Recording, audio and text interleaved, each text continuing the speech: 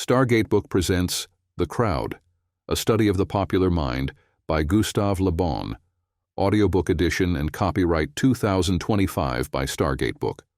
All rights are reserved for this edition. Preface. The following work is devoted to an account of the characteristics of crowds. The whole of the common characteristics with which heredity endows the individuals of a race constitute the genius of the race.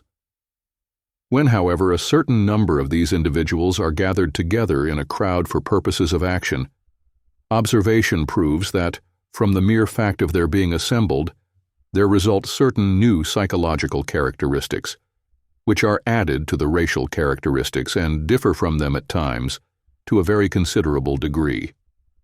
Organized crowds have always played an important part in the life of peoples, but this part has never been of such moment as at present. The substitution of the unconscious action of crowds for the conscious activity of individuals is one of the principal characteristics of the present age.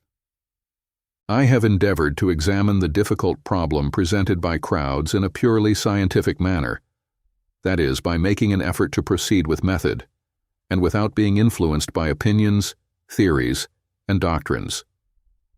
This, I believe, is the only mode of arriving at the discovery of some few particles of truth, especially when dealing, as is the case here, with a question that is the subject of impassioned controversy.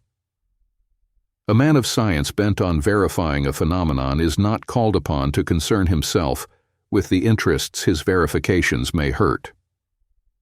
In a recent publication, an eminent thinker, M. Goblet d'Alviela, made the remark that, belonging to none of the contemporary schools, I am occasionally found in opposition of sundry of the conclusions of all of them. I hope this new work will merit a similar observation. To belong to a school is necessarily to espouse its prejudices and preconceived opinions. Still, I should explain to the reader why he will find me draw conclusions from my investigations which it might be thought at first sight they do not bear. Why, for instance, after noting the extreme mental inferiority of crowds, picked assemblies included, I yet affirm it would be dangerous to meddle with their organization, notwithstanding this inferiority.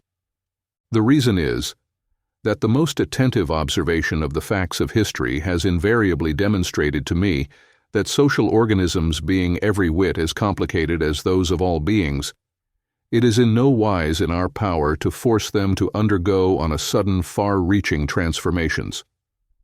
Nature has recourse at times to radical measures, but never after our fashion, which explains how it is that nothing is more fatal to a people than the mania for great reforms, however excellent these reforms may appear theoretically. They would only be useful were it possible to change instantaneously the genius of nations. This power, however, is only possessed by time. Men are ruled by ideas, sentiments, and customs, matters which are of the essence of ourselves. Institutions and laws are the outward manifestation of our character, the expression of its needs. Being its outcome, institutions and laws cannot change this character. The study of social phenomena cannot be separated from that of the peoples among whom they have come into existence. From the philosophic point of view, these phenomena may have an absolute value.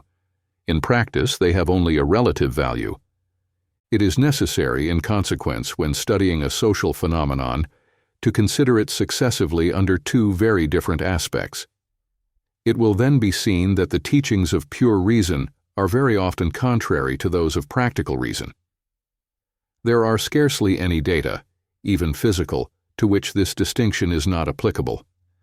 From the point of view of absolute truth, a cube or a circle are invariable geometrical figures, rigorously defined by certain formulas. From the point of view of the impression they make on our eye, these geometrical figures may assume very varied shapes. By perspective, the cube may be transformed into a pyramid or a square, the circle into an ellipse or a straight line. Moreover, the consideration of these fictitious shapes is far more important than that of the real shapes, for it is they and they alone that we see, and that can be reproduced by photography or in pictures. In certain cases, there is more truth in the unreal than in the real. To present objects with their exact geometrical forms would be to distort nature and render it unrecognizable.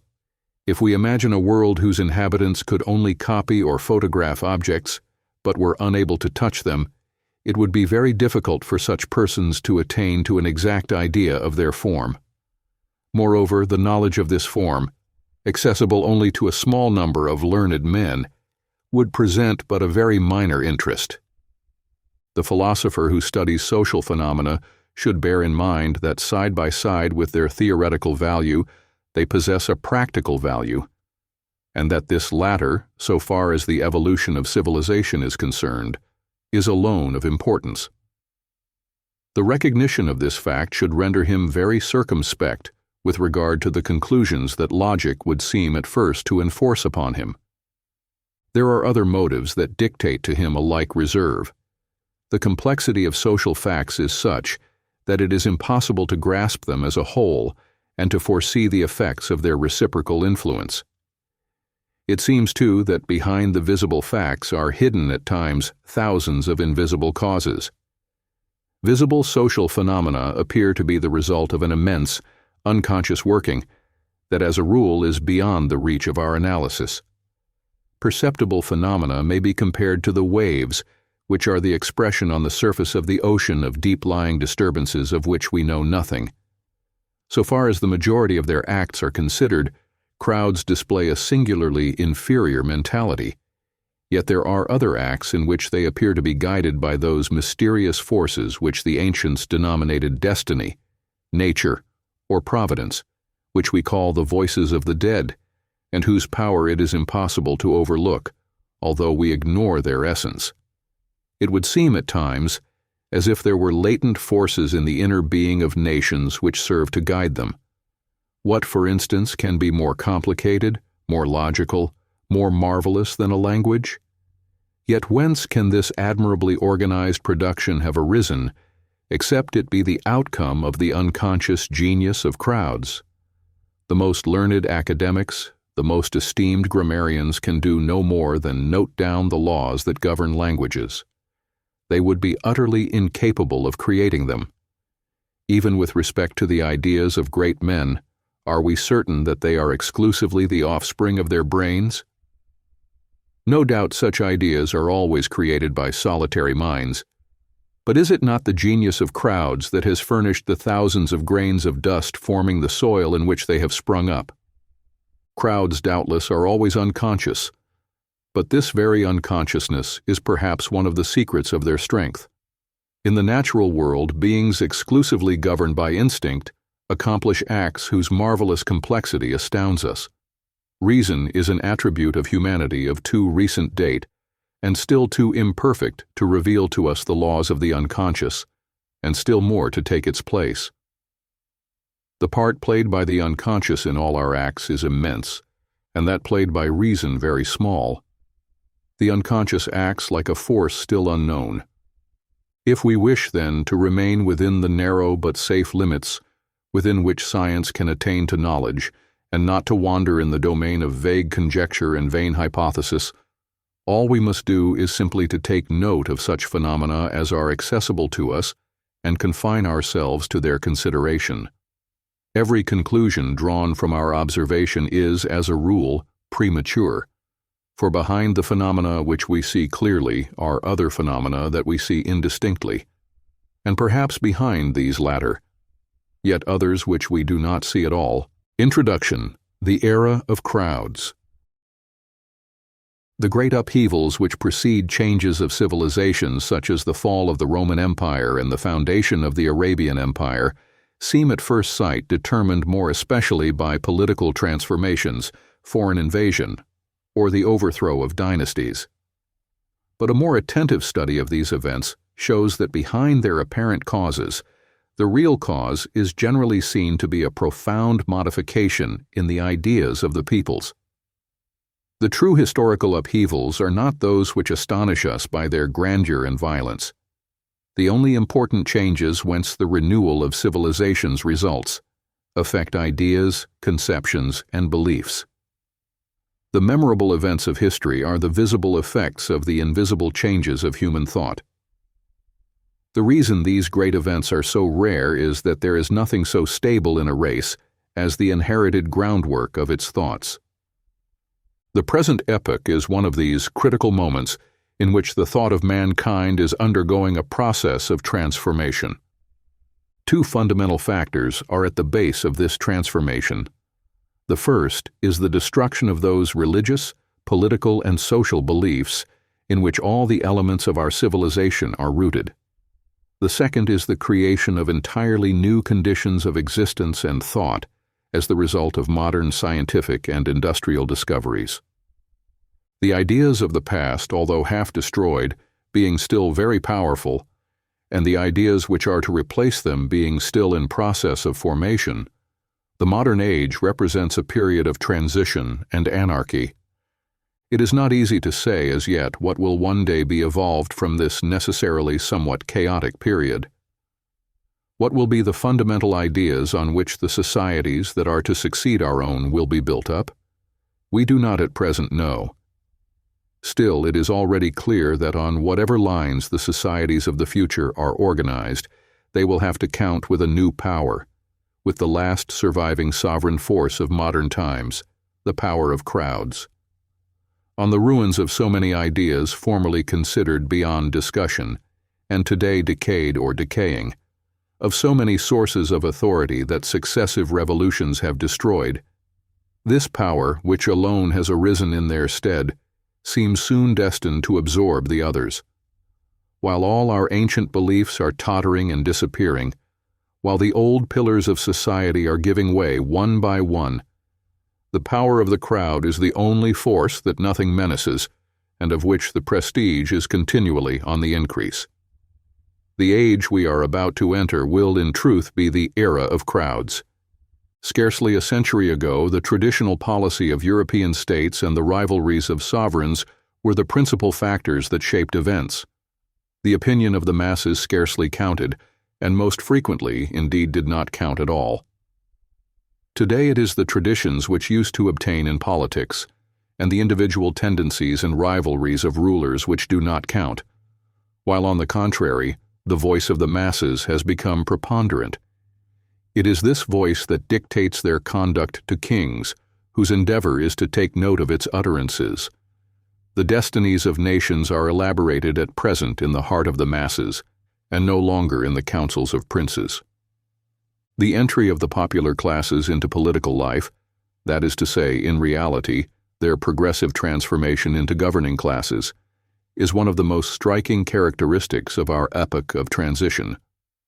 The introduction of universal suffrage, which exercised for a long time but little influence, is not, as might be thought, the distinguishing feature of this transference of political power. The progressive growth of the power of the masses took place at first by the propagation of certain ideas, which have slowly implanted themselves in men's minds, and afterwards by the gradual association of individuals bent on bringing about the realization of theoretical conceptions.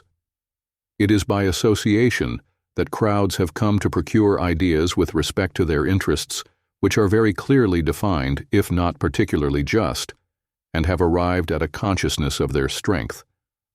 The masses are founding syndicates before which the authorities capitulate one after the other.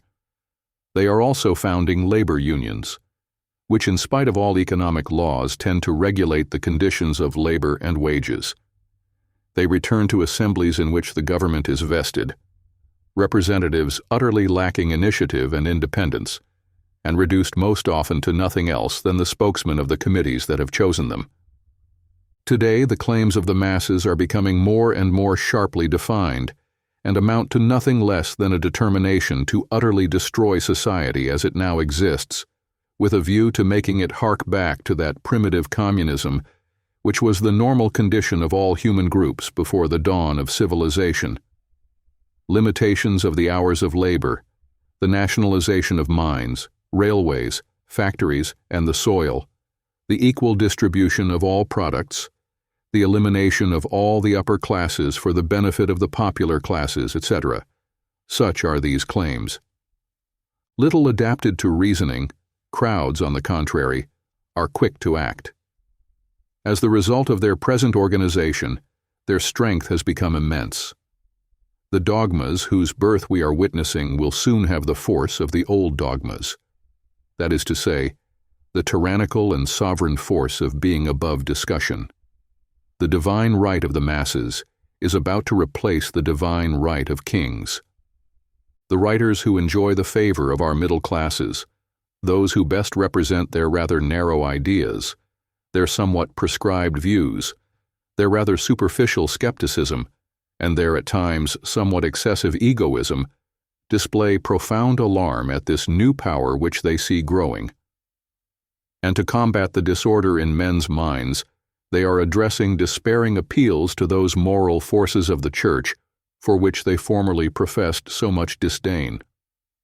They talk to us of the bankruptcy of science, go back in penitence to Rome, and remind us of the teachings of revealed truth. These new converts forget that it is too late. Had they been really touched by grace, a like operation could not have the same influence on minds less concerned with the preoccupations which beset these recent adherents to religion. The masses repudiate today the gods which their admonishers repudiated yesterday and helped to destroy.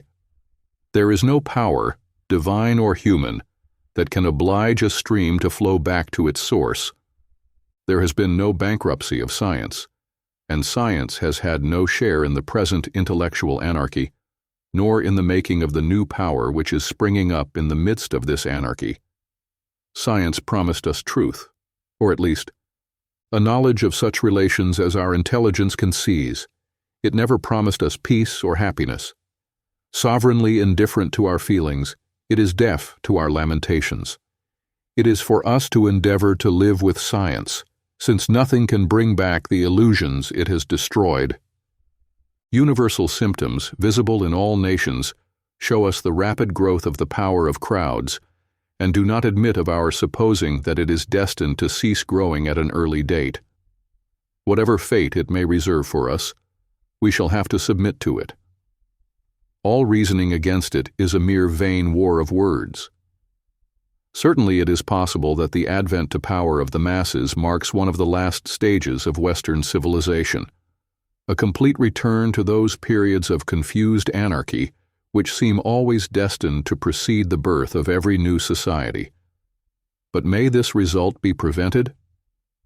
Up to now, these thoroughgoing destructions of a worn-out civilization have constituted the most obvious task of the masses. It is not indeed today merely that this can be traced. History tells us that from the moment when the moral forces on which a civilization rested have lost their strength, its final dissolution is brought about by those unconscious and brutal crowds known, justifiably enough, as barbarians.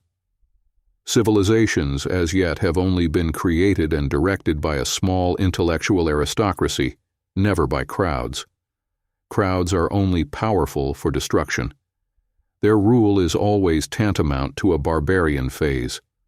A civilization involves fixed rules, discipline, a passing from the instinctive to the rational state, forethought for the future, an elevated degree of culture, all of them conditions that crowds, left to themselves, have invariably shown themselves incapable of realizing. In consequence of the purely destructive nature of their power, crowds act like those microbes which hasten the dissolution of enfeebled or dead bodies. When the structure of a civilization is rotten, it is always the masses that bring about its downfall. It is at such a juncture that their chief mission is plainly visible, and that for a while the philosophy of number seems the only philosophy of history. Is the same fate in store for our civilization? There is ground to fear that this is the case, but we are not as yet in a position to be certain of it. However this may be, we are bound to resign ourselves to the reign of the masses, since want of foresight has in succession overthrown all the barriers that might have kept the crowd in check. We have a very slight knowledge of these crowds, which are beginning to be the object of so much discussion. Professional students of psychology, having lived far from them, have always ignored them, and when, as of late, they have turned their attention in this direction, it has only been to consider the crimes crowds are capable of committing. Without a doubt, criminal crowds exist, but virtuous and heroic crowds, and crowds of many other kinds, are also to be met with. The crimes of crowds only constitute a particular phase of their psychology.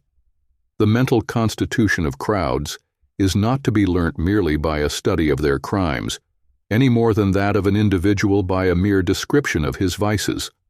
However, in point of fact, all the world's masters, all the founders of religions or empires, the apostles of all beliefs, eminent statesmen, and, in a more modest sphere, the mere chiefs of small groups of men have always been unconscious psychologists, possessed of an instinctive and often very sure knowledge of the character of crowds, and it is their accurate knowledge of this character that has enabled them to so easily establish their mastery. Napoleon had a marvelous insight into the psychology of the masses of the country over which he reigned, but he at times completely misunderstood the psychology of crowds belonging to other races. And it is because he thus misunderstood it that he engaged in Spain, and notably in Russia, in conflicts in which his power received blows which were destined within a brief space of time to ruin it. A knowledge of the psychology of crowds is today the last resource of the statesman who wishes not to govern them. That is becoming a very difficult matter, but at any rate not to be too much governed by them. It is only by obtaining some sort of insight into the psychology of crowds that it can be understood how slight is the action upon them of laws and institutions, how powerless they are to hold any opinions other than those which are imposed upon them, and that it is not with rules based on theories of pure equity that they are to be led, but by seeking what produces an impression on them and what seduces them. For instance, should a legislator, wishing to impose a new tax, choose that which would be theoretically the most just? By no means. In practice, the most unjust may be the best for the masses. Should it at the same time be the least obvious and apparently the least burdensome, it will be the most easily tolerated. It is for this reason that an indirect tax, however exorbitant it be, will always be accepted by the crowd, because, being paid daily in fractions of a farthing on objects of consumption, it will not interfere with the habits of the crowd and will pass unperceived. Replace it by a proportional tax on wages or income of any other kind, to be paid in a lump sum, and were this new imposition theoretically 10 times less burdensome than the other, it would give rise to unanimous protest. This arises from the fact that a sum relatively high, which will appear immense, and will in consequence strike the imagination, has been substituted for the unperceived fractions of a farthing. The new tax would only appear light had it been saved farthing by farthing, but this economic proceeding involves an amount of foresight of which the masses are incapable. The example which precedes is of the simplest. Its appositeness will be easily perceived. It did not escape the attention of such a psychologist as Napoleon, but our modern legislators, ignorant as they are of the characteristics of a crowd, are unable to appreciate it. Experience has not taught them as yet to a sufficient degree that men never shape their conduct upon the teaching of pure reason. Many other practical applications might be made of the psychology of crowds. A knowledge of this science throws the most vivid light on a great number of historical and economic phenomena totally incomprehensible without it. I shall have occasion to show that the reason why the most remarkable of modern historians, Taine, has at times so imperfectly understood the events of the great French Revolution is that it never occurred to him to study the genius of crowds. He took as his guide in the study of this complicated period the descriptive method resorted to by naturalists, but the moral forces are almost absent in the case of the phenomena which naturalists have to study. Yet it is precisely these forces that constitute the true mainsprings of history. In consequence, merely looked at from its practical side, the study of the psychology of crowds deserved to be attempted. Were its interest that resulting from pure curiosity only, it would still merit attention. It is as interesting to decipher the motives of the actions of men as to determine the characteristics of a mineral or a plant. Our study of the genius of crowds can merely be a brief synthesis, a simple summary of our investigations.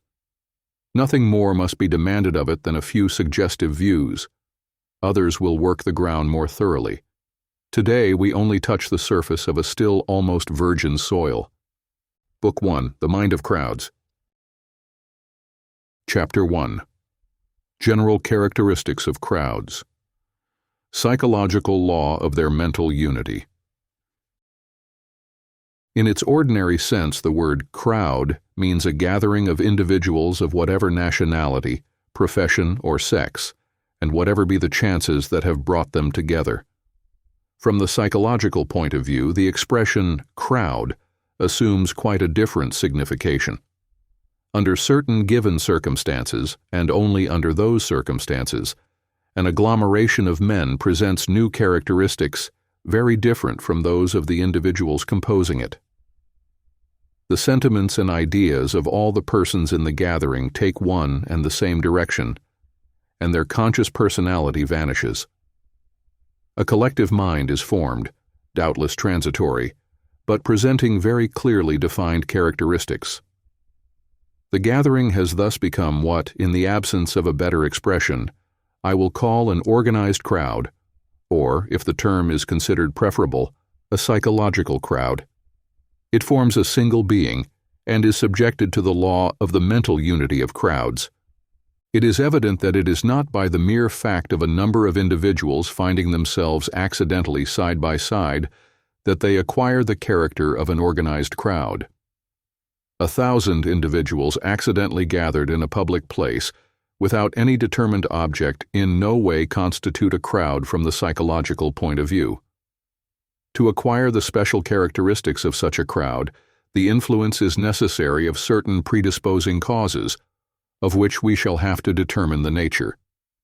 The disappearance of conscious personality and the turning of feelings and thoughts in a definite direction, which are the primary characteristics of a crowd about to become organized, do not always involve the simultaneous presence of a number of individuals on one spot. Thousands of isolated individuals may acquire at certain moments, and under the influence of certain violent emotions, such, for example, as a great national event, the characteristics of a psychological crowd. It will be sufficient in that case that a mere chance should bring them together for their acts to at once assume the characteristics peculiar to the acts of a crowd.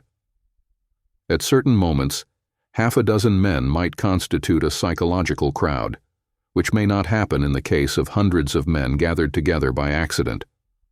On the other hand, an entire nation, though there may be no visible agglomeration, may become a crowd under the action of certain influences. A psychological crowd once constituted, it acquires certain provisional but determinable general characteristics. To these general characteristics, there are adjoined particular characteristics which vary according to the elements of which the crowd is composed, and may modify its mental constitution. Psychological crowds, then, are susceptible of classification. And when we come to occupy ourselves with this matter, we shall see that a heterogeneous crowd, that is, a crowd composed of dissimilar elements, presents certain characteristics in common with homogeneous crowds, that is, with crowds composed of elements more or less akin, sects, castes, and classes, and side by side with these common characteristics particularities, which permit of the two kinds of crowds being differentiated. But before occupying ourselves with the different categories of crowds, we must first of all examine the characteristics common to them all. We shall set to work like the naturalist, who begins by describing the general characteristics common to all the members of a family, before concerning himself with the particular characteristics which allow the differentiation of the genera and species that the family includes. It is not easy to describe the mind of crowds with exactness, because its organization varies not only according to race and composition, but also according to the nature and intensity of the exciting causes to which crowds are subjected. The same difficulty, however, presents itself in the psychological study of an individual. It is only in novels that individuals are found to traverse their whole life with an unvarying character. It is only the uniformity of the environment that creates the apparent uniformity of characters. I have shown elsewhere that all mental constitutions contain possibilities of character which may be manifested in consequence of a sudden change of environment.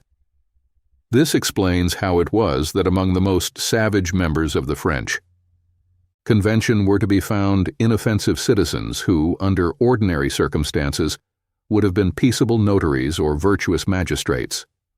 The storm passed.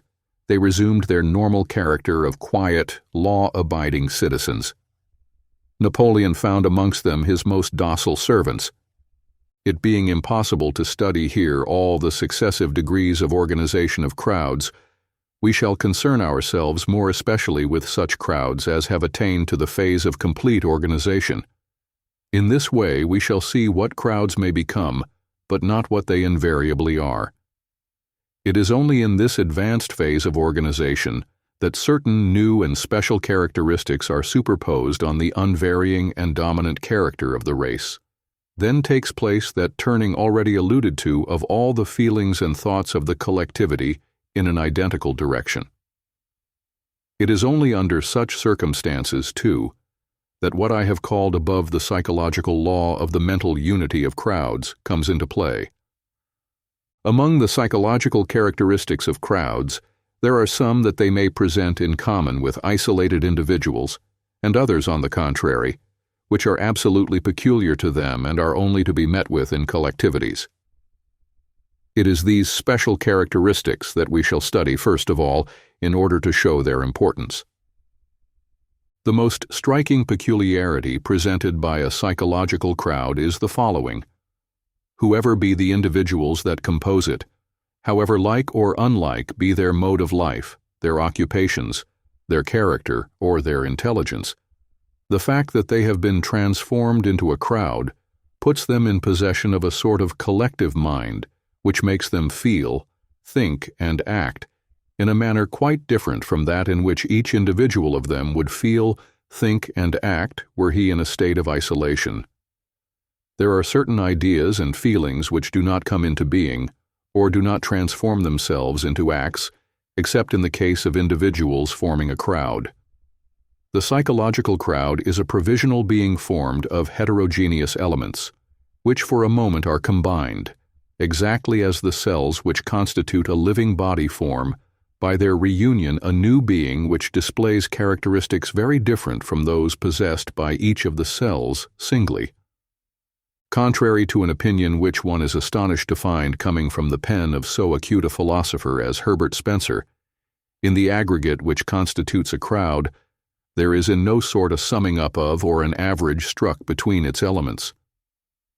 What really takes place is a combination followed by the creation of new characteristics, just as in chemistry certain elements, when brought into contact, bases and acids, for example, combine to form a new body possessing properties quite different from those of the bodies that have served to form it. It is easy to prove how much the individual forming part of a crowd differs from the isolated individual, but it is less easy to discover the causes of this difference. To obtain at any rate a glimpse of them, it is necessary in the first place to call to mind the truth established by modern psychology, that unconscious phenomena play an altogether preponderating part not only in organic life, but also in the operations of the intelligence. The conscious life of the mind is of small importance in comparison with its unconscious life.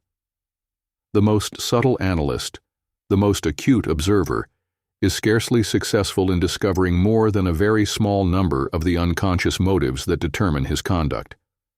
Our conscious acts are the outcome of an unconscious substratum, created in the mind in the main, by hereditary influences.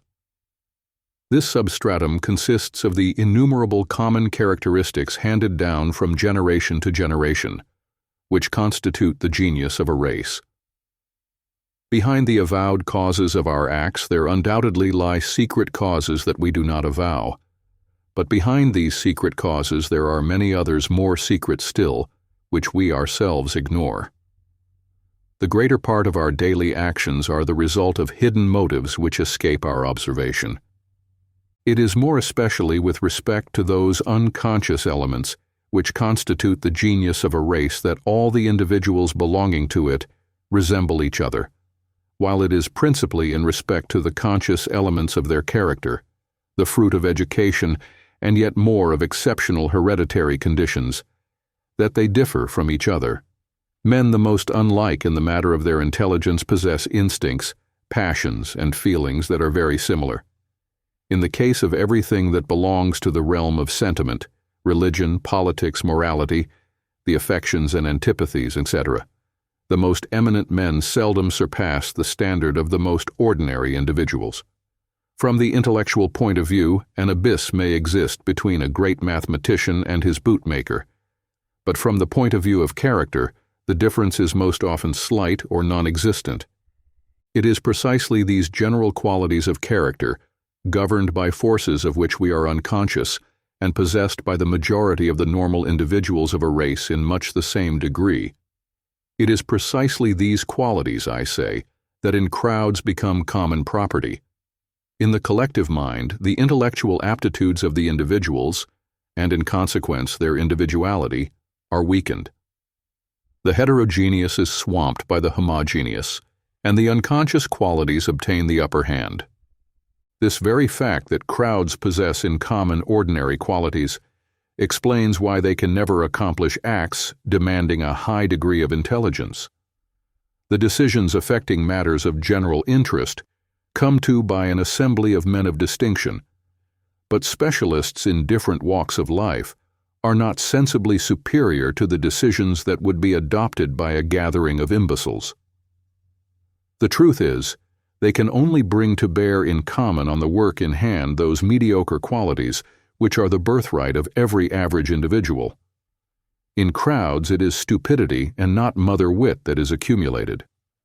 It is not all the world, as is so often repeated, that has more wit than Voltaire, but assuredly Voltaire that has more wit than all the world, if by all the world crowds are to be understood.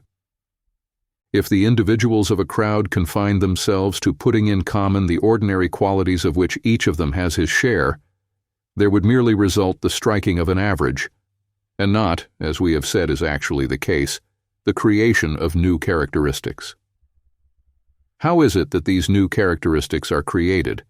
This is what we are now to investigate. Different causes determine the appearance of these characteristics peculiar to crowds and not possessed by isolated individuals. The first is that the individual forming part of a crowd acquires, solely from numerical considerations, a sentiment of invincible power which allows him to yield to instincts which, had he been alone, he would perforce have kept under restraint. He will be the less disposed to check himself from the consideration that, a crowd being anonymous and in consequence irresponsible, the sentiment of responsibility, which always controls individuals, disappears entirely. The second cause, which is contagion, also intervenes to determine the manifestation in crowds of their special characteristics, and at the same time the trend they are to take. Contagion is a phenomenon of which it is easy to establish the presence, but that it is not easy to explain.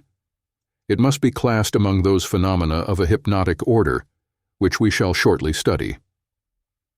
In a crowd, every sentiment and act is contagious, and contagious to such a degree that an individual readily sacrifices his personal interest to the collective interest. This is an aptitude very contrary to his nature, and of which a man is scarcely capable, except when he makes part of a crowd. A third cause, and by far the most important, determines in the individuals of a crowd special characteristics which are quite contrary at times to those presented by the isolated individual. I allude to that suggestibility of which, moreover, the contagion mentioned above is neither more nor less than an effect. To understand this phenomenon, it is necessary to bear in mind certain recent physiological discoveries. We know today that by various processes an individual may be brought into such a condition that, having entirely lost his conscious personality, he obeys all the suggestions of the operator who has deprived him of it, and commits acts in utter contradiction with his character and habits. The most careful observations seem to prove that an individual immersed for some length of time in a crowd in action soon finds himself, either in consequence of the magnetic influence given out by the crowd or from some other cause of which we are ignorant, in a special state, which much resembles the state of fascination in which the hypnotized individual finds himself in the hands of the hypnotizer. The activity of the brain being paralyzed in the case of the hypnotized subject, the latter becomes the slave of all the unconscious activities of his spinal cord, which the hypnotizer directs at will. The conscious personality has entirely vanished. Will and discernment are lost. All feelings and thoughts are bent in the direction determined by the hypnotizer. Such also is approximately the state of the individual forming part of a psychological crowd. He is no longer conscious of his acts. In his case, as in the case of the hypnotized subject, at the same time that certain faculties are destroyed, others may be brought to a high degree of exaltation. Under the influence of a suggestion, he will undertake the accomplishment of certain acts with irresistible impetuosity. This impetuosity is the more irresistible in the case of crowds than in that of the hypnotized subject, from the fact that, the suggestion being the same for all the individuals of the crowd, it gains in strength by reciprocity. The individualities in the crowd who might possess a personality sufficiently strong to resist the suggestion are too few in number to struggle against the current. At the utmost, they may be able to attempt a diversion by means of different suggestions. It is in this way, for instance, that a happy expression, an image opportunely evoked, have occasionally deterred crowds from the most bloodthirsty acts.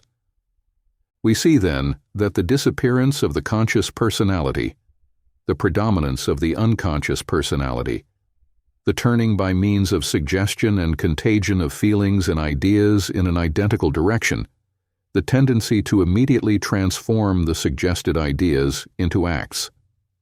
These, we see, are the principal characteristics of the individual forming part of a crowd.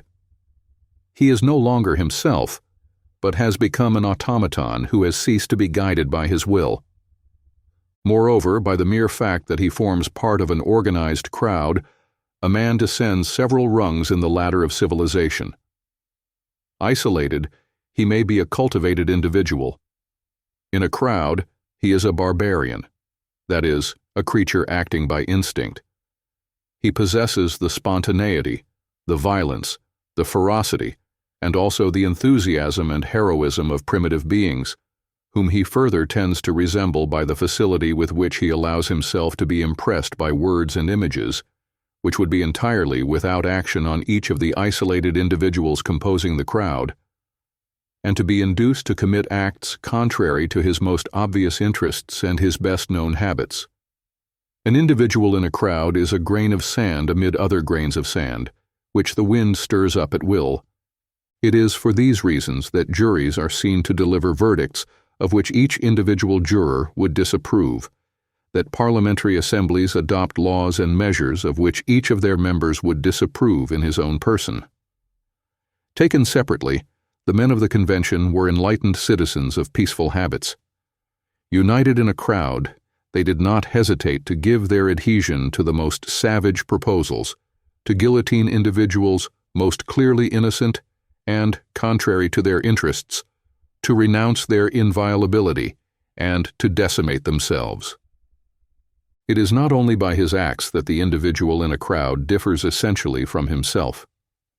Even before he has entirely lost his independence, his ideas and feelings have undergone a transformation, and the transformation is so profound as to change the miser into a spendthrift, the skeptic into a believer, the honest man into a criminal, and the coward into a hero. The renunciation of all its privileges which the nobility voted in a moment of enthusiasm during the celebrated night of August 4th, 1789, would certainly never have been consented to by any of its members taken singly. The conclusion to be drawn from what precedes is that the crowd is always intellectually inferior to the isolated individual, but that, from the point of view of feelings, and of the acts these feelings provoke, the crowd may, according to circumstances, be better or worse than the individual. All depends on the nature of the suggestion to which the crowd is exposed. This is the point that has been completely misunderstood by writers who have only studied crowds from the criminal point of view. Doubtless a crowd is often criminal, but also it is often heroic. It is crowds rather than isolated individuals that may be induced to run the risk of death to secure the triumph of a creed or an idea, that may be fired with enthusiasm for glory and honor, that are led on, almost without bread and without arms, as in the age of the Crusades, to deliver the tomb of Christ from the infidel, or, as in 93, to defend the fatherland. Such heroism is without doubt somewhat unconscious, but it is of such heroism that history is made. Were peoples only to be credited with the great actions performed in cold blood, the annals of the world would register but few of them. Chapter 2. The Sentiments and Morality of Crowds. Having indicated in a general way the principal characteristics of crowds, it remains to study these characteristics in detail. It will be remarked that among the special characteristics of crowds, there are several, such as impulsiveness, irritability, incapacity to reason, the absence of judgment and of the critical spirit, the exaggeration of the sentiments and others besides, which are almost always observed in beings belonging to inferior forms of evolution, in women, savages, and children, for instance. However, I merely indicate this analogy in passing. Its demonstration is outside the scope of this work. It would, moreover, be useless for persons acquainted with the psychology of primitive beings, and would scarcely carry conviction to those in ignorance of this matter. I now proceed to the successive consideration of the different characteristics that may be observed in the majority of crowds. First, impulsiveness, mobility, and irritability of crowds. When studying the fundamental characteristics of a crowd, we stated that it is guided almost exclusively by unconscious motives. Its acts are far more under the influence of the spinal cord than of the brain. In this respect, a crowd is closely akin to quite primitive beings.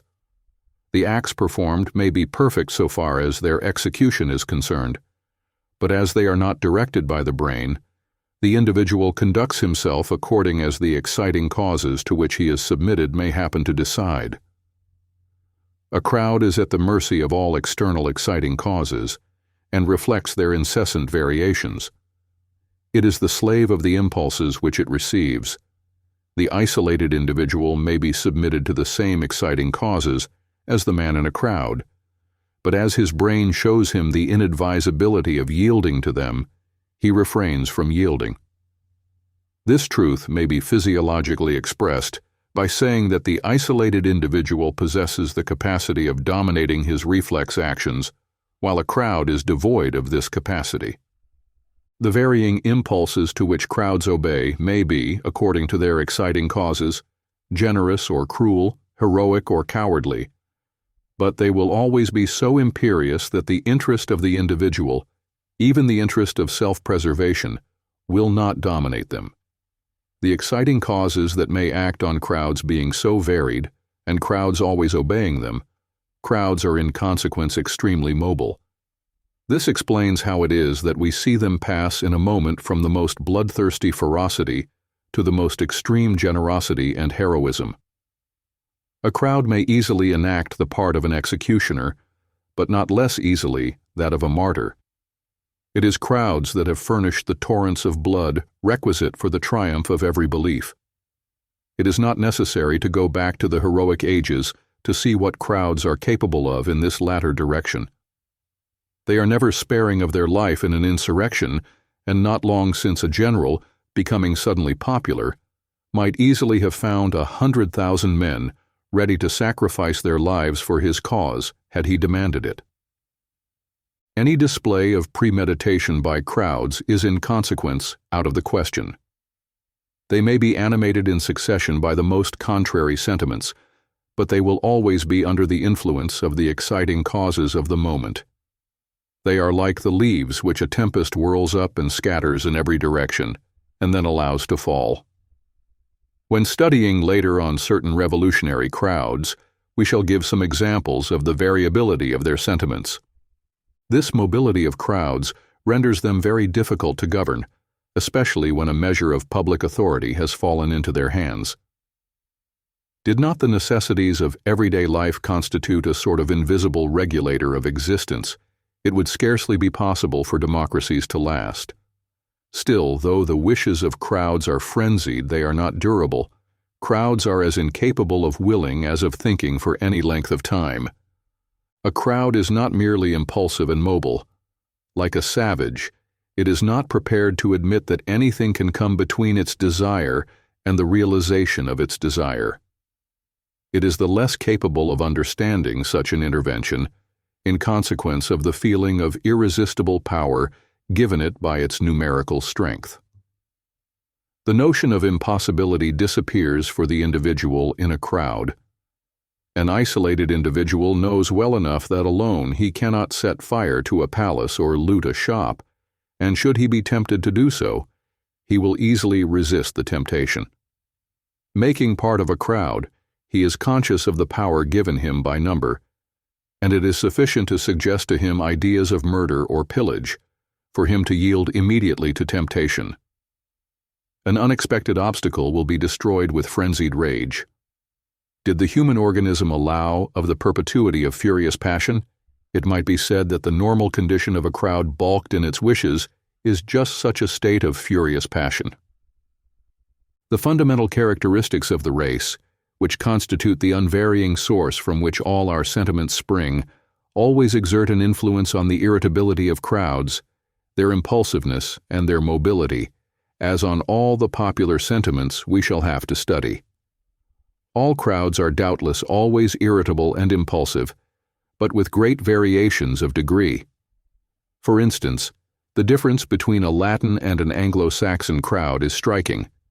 The most recent facts in French history throw a vivid light on this point.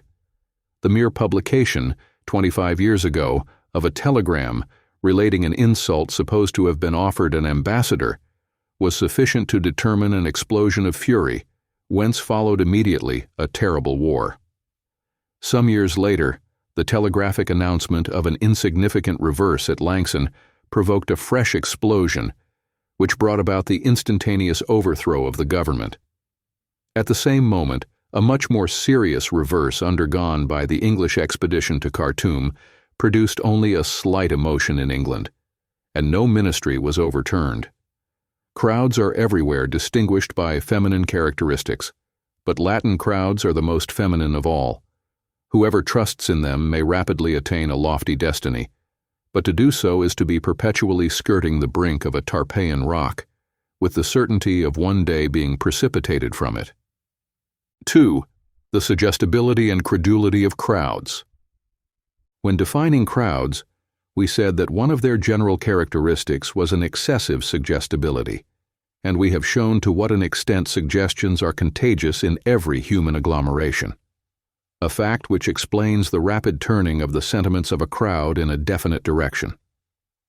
However indifferent it may be supposed, a crowd, as a rule, is in a state of expectant attention, which renders suggestion easy. The first suggestion formulated which arises implants itself immediately by a process of contagion in the brains of all assembled, and the identical bent of the sentiments of the crowd is immediately an accomplished fact. As is the case with all persons under the influence of suggestion, the idea which has entered the brain tends to transform itself into an act. Whether the act is that of setting fire to a palace or involves self-sacrifice, a crowd lends itself to it with equal facility. All will depend on the nature of the exciting cause, and no longer, as in the case of the isolated individual, on the relations existing between the act suggested and the sum total of the reasons which may be urged against its realization. In consequence, a crowd perpetually hovering on the borderland of unconsciousness, readily yielding to all suggestions, having all the violence of feeling peculiar to beings who cannot appeal to the influence of reason, deprived of all critical faculty, cannot be otherwise than excessively credulous. The improbable does not exist for a crowd, and it is necessary to bear this circumstance well in mind to understand the facility with which are created and propagated the most improbable legends and stories. The creation of the legends which so easily obtain circulation in crowds is not solely the consequence of their extreme credulity. It is also the result of the prodigious perversions that events undergo in the imagination of a throng. The simplest event that comes under the observation of a crowd is soon totally transformed. A crowd thinks in images, and the image itself immediately calls up a series of other images, having no logical connection with the first. We can easily conceive this state by thinking of the fantastic succession of ideas to which we are sometimes led by calling up in our minds any fact. Our reason shows us the incoherence there is in these images, but a crowd is almost blind to this truth and confuses with the real event what the deforming action of its imagination has superimposed thereon. A crowd scarcely distinguishes between the subjective and the objective. It accepts as real the images evoked in its mind, though they most often have only a very distant relation with the observed fact. The ways in which a crowd perverts any event of which it is a witness ought, it would seem, to be innumerable and unlike each other, since the individuals composing the gathering are of very different temperaments. But this is not the case. As the result of contagion, the perversions are of the same kind and take the same shape in the case of all the assembled individuals. The first perversion of the truth effected by one of the individuals of the gathering is the starting point of the contagious suggestion.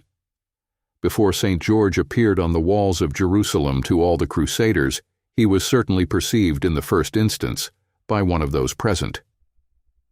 By dint of suggestion and contagion, the miracle signalized by a single person was immediately accepted by all.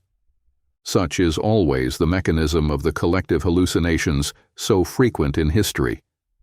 Hallucinations which seem to have all the recognized characteristics of authenticity, since they are phenomena observed by thousands of persons. To combat what precedes, the mental quality of the individuals composing a crowd must not be brought into consideration. This quality is without importance. From the moment that they form part of a crowd, the learned man and the ignoramus are equally incapable of observation. This thesis may seem paradoxical. To demonstrate it beyond doubt, it would be necessary to investigate a great number of historical facts, and several volumes would be insufficient for the purpose. Still, as I do not wish to leave the reader under the impression of unproved assertions, I shall give him some examples taken at hazard from the immense number of those that might be quoted. The following fact is one of the most typical, because chosen from among collective hallucinations of which a crowd is the victim, in which are to be found individuals of every kind, from the most ignorant to the most highly educated. It is related incidentally by Julian Felix, a naval lieutenant, in his book on sea currents, and has been previously cited by the Revue Scientifique. The frigate, the Belle Poule, was cruising in the open sea for the purpose of finding the cruiser Le Berceau, from which she had been separated by a violent storm. It was broad daylight and in full sunshine. Suddenly the watch signaled a disabled vessel. The crew looked in the direction signaled, and every one, officers and sailors, clearly perceived a raft covered with men towed by boats which were displaying signals of distress. Yet this was nothing more than a collective hallucination. Admiral Desfosses lowered a boat to go to the rescue of the wrecked sailors. On nearing the object sighted, the sailors and officers on board the boat saw masses of men in motion, stretching out their hands, and heard the dull and confused noise of a great number of voices. When the object was reached, those in the boat found themselves simply and solely in the presence of a few branches of trees covered with leaves that had been swept out from the neighboring coast. Before evidence so palpable, the hallucination vanished. The mechanism of a collective hallucination of the kind we have explained is clearly seen at work in this example. On the one hand, we have a crowd in a state of expectant attention.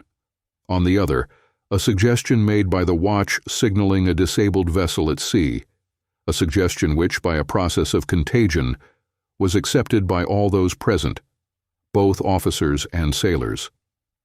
It is not necessary that a crowd should be numerous for the faculty of seeing what is taking place before its eyes to be destroyed, and for the real facts to be replaced by hallucinations unrelated to them. As soon as a few individuals are gathered together, they constitute a crowd, and though they should be distinguished men of learning, they assume all the characteristics of crowds with regard to matters outside their speciality. The faculty of observation and the critical spirit possessed by each of them individually at once disappears. An ingenious psychologist, Mr. Davy, supplies us with a very curious example in point, recently cited in the Analyse des sciences psychiques, and deserving of relation here. Mr. Davy, having convoked a gathering of distinguished observers, among them one of the most prominent of English scientific men, Mr. Wallace, executed in their presence, and after having allowed them to examine the objects and to place seals where they wished, all the regulation spiritualistic phenomena, the materialization of spirits, writing on slates, etc., having subsequently obtained from these distinguished observers written reports, admitting that the phenomena observed could only have been obtained by supernatural means, he revealed to them that they were the result of very simple tricks. The most astonishing feature of M. Davy's investigation, writes the author of this account, is not the marvelousness of the tricks themselves, but the extreme weakness of the reports made with respect to them by the non-initiated witnesses. It is clear then, he says, that witnesses even in number may give circumstantial relations which are completely erroneous, but whose result is that, if their descriptions are accepted as exact, the phenomena they describe are inexplicable by trickery. The methods invented by Mr. Davy were so simple that one is astonished that he should have had the boldness to employ them, but he had such a power over the mind of the crowd that he could persuade it that it saw what it did not see. Here, as always, we have the power of the hypnotizer over the hypnotized. Moreover, when this power is seen in action on minds of a superior order and previously invited to be suspicious, it is understandable how easy it is to deceive ordinary crowds. Analogous examples are innumerable. As I write these lines, the papers are full of the story of two little girls found drowned in the Seine. These children, to begin with, were recognized in the most unmistakable manner by half a dozen witnesses. All the affirmations were in such entire concordance that no doubt remained in the mind of the juge d'instruction. He had the certificate of death drawn up, but just as the burial of the children was to have been proceeded with, a mere chance brought about the discovery that the supposed victims were alive, and had, moreover, but a remote resemblance to the drowned girls. As in several of the examples previously cited, the affirmation of the first witness, himself a victim of illusion, had sufficed to influence the other witnesses. In parallel cases, the starting point of the suggestion is always the illusion produced in an individual by more or less vague reminiscences, contagion following as the result of the affirmation of this initial illusion. If the first observer be very impressionable, it will often be sufficient that the corpse he believes he recognizes should present, apart from all real resemblance, some peculiarity, a scar, or some detail of toilet which may evoke the idea of another person. The idea evoked may then become the nucleus of a sort of crystallization which invades the understanding and paralyzes all critical faculty. What the observer then sees is no longer the object itself, but the image evoked in his mind.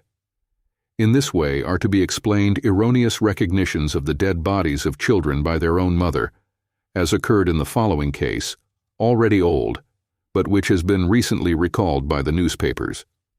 In it are to be traced precisely the two kinds of suggestion of which I have just pointed out the mechanism. The child was recognized by another child who was mistaken. The series of unwarranted recognitions then began. An extraordinary thing occurred. The day after a schoolboy had recognized the corpse, a woman exclaimed, "Good heavens, it is my child." She was taken up to the corpse. She examined the clothing and noted a scar on the forehead. "It is certainly," she said, "my son who disappeared last July. He has been stolen from me and murdered." The woman was concierge in the Rue du Four. Her name was Chavandre. Her brother-in-law was summoned, and when questioned he said, "That is the little Philibert." Several persons living in the street recognized the child found at La Villette as Philibert Chavandre, among them being the boy's schoolmaster, who based his opinion on a medal worn by the lad. Nevertheless, the neighbors, the brother-in-law, the schoolmaster, and the mother were mistaken. 6 weeks later, the identity of the child was established. The boy, belonging to Bordeaux, had been murdered there and brought by a carrying company to Paris. It will be remarked that these recognitions are most often made by women and children, that is to say, by precisely the most impressionable persons. They show us at the same time what is the worth in law courts of such witnesses. As far as children, more especially, are concerned, their statements ought never to be invoked. Magistrates are in the habit of repeating that children do not lie. Did they possess a psychological culture a little less rudimentary than is the case, they would know that. On the contrary, children invariably lie. The lie is doubtless innocent, but it is nonetheless a lie. It would be better to decide the fate of an accused person by the toss of a coin than, as has been so often done, by the evidence of a child. To return to the faculty of observation possessed by crowds, our conclusion is that their collective observations are as erroneous as possible, and that most often they merely represent the illusion of an individual who, by a process of contagion, has suggestioned his fellows. Facts proving that the most utter mistrust of the evidence of crowds is advisable might be multiplied to any extent. Thousands of men were present 25 years ago at the celebrated cavalry charge during the Battle of Sedan, and yet it is impossible, in the face of the most contradictory ocular testimony, to decide by whom it was commanded. The English general Lord Wolseley has proved in a recent book that up to now the gravest errors of fact have been committed with regard to the most important incidents of the Battle of Waterloo, facts that hundreds of witnesses had nevertheless attested. Such facts show us what is the value of the testimony of crowds. Treatises on logic include the unanimity of numerous witnesses in the category of the strongest proofs that can be invoked in support of the exactness of a fact.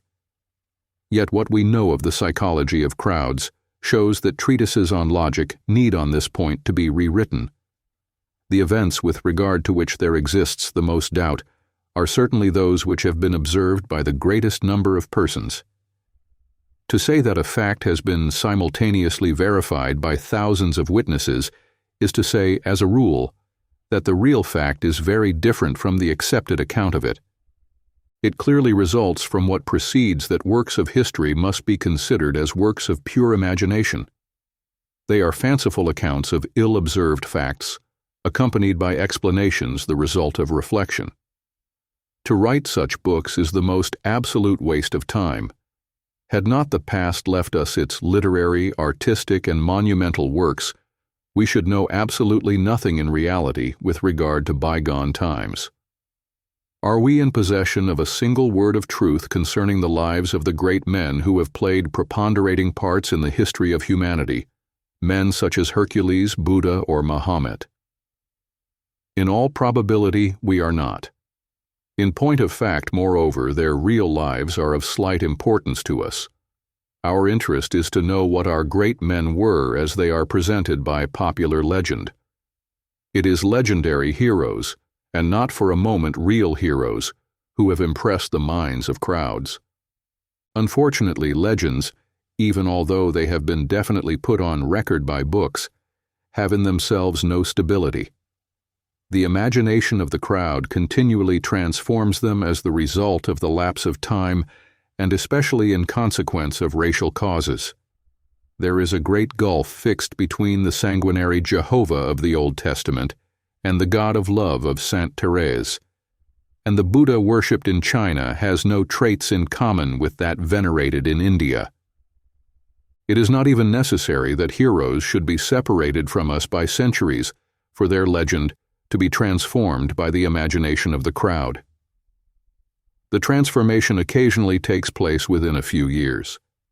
In our own day, we have seen the legend of one of the greatest heroes of history modified several times in less than 50 years. Under the Bourbons, Napoleon became a sort of idyllic and liberal philanthropist, a friend of the humble who, according to the poets, was destined to be long remembered in the cottage.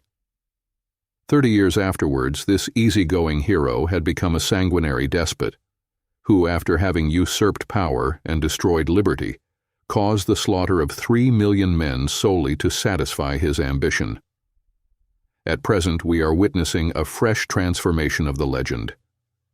When it has undergone the influence of some dozens of centuries, the learned men of the future, face to face with these contradictory accounts, will perhaps doubt the very existence of the hero, as some of them now doubt that of Buddha, and will see in him nothing more than a solar myth or a development of the legend of Hercules. They will doubtless console themselves easily for this uncertainty, for, better initiated than we are today in the characteristics and psychology of crowds, they will know that history is scarcely capable of preserving the memory of anything except myths. 3. The exaggeration and ingenuousness of the sentiments of crowds. Whether the feelings exhibited by a crowd be good or bad, they present the double character of being very simple and very exaggerated. On this point, as on so many others, an individual in a crowd resembles primitive beings. Inaccessible to fine distinctions, he sees things as a whole and is blind to their intermediate phases. The exaggeration of the sentiments of a crowd is heightened by the fact that any feeling, when once it is exhibited communicating itself very quickly by a process of suggestion and contagion, the evident approbation of which it is the object, considerably increases its force. The simplicity and exaggeration of the sentiments of crowds have for result that a throng knows neither doubt nor uncertainty. Like women, it goes at once to extremes.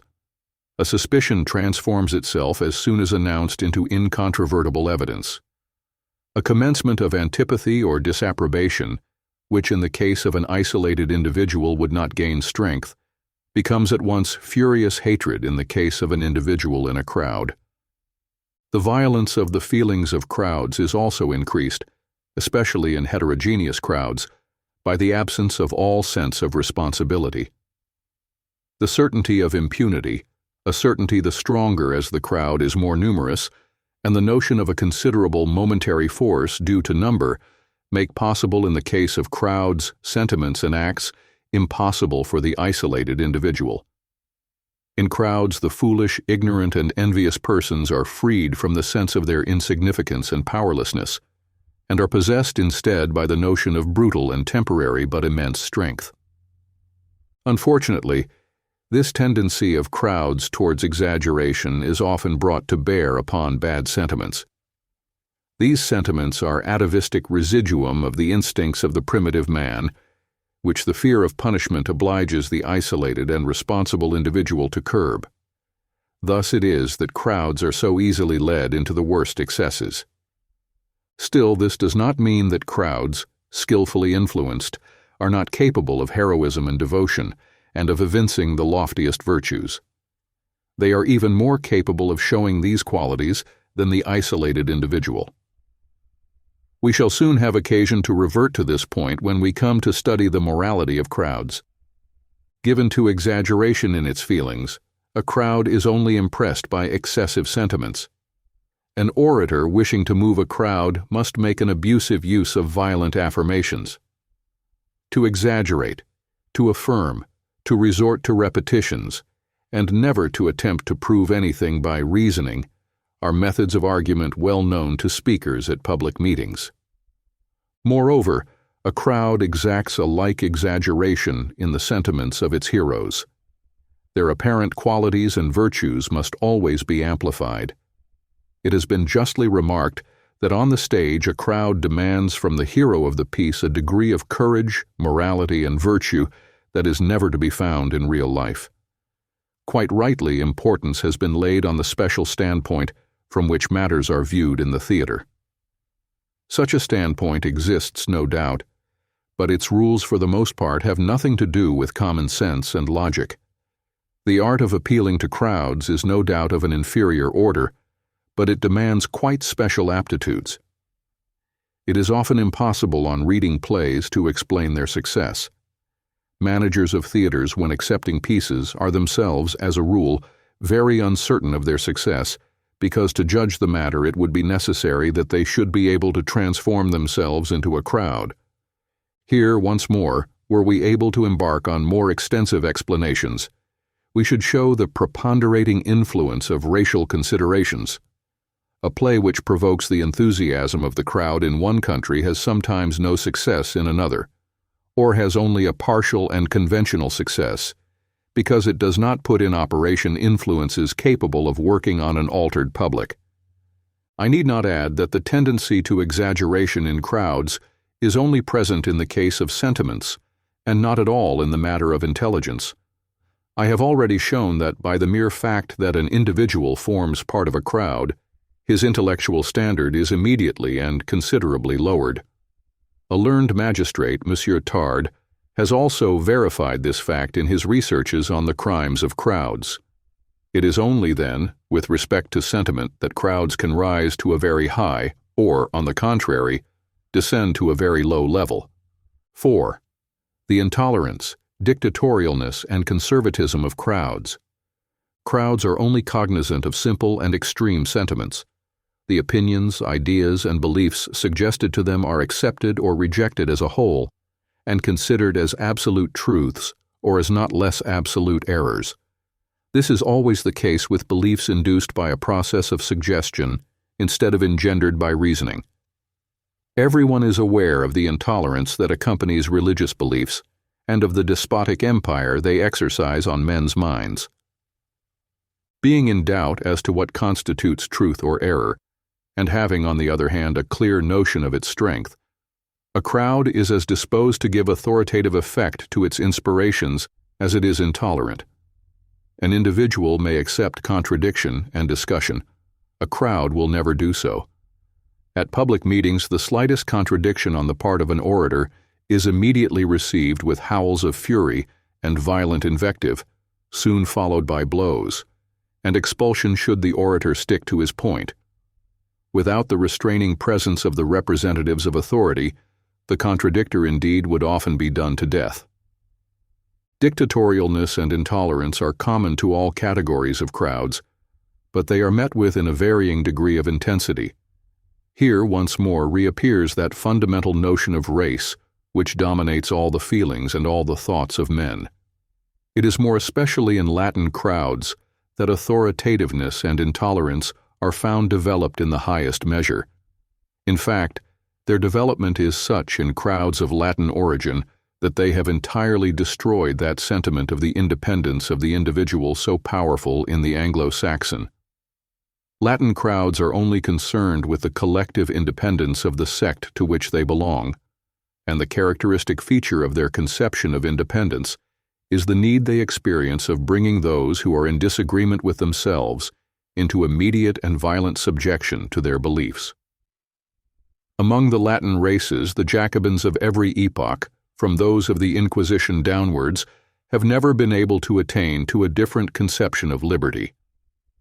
Authoritativeness and intolerance are sentiments of which crowds have a very clear notion, which they easily conceive, and which they entertain as readily as they put them in practice, when once they are imposed upon them. Crowds exhibit a docile respect for force, and are but slightly impressed by kindness, which for them is scarcely other than a form of weakness. Their sympathies have never been bestowed on easy-going masters, but on tyrants who vigorously oppress them. It is to these latter that they always erect the loftiest statues. It is true that they willingly trample on the despot whom they have stripped of his power, but it is because, having lost his strength, he has resumed his place among the feeble, who are to be despised, because they are not to be feared. The type of hero dear to crowds will always have the semblance of a Caesar. His insignia attracts them, his authority overawes them, and his sword instills them with fear. A crowd is always ready to revolt against a feeble, and to bow down servilely before a strong authority. Should the strength of an authority be intermittent, the crowd, always obedient to its extreme sentiments, passes alternately from anarchy to servitude, and from servitude to anarchy. However, to believe in the predominance among crowds of revolutionary instincts would be to entirely misconstrue their psychology. It is merely their tendency to violence that deceives us on this point. Their rebellious and destructive outbursts are always very transitory. Crowds are too much governed by unconscious considerations and too much subject in consequence to secular hereditary influences not to be extremely conservative. Abandoned to themselves, they soon weary of disorder and instinctively turn to servitude. It was the proudest and most untractable of the Jacobins who acclaimed Bonaparte with greatest energy when he suppressed all liberty and made his hand of iron severely felt. It is difficult to understand history, and popular revolutions in particular, if one does not take sufficiently into account the profoundly conservative instincts of crowds. They may be desirous, it is true, of changing the names of their institutions, and to obtain these changes they accomplish at times even violent revolutions. But the essence of these institutions is too much the expression of the hereditary needs of the race for them not invariably to abide by it. Their incessant mobility only exerts its influence on quite superficial matters. In fact, they possess conservative instincts as indestructible as those of all primitive beings. Their fetish-like respect for all traditions is absolute. Their unconscious horror of all novelty capable of changing the essential conditions of their existence is very deeply rooted. Had democracies possessed the power they wield today at the time of the invention of mechanical looms or of the introduction of steam power and of railways, the realization of these inventions would have been impossible, or would have been achieved at the cost of revolutions and repeated massacres. It is fortunate for the progress of civilization that the power of crowds only began to exist when the great discoveries of science and industry had already been effected. 5. The morality of crowds.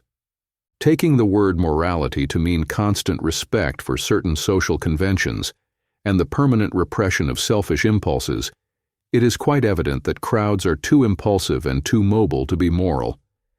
If, however, we include in the term morality the transitory display of certain qualities such as abnegation, self-sacrifice, disinterestedness, devotion, and the need of equity, we may say, on the contrary, that crowds may exhibit at times a very lofty morality.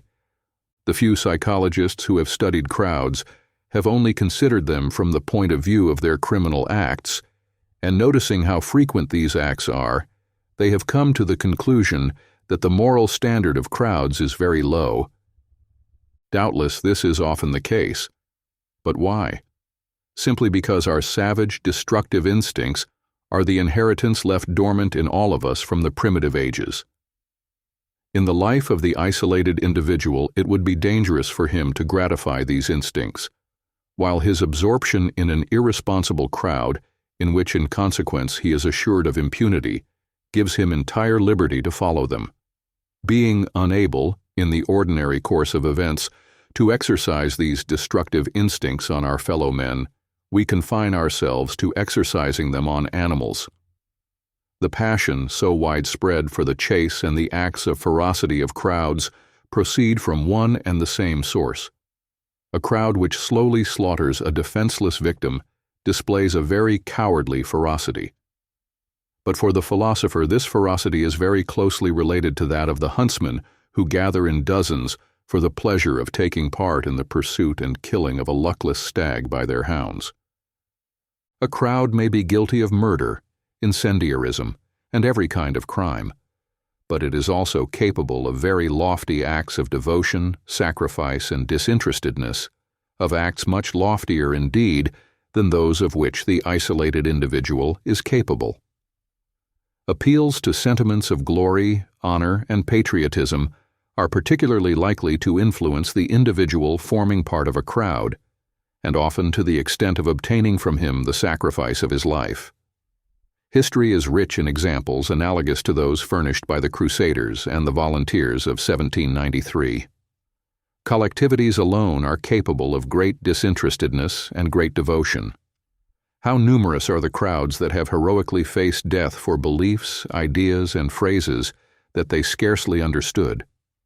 The crowds that go on strike do so far more in obedience to an order than to obtain an increase of the slender salary with which they make shift. Personal interest is very rarely a powerful motive force with crowds, while it is almost the exclusive motive of the conduct of the isolated individual. It is assuredly not self-interest that has guided crowds in so many wars, incomprehensible as a rule to their intelligence, wars in which they have allowed themselves to be massacred as easily as the larks hypnotized by the mirror of the hunter. Even in the case of absolute scoundrels, it often happens that the mere fact of their being in a crowd endows them for the moment with very strict principles of morality. Taine calls attention to the fact that the perpetrators of the September massacres deposited on the table of the committees the pocketbooks and jewels they had found on their victims, and with which they could easily have been able to make away.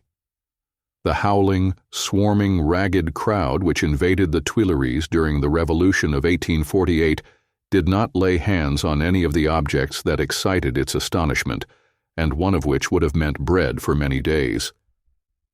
This moralization of the individual by the crowd is not certainly a constant rule, but it is a rule frequently observed. It is even observed in circumstances much less grave than those I have just cited. I have remarked that in the theater a crowd exacts from the hero of the piece exaggerated virtues, and it is a commonplace observation that an assembly, even though composed of inferior elements, shows itself as a rule very prudish. The debauchee, the souteneur, the rough often break out into murmurs at a slightly risky scene or expression, though they be very harmless in comparison with their customary conversation. If, then, crowds often abandon themselves to low instincts, they also set the example at times of acts of lofty morality. If disinterestedness, resignation, and absolute devotion to a real or chimerical ideal are moral virtues, it may be said that crowds often possess these virtues to a degree rarely attained by the wisest philosophers. Doubtless they practice them unconsciously, but that is of small import. We should not complain too much that crowds are more especially guided by unconscious considerations and are not given to reasoning. Had they, in certain cases, reasoned and consulted their immediate interests, it is possible that no civilization would have grown up on our planet, and humanity would have had no history. Chapter 3.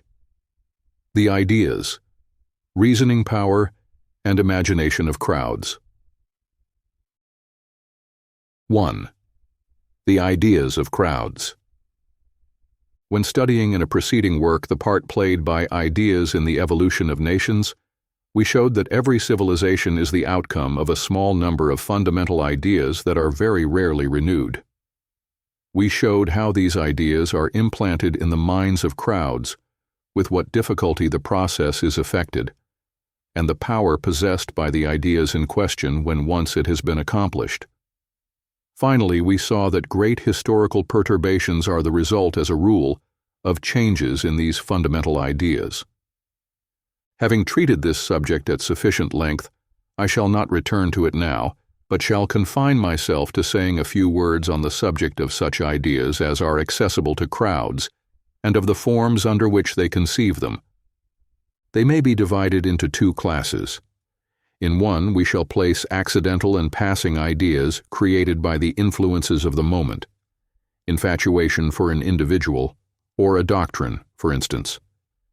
In the other will be classed the fundamental ideas, to which the environment, the laws of heredity and public opinion give a very great stability. Such ideas are the religious beliefs of the past and the social and democratic ideas of today. These fundamental ideas resemble the volume of the water of a stream slowly pursuing its course. The transitory ideas are like the small waves, forever changing, which agitate its surface and are more visible than the progress of the stream itself, although without real importance. At the present day, the great fundamental ideas which were the mainstay of our fathers are tottering more and more. They have lost all solidity, and at the same time the institutions resting upon them are severely shaken. Every day there are formed a great many of those transitory minor ideas of which I have just been speaking, but very few of them to all appearance seem endowed with vitality and destined to acquire a preponderating influence. Whatever be the ideas suggested to crowds, they can only exercise effective influence on condition that they assume a very absolute, uncompromising, and simple shape. They present themselves, then, in the guise of images, and are only accessible to the masses under this form. These image-like ideas are not connected by any logical bond of analogy or succession, and may take each other's place like the slides of a magic lantern, which the operator withdraws from the groove in which they were placed one above the other. This explains how it is that the most contradictory ideas may be seen to be simultaneously current in crowds. According to the chances of the moment, a crowd will come under the influence of one of the various ideas stored up in its understanding, and is capable in consequence of committing the most dissimilar acts. Its complete lack of the critical spirit does not allow of its perceiving these. Contradictions. This phenomenon is not peculiar to crowds. It is to be observed in many isolated individuals, not only among primitive beings, but in the case of all those, the fervent sectaries of a religious faith, for instance, who by one side or another of their intelligence are akin to primitive beings. I have observed its presence to a curious extent in the case of educated Hindus brought up at our European universities and having taken their degree. A number of Western ideas had been superposed on their unchangeable and fundamental hereditary or social ideas. According to the chances of the moment, the one or the other set of ideas showed themselves each with their special accompaniment of acts or utterances, the same individual presenting in this way the most flagrant contradictions. These contradictions are more apparent than real, for it is only hereditary ideas that have sufficient influence over the isolated individual to become motives of conduct. It is only when, as the result of the intermingling of different races, a man is placed between different hereditary tendencies that his acts from one moment to another may be really entirely contradictory. It would be useless to insist here on these phenomena, although their psychological importance is capital. I am of opinion that at least 10 years of travel and observation would be necessary to arrive at a comprehension of them.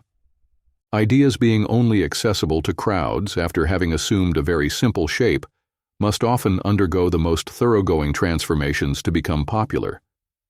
It is especially when we are dealing with somewhat lofty philosophic or scientific ideas that we see how far-reaching are the modifications they require in order to lower them to the level of the intelligence of crowds.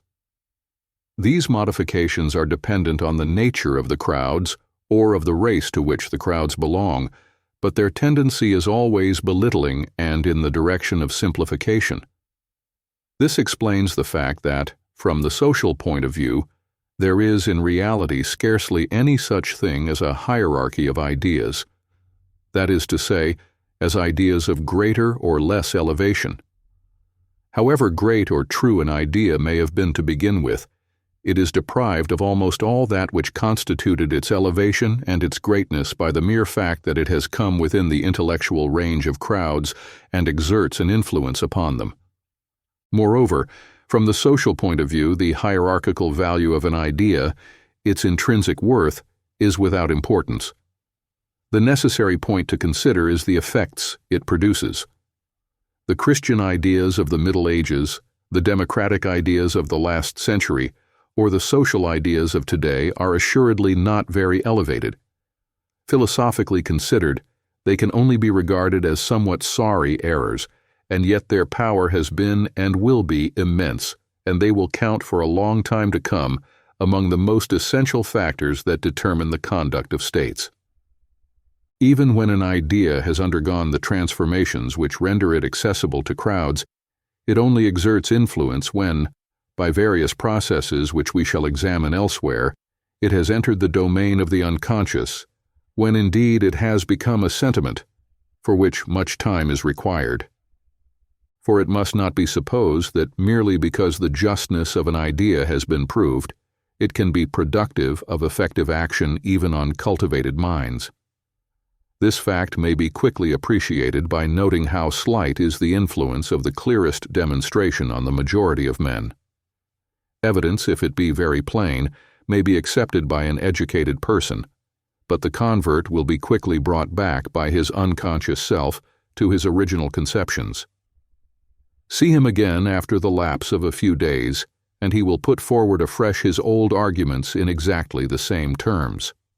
He is in reality under the influence of anterior ideas that have become sentiments, and it is such ideas alone that influence the more recondite motives of our acts and utterances. It cannot be otherwise in the case of crowds.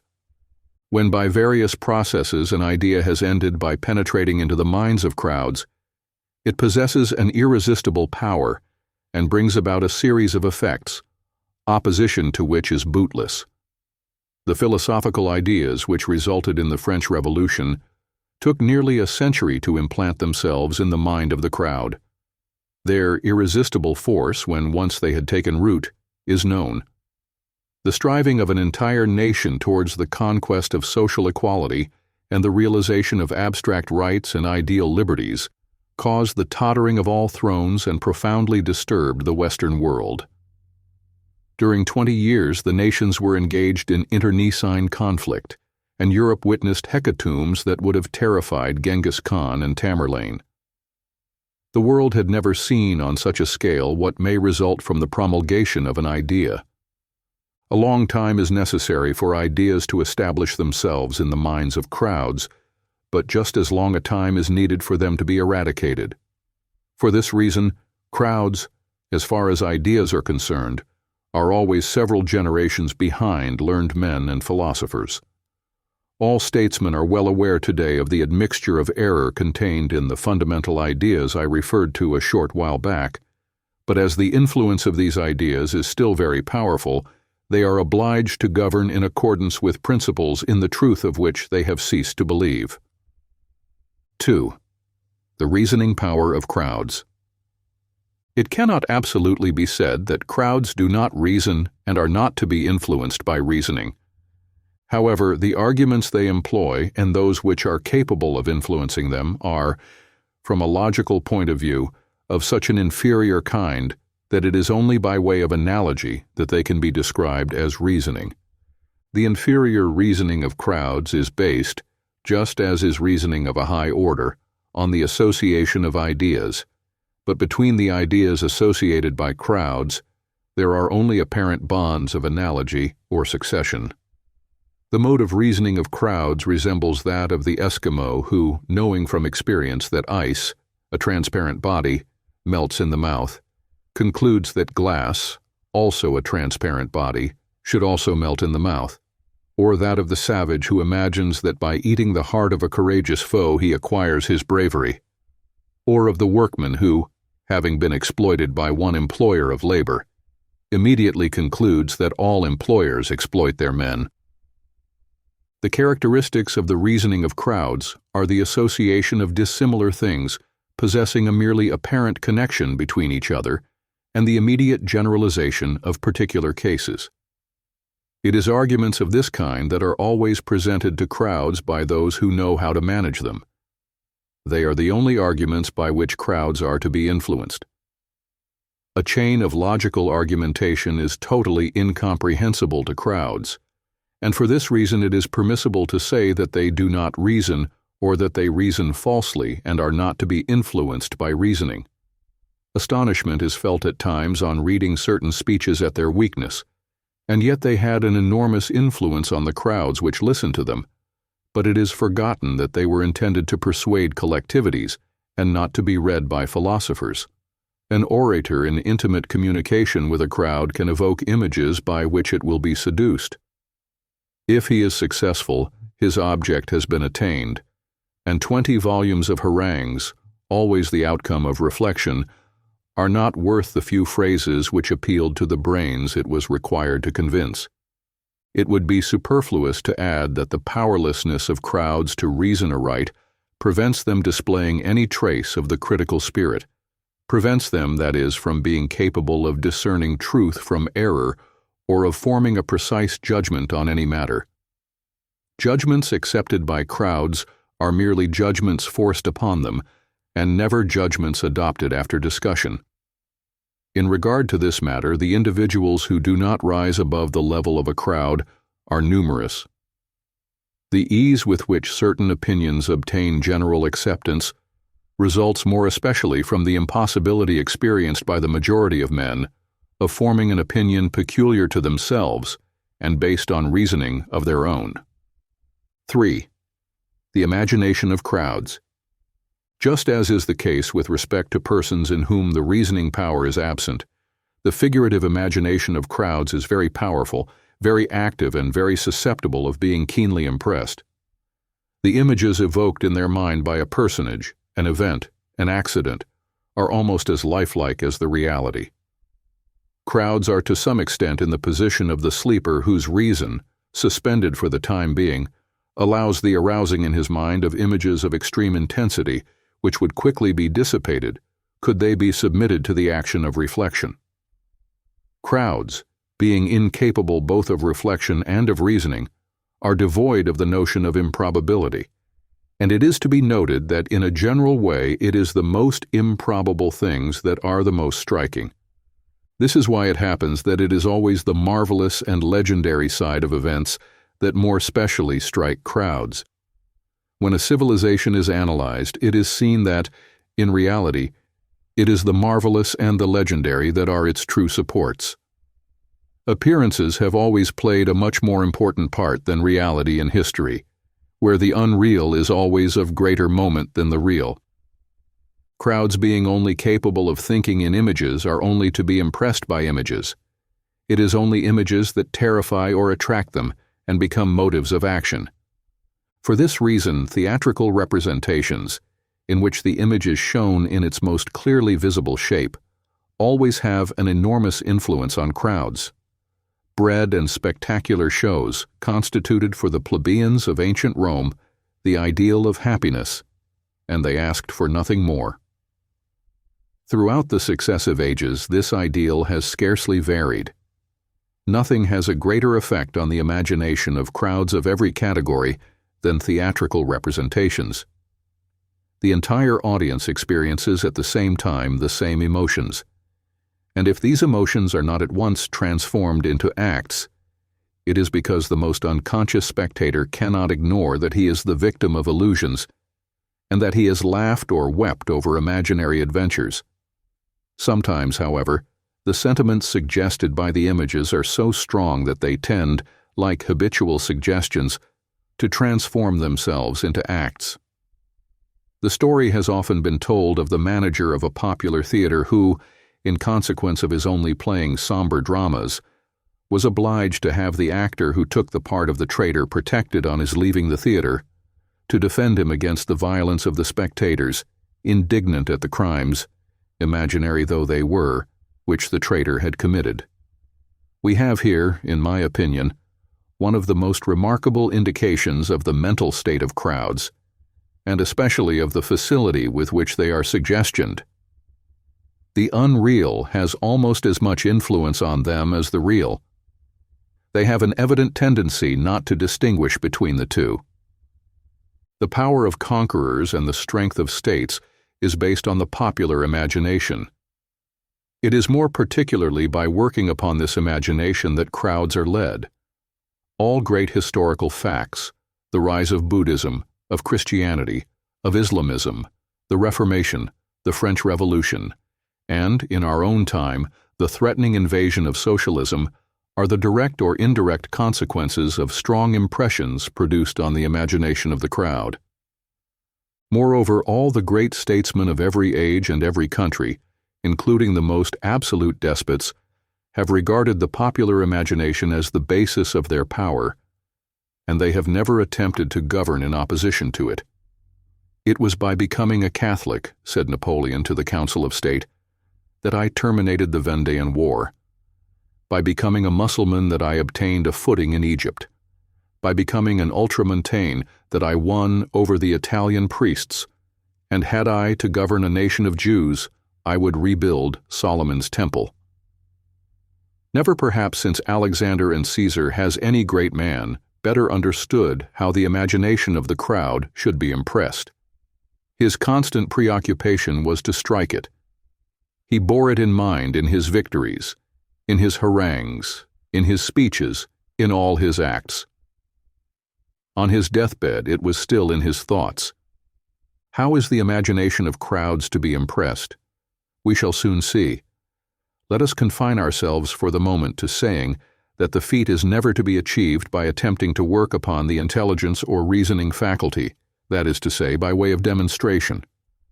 It was not by means of cunning rhetoric that Antony succeeded in making the populace rise against the murderers of Caesar.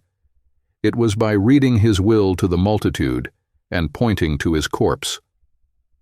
Whatever strikes the imagination of crowds presents itself under the shape of a startling and very clear image, freed from all accessory explanation, or merely having as accompaniment a few marvelous or mysterious facts. Examples in point are a great victory, a great miracle, a great crime, or a great hope.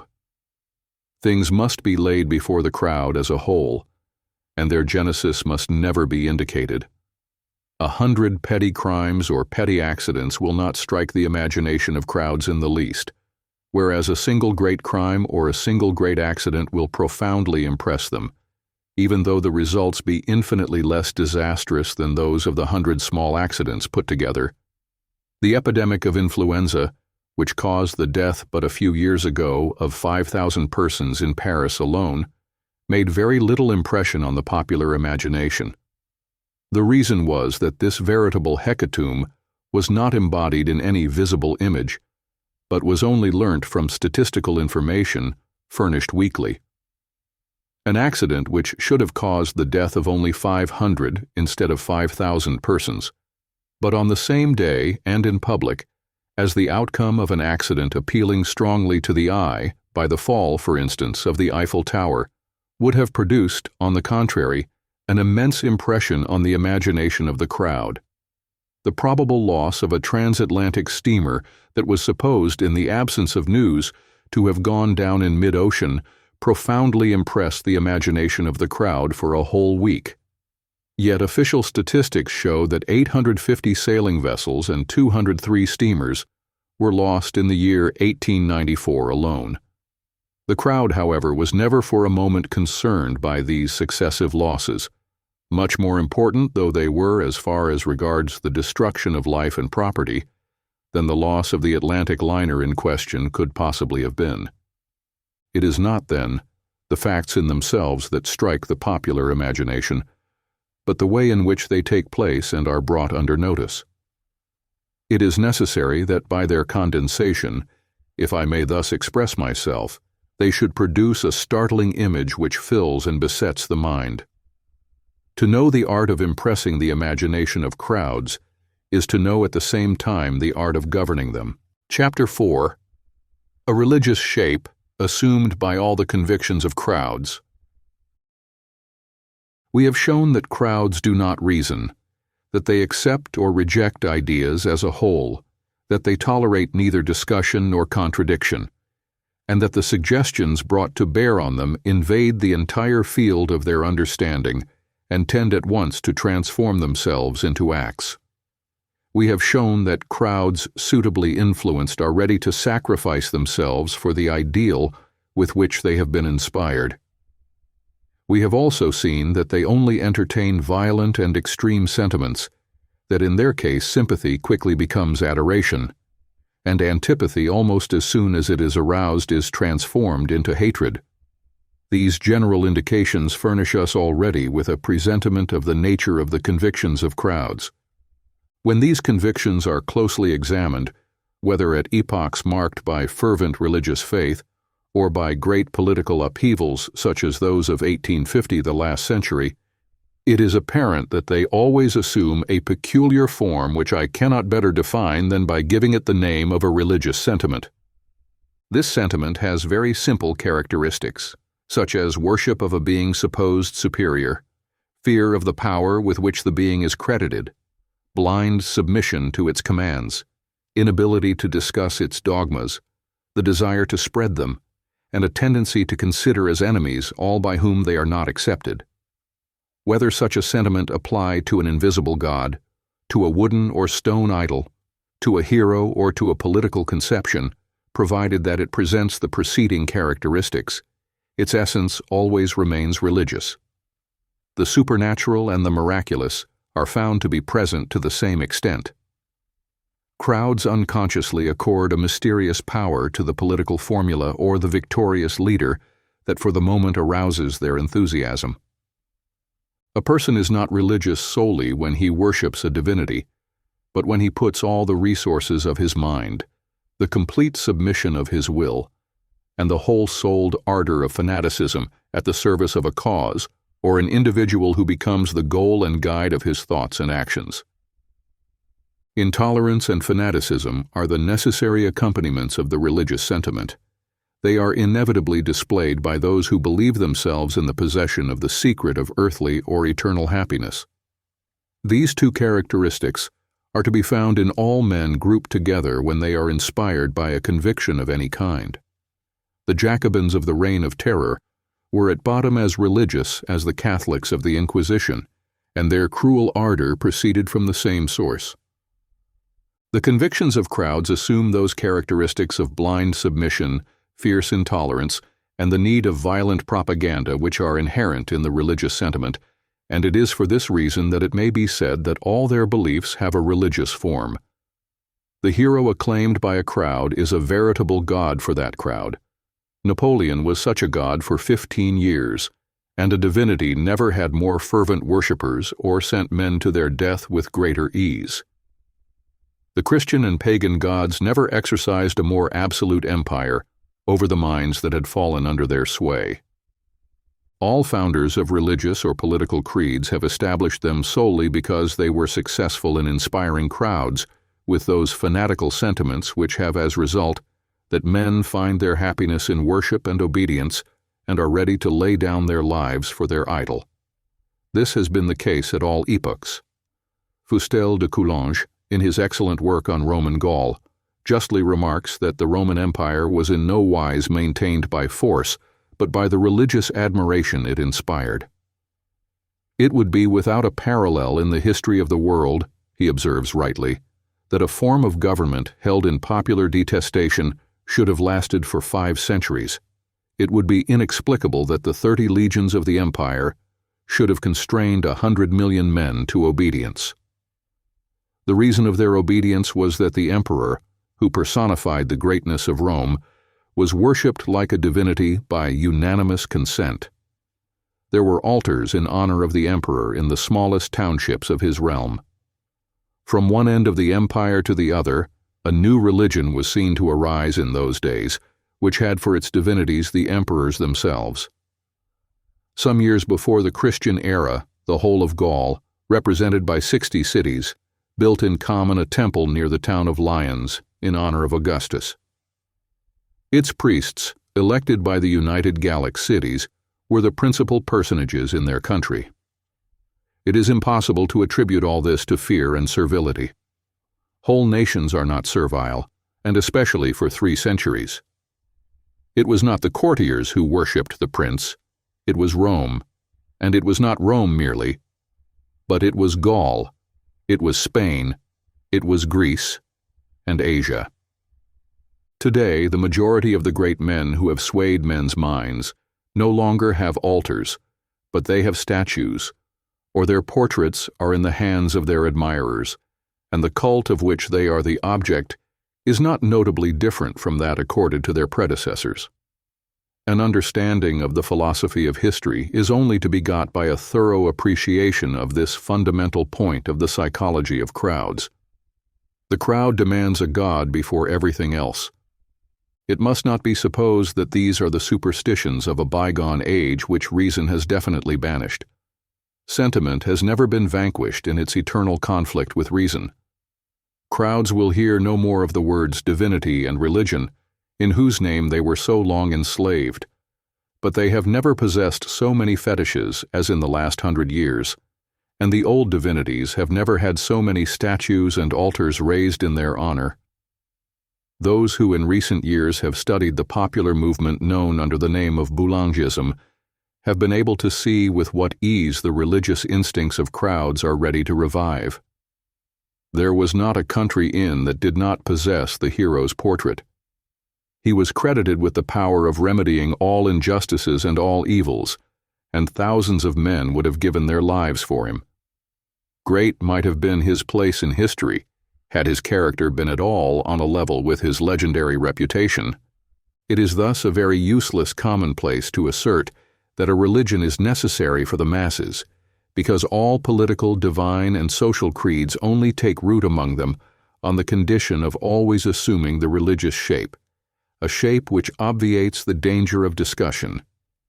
Were it possible to induce the masses to adopt atheism, this belief would exhibit all the intolerant ardor of a religious sentiment, and in its exterior forms would soon become a cult. The evolution of the small positivist sect furnishes us a curious proof in point. What happened to the nihilist, whose story is related by that profound thinker Dostoevsky, has quickly happened to the positivists. Illumined one day by the light of reason, he broke the images of divinities and saints that adorned the altar of a chapel, extinguished the candles, and, without losing a moment, replaced the destroyed objects by the works of atheistic philosophers such as Buchner and Moleschott, after which he piously relighted the candles.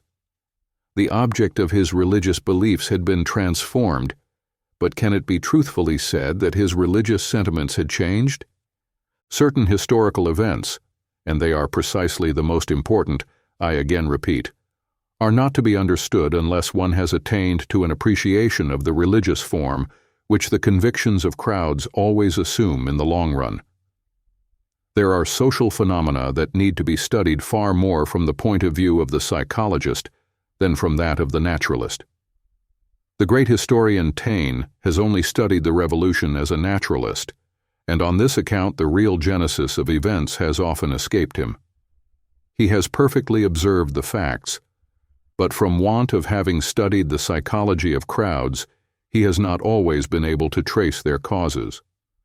The facts having appalled him by their bloodthirsty, anarchic, and ferocious side, he has scarcely seen in the heroes of the great drama anything more than a horde of epileptic savages abandoning themselves without restraint to their instincts.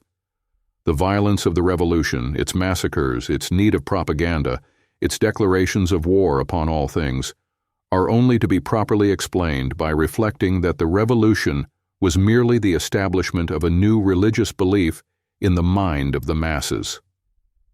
The Reformation, the massacre of Saint Bartholomew, the French religious wars, the Inquisition, the Reign of Terror, are phenomena of an identical kind, brought about by crowds animated by those religious sentiments which necessarily lead those imbued with them to pitilessly extirpate by fire and sword whoever is opposed to the establishment of the new faith. The methods of the Inquisition are those of all whose convictions are genuine and sturdy. Their convictions would not deserve these epithets did they resort to other methods. Upheavals analogous to those I have just cited are only possible when it is the soul of the masses that brings them about. The most absolute despots could not cause them. When historians tell us that the massacre of Saint Bartholomew was the work of a king, they show themselves as ignorant of the psychology of crowds as of that of sovereigns. Manifestations of this order can only proceed from the soul of crowds. The most absolute power of the most despotic monarch can scarcely do more than hasten or retard the moment of their apparition. The massacre of St. Bartholomew or the religious wars were no more the work of kings than the Reign of Terror was the work of Robespierre, Danton, or Saint Just. At the bottom of such events is always to be found the working of the soul of the masses, and never the power of potentates. Book 2, The Opinions and Beliefs of Crowds. Chapter 1. Remote Factors of the Opinions and Beliefs of Crowds.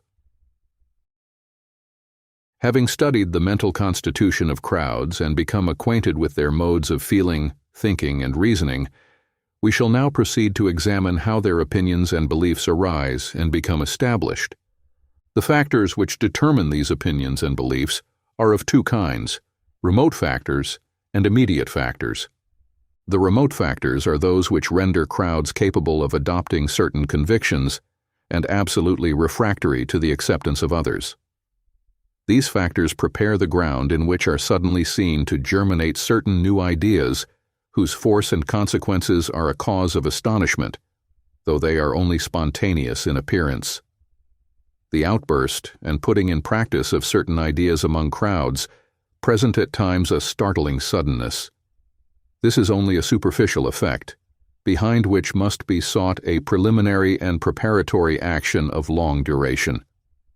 The immediate factors are those which, coming on the top of this long preparatory working, in whose absence they would remain without effect, serve as the source of active persuasion on crowds.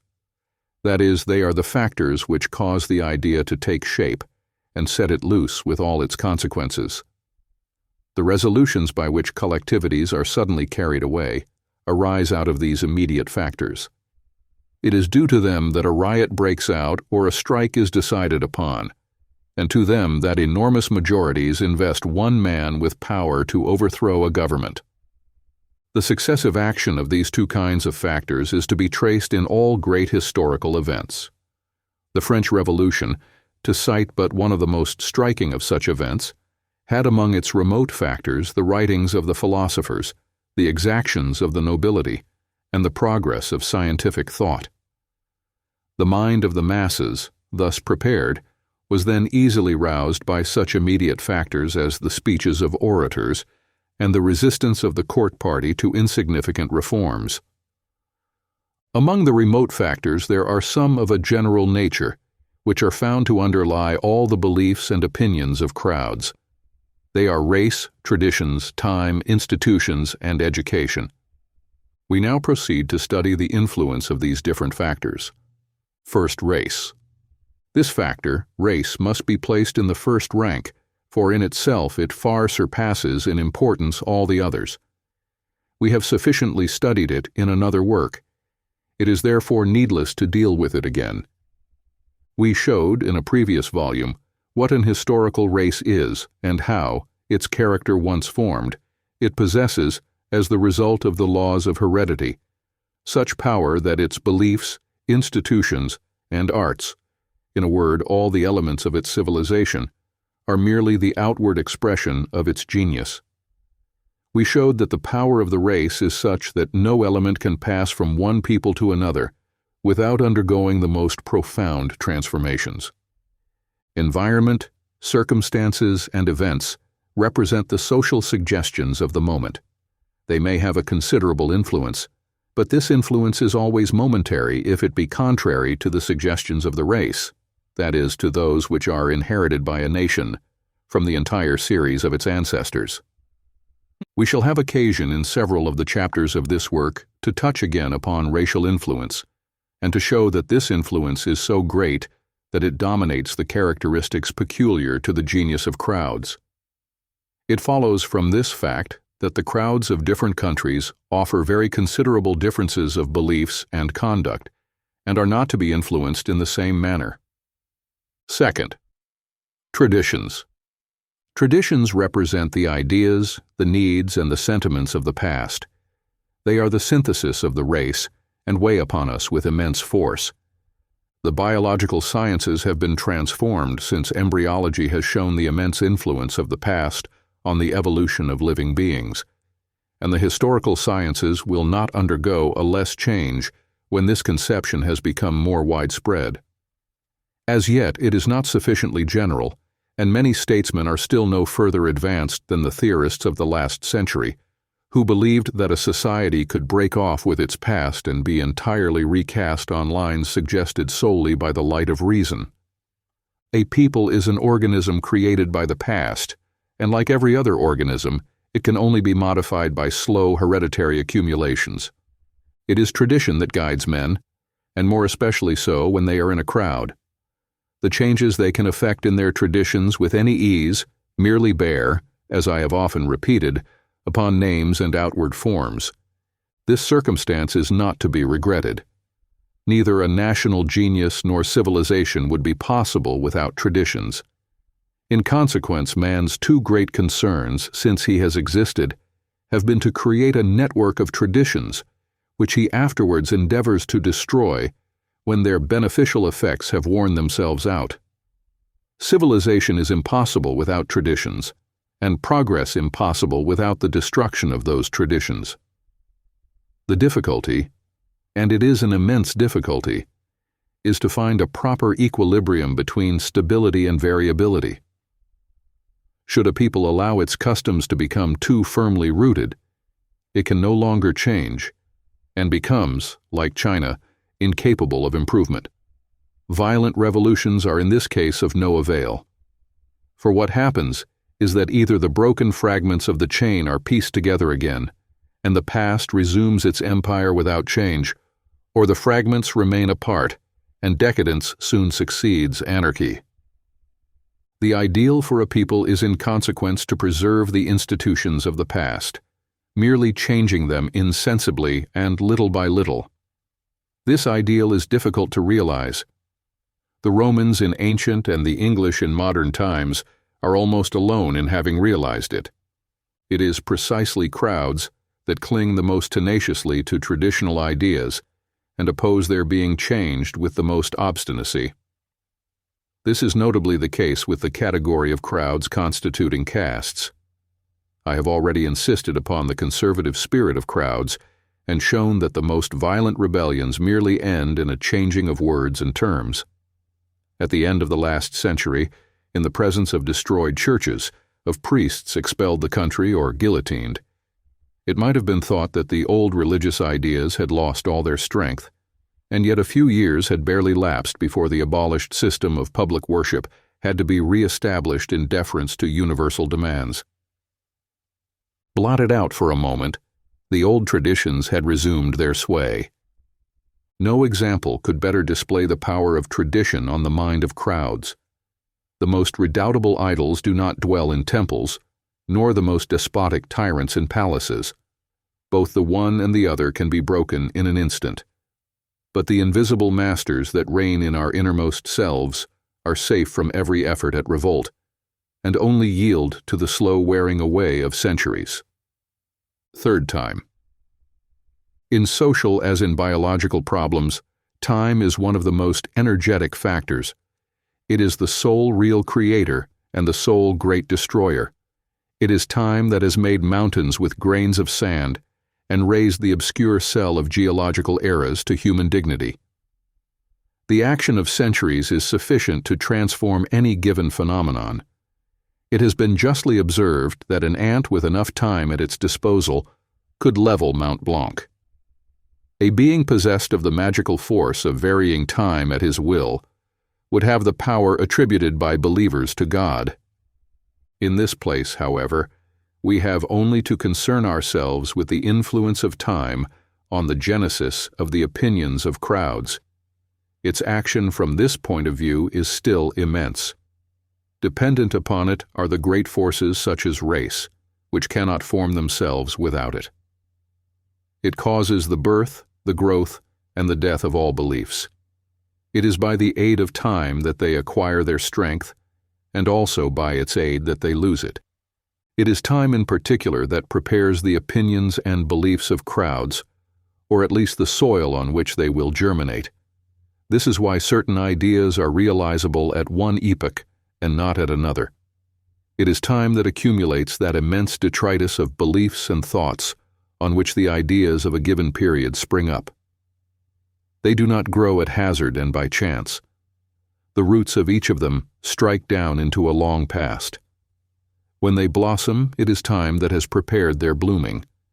And to arrive at a notion of their genesis, it is always back in the past that it is necessary to search. They are the daughters of the past and the mothers of the future, but throughout the slaves of time. Time, in consequence, is our veritable master, and it suffices to leave it free to act to see all things transformed. At the present day, we are very uneasy with regard to the threatening aspirations of the masses and the destructions and upheavals foreboded thereby. Time, without other aid, will see to the restoration of equilibrium. No form of government, M. Levis very properly writes, was founded in a day. Political and social organizations are works that demand centuries. The feudal system existed for centuries in a shapeless, chaotic state before it found its laws. Absolute monarchy also existed for centuries before arriving at regular methods of government, and these periods of expectancy were extremely troubled. Fourth, political and social institutions. The idea that institutions can remedy the defects of societies, that national progress is the consequence of the improvement of institutions and governments, and that social changes can be effected by decrees. This idea, I say, is still generally accepted. It was the starting point of the French Revolution, and the social theories of the present day are based upon it. The most continuous experience has been unsuccessful in shaking this grave delusion. Philosophers and historians have endeavored in vain to prove its absurdity, but yet they have had no difficulty in demonstrating that institutions are the outcome of ideas, sentiments, and customs, and that ideas, sentiments, and customs are not to be recast by recasting legislative codes. A nation does not choose its institutions at will any more than it chooses the color of its hair or its eyes. Institutions and governments are the product of the race. They are not the creators of an epoch, but are created by it. Peoples are not governed in accordance with their caprices of the moment, but as their character determines that they shall be governed. Centuries are required to form a political system, and centuries needed to change it. Institutions have no intrinsic virtue. In themselves they are neither good nor bad. Those which are good at a given moment for a given people may be harmful in the extreme for another nation. Moreover, it is in no way in the power of a people to really change its institutions. Undoubtedly, at the cost of violent revolutions, it can change their name, but in their essence, they remain unmodified. The names are mere futile labels with which an historian who goes to the bottom of things need scarcely concern himself. It is in this way, for instance, that England, the most democratic country in the world, lives nevertheless under a monarchical regime, whereas the countries in which the most oppressive despotism is rampant are the Spanish-American republics, in spite of their republican constitutions. The destinies of peoples are determined by their character and not by their government. I have endeavored to establish this view in my previous volume by setting forth categorical examples. To lose time in the manufacture of cut-and-dried constitutions is, in consequence, a puerile task, the useless labor of an ignorant rhetorician. Necessity and time undertake the charge of elaborating constitutions when we are wise enough to allow these two factors to act. This is the plan the Anglo-Saxons have adopted, as their great historian Macaulay teaches us in a passage that the politicians of all Latin countries ought to learn by heart.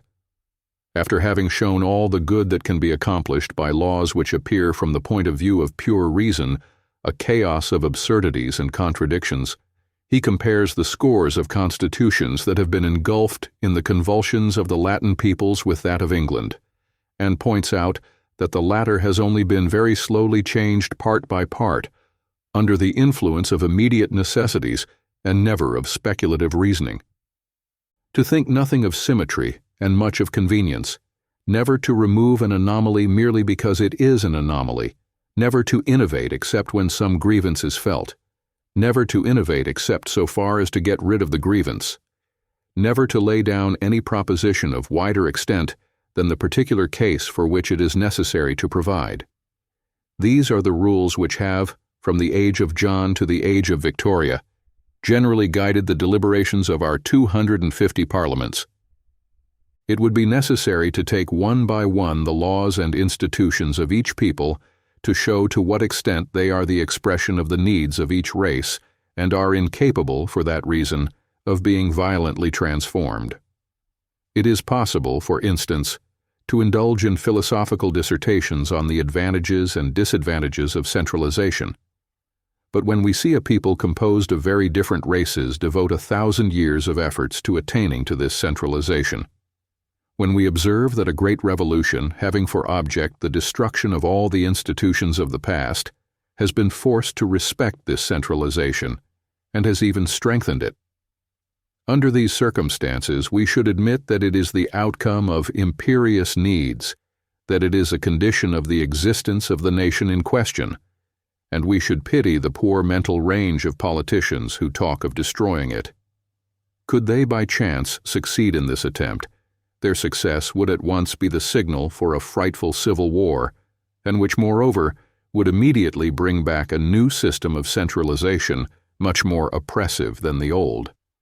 The conclusion to be drawn from what precedes is that it is not in institutions that the means is to be sought of, profoundly influencing the genius of the masses. When we see certain countries, such as the United States, reach a high degree of prosperity under democratic institutions, while others, such as the Spanish-American republics, are found existing in a pitiable state of anarchy under absolutely similar institutions, we should admit that these institutions are as foreign to the greatness of the one as to the decadence of the others. Peoples are governed by their character, and all institutions which are not intimately modeled on that character merely represent a borrowed garment, a transitory disguise. No doubt sanguinary wars and violent revolutions have been undertaken, and will continue to be undertaken, to impose institutions to which is attributed, as to the relics of saints, the supernatural power of creating welfare. It may be said, then, in one sense, that institutions react on the mind of the crowd inasmuch as they engender such upheavals. But in reality, it is not the institutions that react in this manner, since we know that, whether triumphant or vanquished, they possess in themselves no virtue. It is illusions and words that have influenced the mind of the crowd, and especially words which are as powerful as they are chimerical, and whose astonishing sway we shall shortly demonstrate. 5. Instruction and education. Foremost among the dominant ideas of the present epoch is to be found the notion that instruction is capable of considerably changing men, and has for its unfailing consequence to improve them and even to make them equal. By the mere fact of its being constantly repeated, this assertion has ended by becoming one of the most steadfast democratic dogmas. It would be as difficult now to attack it as it would have been formerly to have attacked the dogmas of the Church. On this point, however, as on many others, democratic ideas are in profound disagreement with the results of psychology and experience. Many eminent philosophers, among them Herbert Spencer, have had no difficulty in showing that instruction neither renders a man more moral nor happier, that it changes neither his instincts nor his hereditary passions, and that at times, for this to happen, it need only be badly directed. It is much more pernicious than useful. Statisticians have brought confirmation of these views by telling us that criminality increases with the generalization of instruction, or at any rate of a certain kind of instruction, and that the worst enemies of society, the anarchists, are recruited among the prize winners of schools. While in a recent work, a distinguished magistrate, M. Adolphe Guillot, made the observation that at present 3,000 educated criminals are met with for every 1,000 illiterate delinquents, and that in 50 years the criminal percentage of the population has passed from 227 to 552 for every 100,000 inhabitants, an increase of 133%. He has also noted in common with his colleagues that criminality is particularly on the increase among young persons, for whom, as is known, gratuitous and obligatory schooling has, in France, replaced apprenticeship.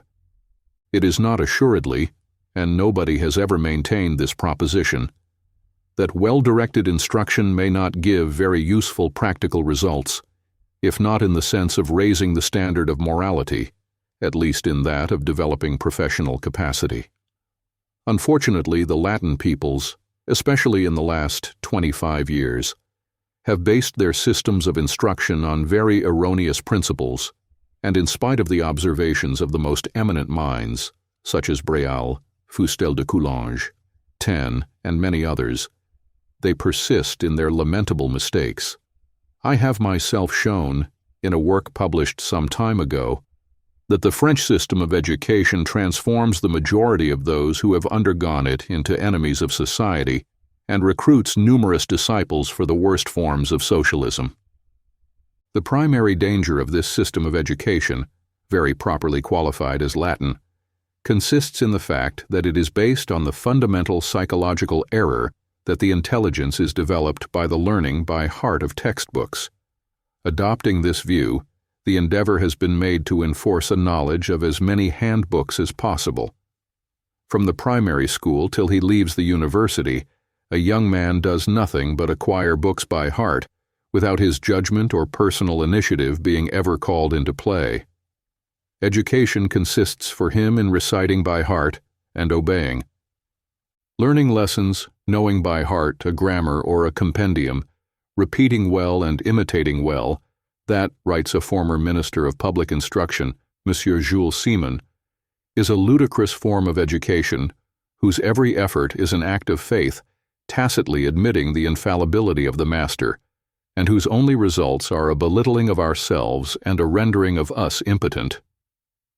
Were this education merely useless, one might confine oneself to expressing compassion for the unhappy children who, instead of making needful studies at the primary school, are instructed in the genealogy of the sons of Clotaire, the conflicts between Neustria and Austrasia, or zoological classifications.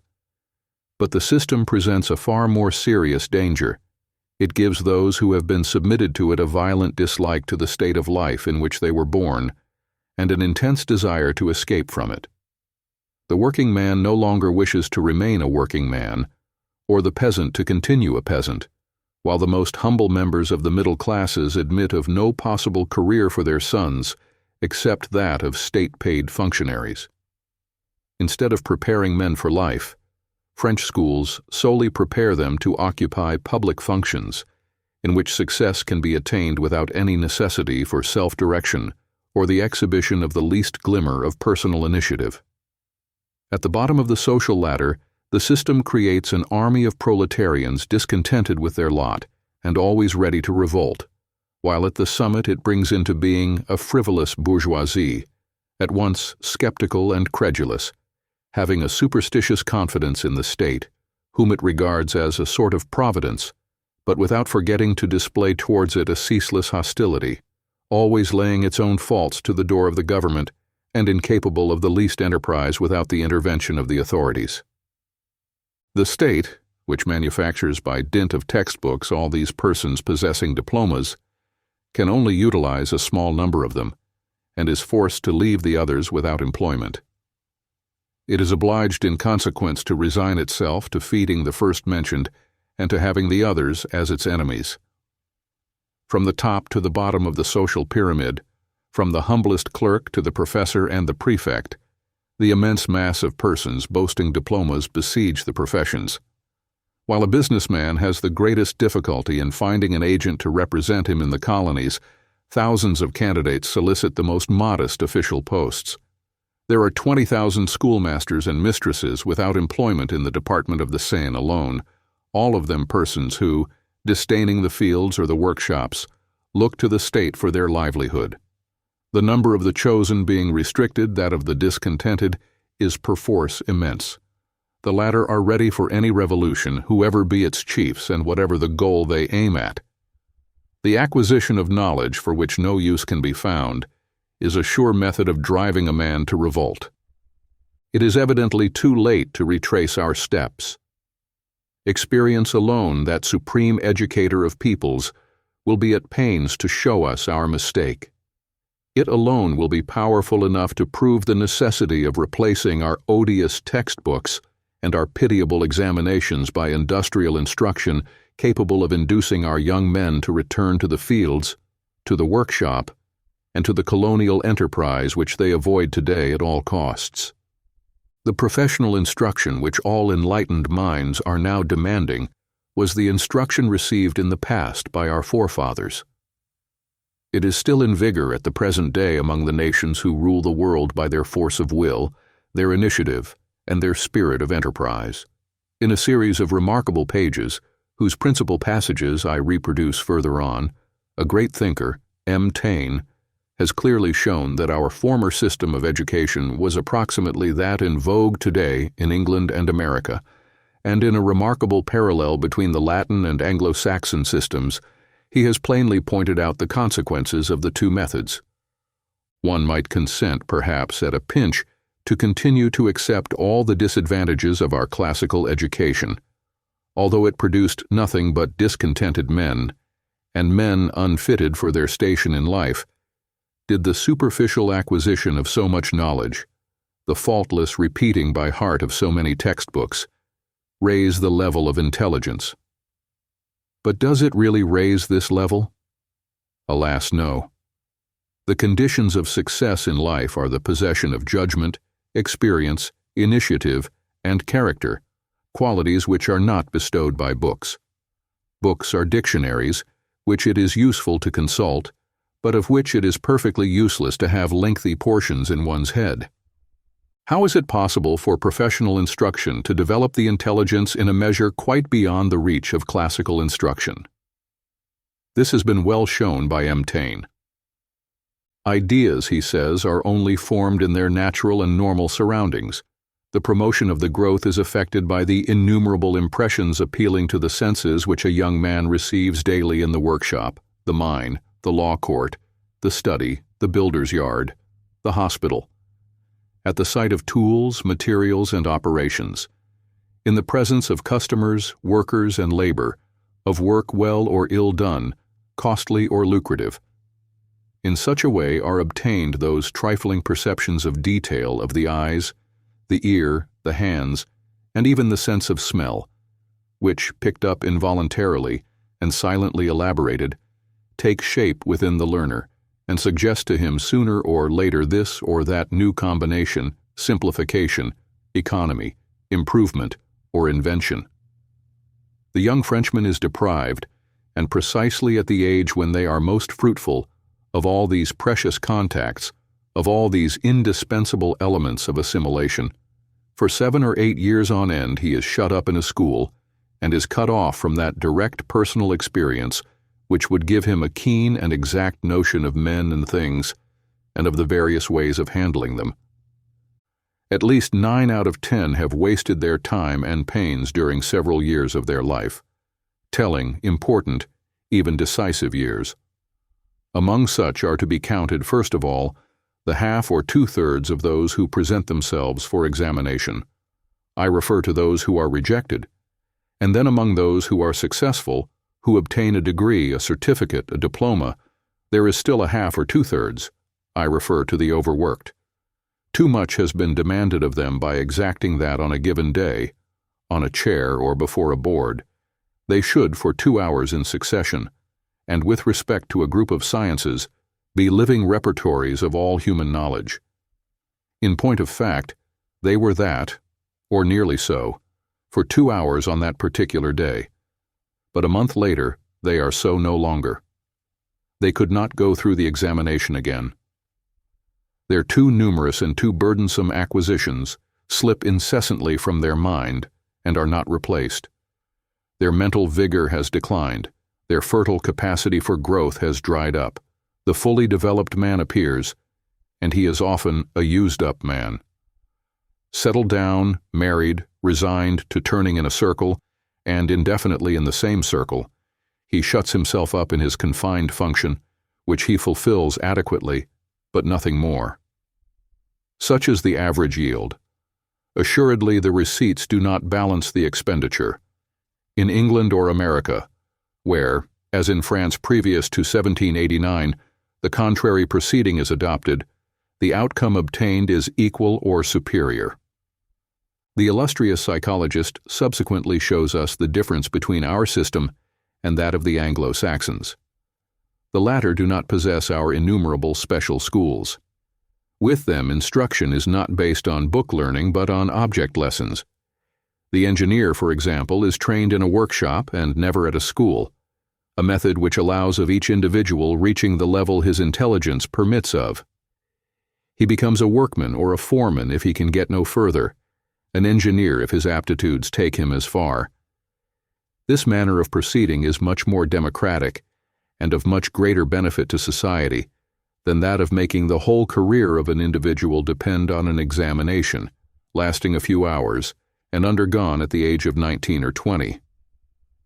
In the hospital, the mine, the factory, in the architect's or the lawyer's office, the student, who makes a start while very young, goes through his apprenticeship stage by stage, much as does with us a law clerk in his office or an artist in his studio. Previously, and before making a practical beginning, he has had an opportunity of following some general and summary course of instruction, so as to have a framework ready prepared in which to store the observations he is shortly to make. Furthermore, he is able, as a rule, to avail himself of sundry technical courses, which he can follow in his leisure hours, so as to coordinate step by step the daily experience he is gathering.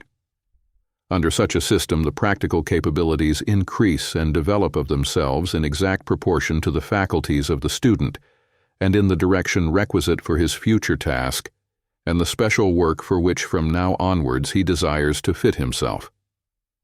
By this means, in England or the United States, a young man is quickly in a position to develop his capacity to the utmost.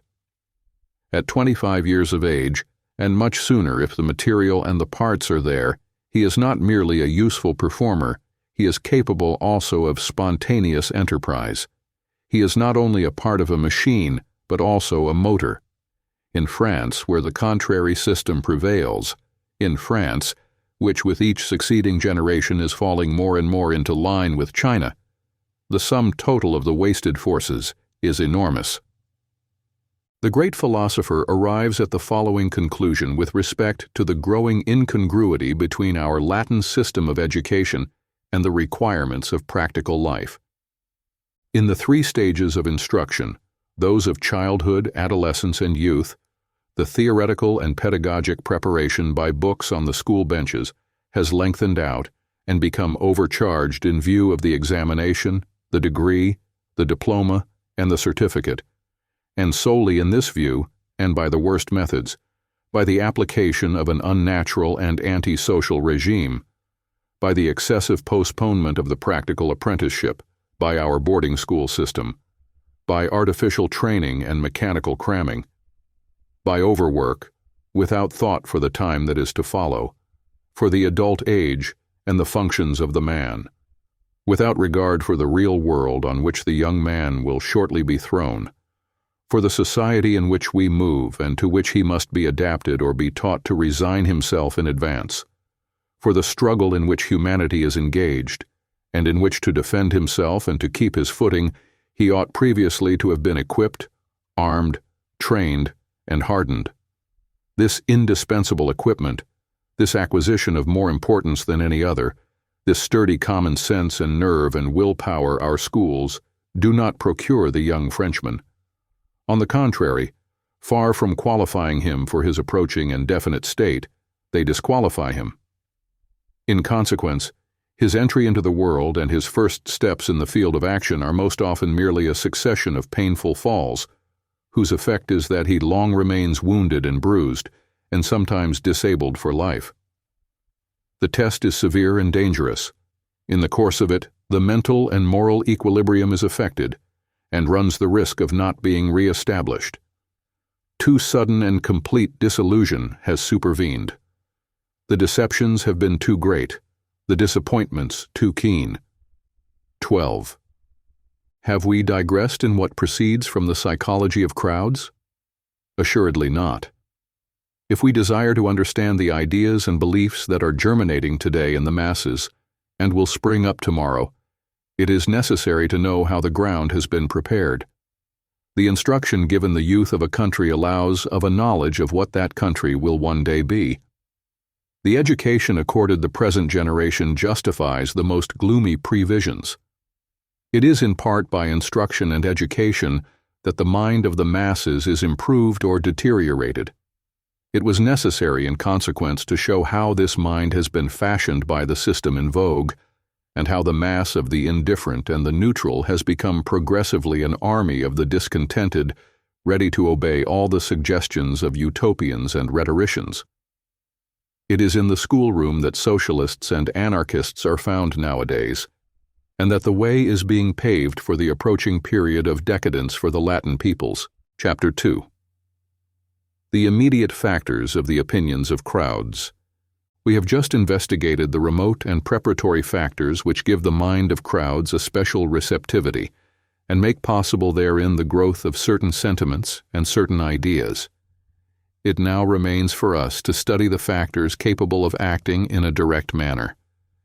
We shall see in a forthcoming chapter how these factors should be put in force in order that they may produce their full effect.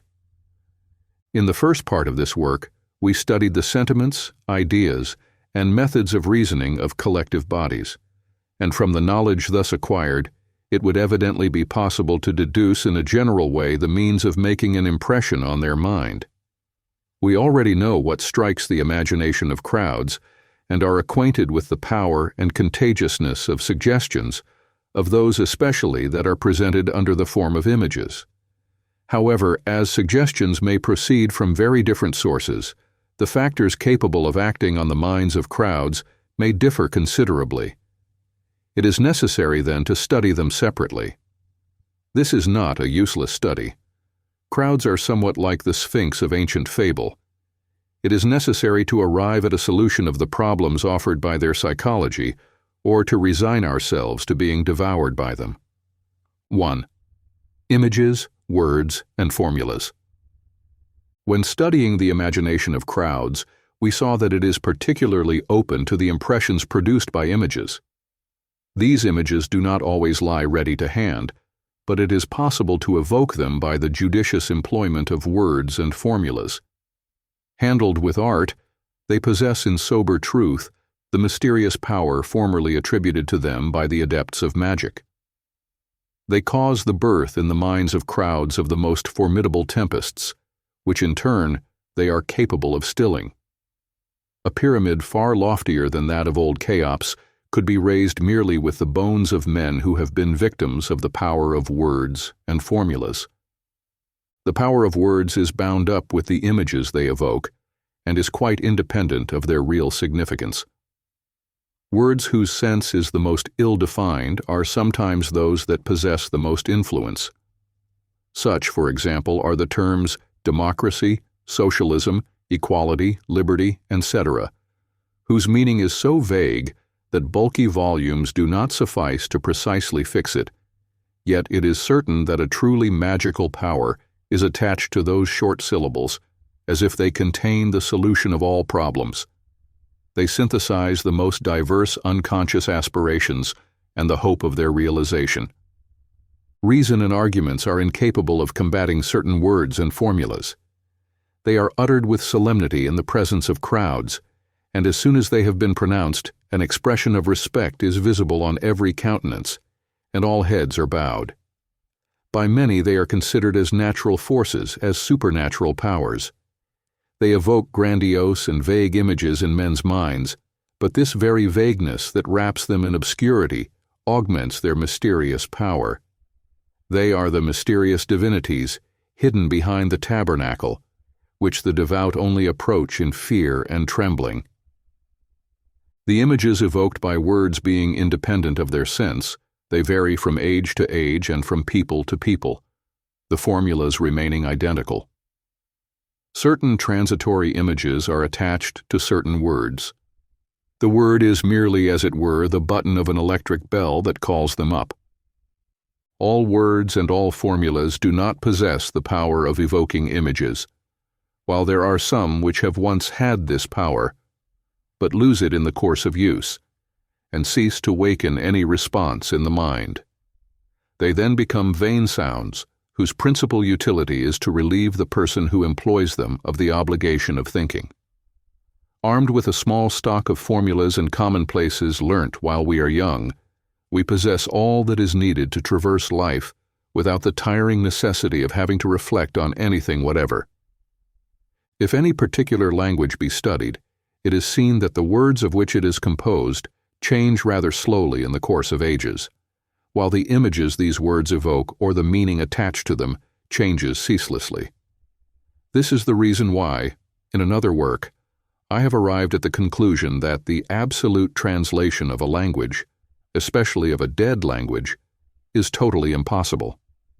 What do we do in reality when we substitute a French for a Latin, Greek, or Sanskrit expression, or even when we endeavor to understand a book written in our own tongue 2 or 3 centuries back? We merely put the images and ideas with which modern life has endowed our intelligence in the place of absolutely distinct notions and images, which ancient life had brought into being in the mind of races submitted to conditions of existence having no analogy with our own. When the men of the Revolution imagined they were copying the Greeks and Romans, what were they doing except giving to ancient words a sense the latter had never had? What resemblance can possibly exist between the institutions of the Greeks and those designated today by corresponding words? A republic at that epoch was an essentially aristocratic institution, formed of a reunion of petty despots ruling over a crowd of slaves kept in the most absolute subjection.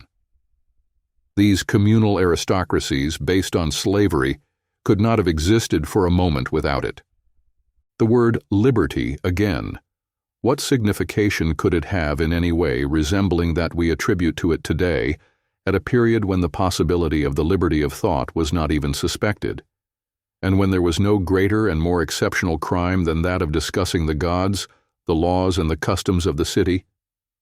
What did such a word as fatherland signify to an Athenian or Spartan, unless it were the cult of Athens or Sparta, and in no wise that of Greece, composed of rival cities always at war with each other? What meaning had the same word fatherland among the ancient Gauls, divided into rival tribes and races, and possessing different languages and religions, and who were easily vanquished by Caesar because he always found allies among them? It was Rome that made a country of Gaul by endowing it with political and religious unity.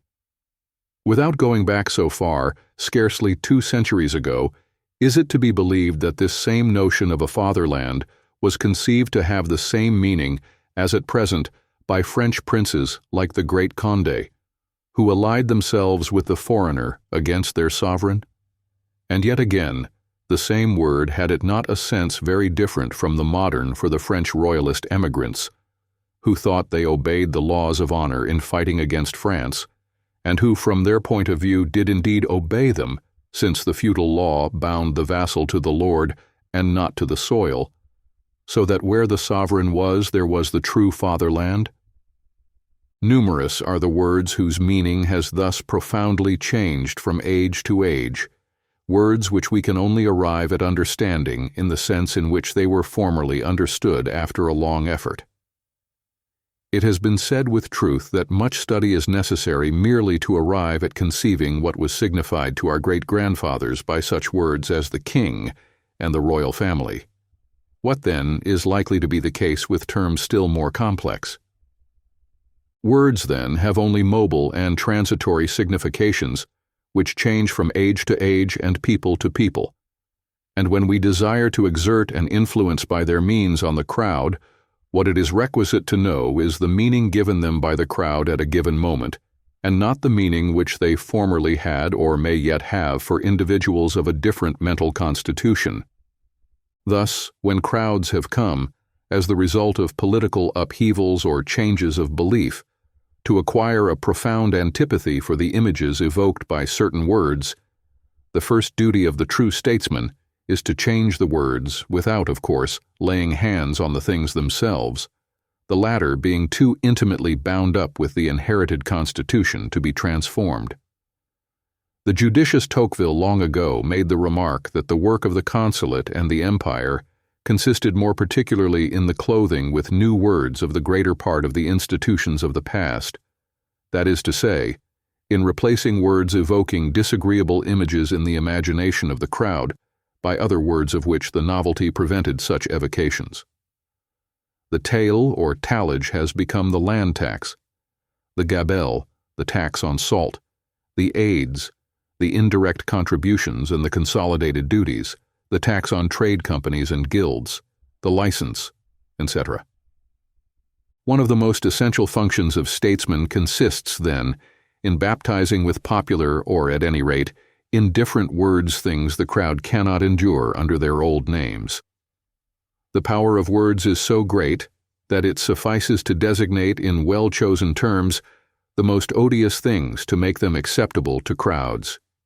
Taine justly observes that it was by invoking liberty and fraternity, words very popular at the time, that the Jacobins were able to install a despotism worthy of Dahomey, a tribunal similar to that of the Inquisition, and to accomplish human hecatombs akin to those of ancient Mexico. The art of those who govern, as is the case with the art of advocates, consists above all in the science of employing words. One of the greatest difficulties of this art is that in one and the same society, the same words most often have very different meanings for the different social classes, who employ in appearance the same words, but never speak the same language. In the preceding examples, it is especially time that has been made to intervene as the principal factor in the changing of the meaning of words. If, however, we also make race intervene, we shall then see that, at the same period, among peoples equally civilized but of different race, the same words very often correspond to extremely dissimilar ideas. It is impossible to understand these differences without having traveled much, and for this reason I shall not insist upon them. I shall confine myself to observing that it is precisely the words most often employed by the masses which among different peoples possess the most different meanings.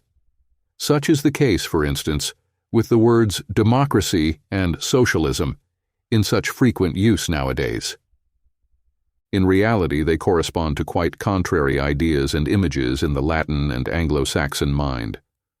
For the Latin peoples, the word democracy signifies more especially the subordination of the will and the initiative of the individual to the will and the initiative of the community represented by the state.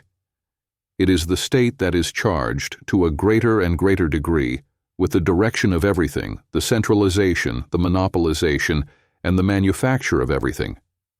To the state, it is that all parties without exception, radicals, socialists, or monarchists, constantly appeal. Among the Anglo-Saxons, and notably in America, this same word democracy signifies, on the contrary, the intense development of the will of the individual, and as complete a subordination as possible of the state, which, with the exception of the police, the army, and diplomatic relations, is not allowed the direction of anything, not even of public instruction. It is seen, then, that the same word which signifies for one people the subordination of the will and the initiative of the individual and the preponderance of the state, signifies for another the excessive development of the will and the initiative of the individual and the complete subordination of the state. Second, illusions. From the dawn of civilization onwards, crowds have always undergone the influence of illusions. It is to the creators of illusions that they have raised more temples, statues, and altars than to any other class of men. Whether it be the religious illusions of the past or the philosophic and social illusions of the present, these formidable sovereign powers are always found at the head of all the civilizations that have successively flourished on our planet. It is in their name that were built the temples of Chaldea and Egypt and the religious edifices of the Middle Ages, and that a vast upheaval shook the whole of Europe a century ago. And there is not one of our political, artistic, or social conceptions that is free from their powerful impress. Occasionally, at the cost of terrible disturbances, man overthrows them, but he seems condemned to always set them up again. Without them, he would never have emerged from his primitive barbarian state, and without them again he would soon return to it. Doubtless they are futile shadows, but these children of our dreams have forced the nations to create whatever the arts may boast of splendor or civilization of greatness. If one destroyed in museums and libraries, if one hurled down on the flagstones before the churches all the works and all the monuments of art that religions have inspired, what would remain of the great dreams of humanity? To give to men that portion of hope and illusion without which they cannot live, such is the reason for the existence of gods, heroes, and poets. During 50 years, science appeared to undertake this task, but science has been compromised in hearts hungering after the ideal, because it does not dare to be lavish enough of promises, because it cannot lie. 14. The philosophers of the last century devoted themselves with fervor to the destruction of the religious, political, and social illusions on which our forefathers had lived for a long tale of centuries. By destroying them, they have dried up the springs of hope and resignation. Behind the immolated chimeras they came face to face with the blind and silent forces of nature, which are inexorable to weakness and ignore pity. Notwithstanding all its progress, philosophy has been unable as yet to offer the masses any ideal that can charm them. But as they must have their illusions at all cost, they turn instinctively, as the insect seeks the light, to the rhetoricians who accord them what they want. Not truth, but error has always been the chief factor in the evolution of nations, and the reason why socialism is so powerful today is that it constitutes the last illusion that is still vital. In spite of all scientific demonstrations, it continues on the increase. Its principal strength lies in the fact that it is championed by minds sufficiently ignorant of things as they are in reality to venture boldly to promise mankind happiness. The social illusion reigns today upon all the heaped-up ruins of the past, and to it belongs the future. The masses have never thirsted after truth. They turn aside from evidence that is not to their taste, preferring to deify error, if error seduce them. Whoever can supply them with illusions is easily their master. Whoever attempts to destroy their illusions is always their victim. Third experience. Experience constitutes almost the only effective process by which a truth may be solidly established in the mind of the masses, and illusions grown too dangerous be destroyed. To this end, however, it is necessary that the experience should take place on a very large scale, and be very frequently repeated. The experiences undergone by one generation are useless, as a rule, for the generation that follows, which is the reason why historical facts, cited with a view to demonstration, serve no purpose. Their only utility is to prove to what an extent experiences need to be repeated from age to age to exert any influence, or to be successful in merely shaking an erroneous opinion when it is solidly implanted in the mind of the masses. Our century and that which preceded it will doubtless be alluded to by historians as an era of curious experiments, which in no other age have been tried in such number. The most gigantic of these experiments was the French Revolution. To find out that a society is not to be refashioned from top to bottom in accordance with the dictates of pure reason, it was necessary that several millions of men should be massacred and that Europe should be profoundly disturbed for a period of 20 years. To prove to us experimentally that dictators cost the nations who acclaim them dear, 2 ruinous experiences have been required in 50 years, and in spite of their clearness, they do not seem to have been sufficiently convincing. The first, nevertheless, cost 3 millions of men and an invasion. The second involved a loss of territory and carried in its wake the necessity for permanent armies. A third was almost attempted not long since, and will assuredly be attempted one day. To bring an entire nation to admit that the huge German army was not, as was currently alleged 30 years ago, a sort of harmless National Guard, 15. The terrible war which cost us so dear had to take place. To bring about the recognition that protection ruins the nations who adopt it, at least 20 years of disastrous experience will be needful. These examples might be indefinitely multiplied. Fourth reason. In enumerating the factors capable of making an impression on the minds of crowds, all mention of reason might be dispensed with, were it not necessary to point out the negative value of its influence. We have already shown that crowds are not to be influenced by reasoning and can only comprehend rough and ready associations of ideas. The orators who know how to make an impression upon them always appeal in consequence to their sentiments and never to their reason. The laws of logic have no action on crowds. 16.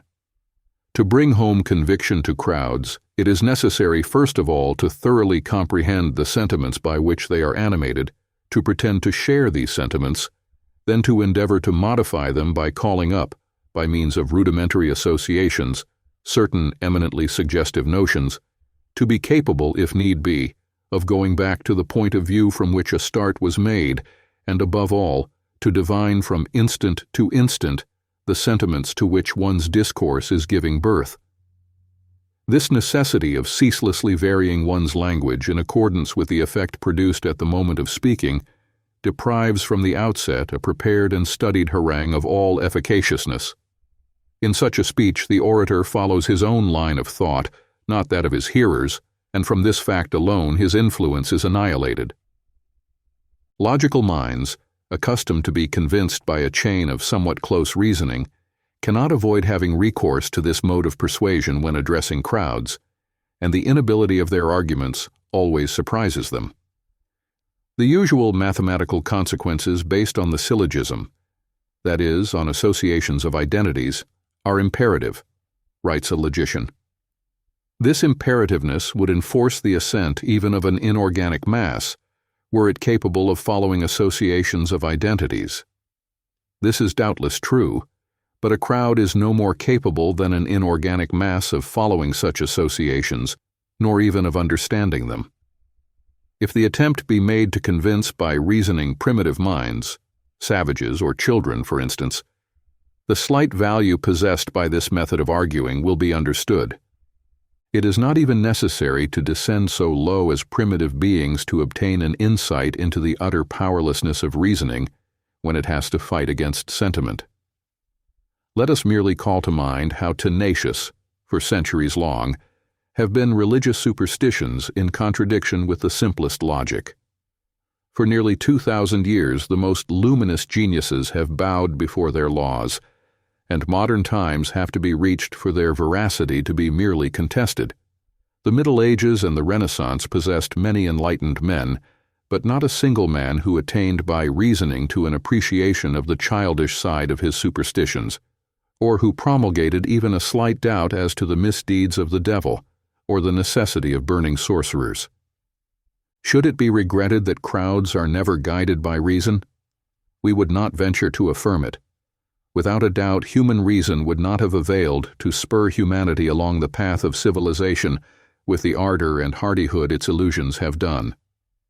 These illusions, the offspring of those unconscious forces by which we are led, were doubtless necessary. Every race carries in its mental constitution the laws of its destiny, and it is perhaps these laws that it obeys with a resistless impulse, even in the case of those of its impulses, which apparently are the most unreasoned.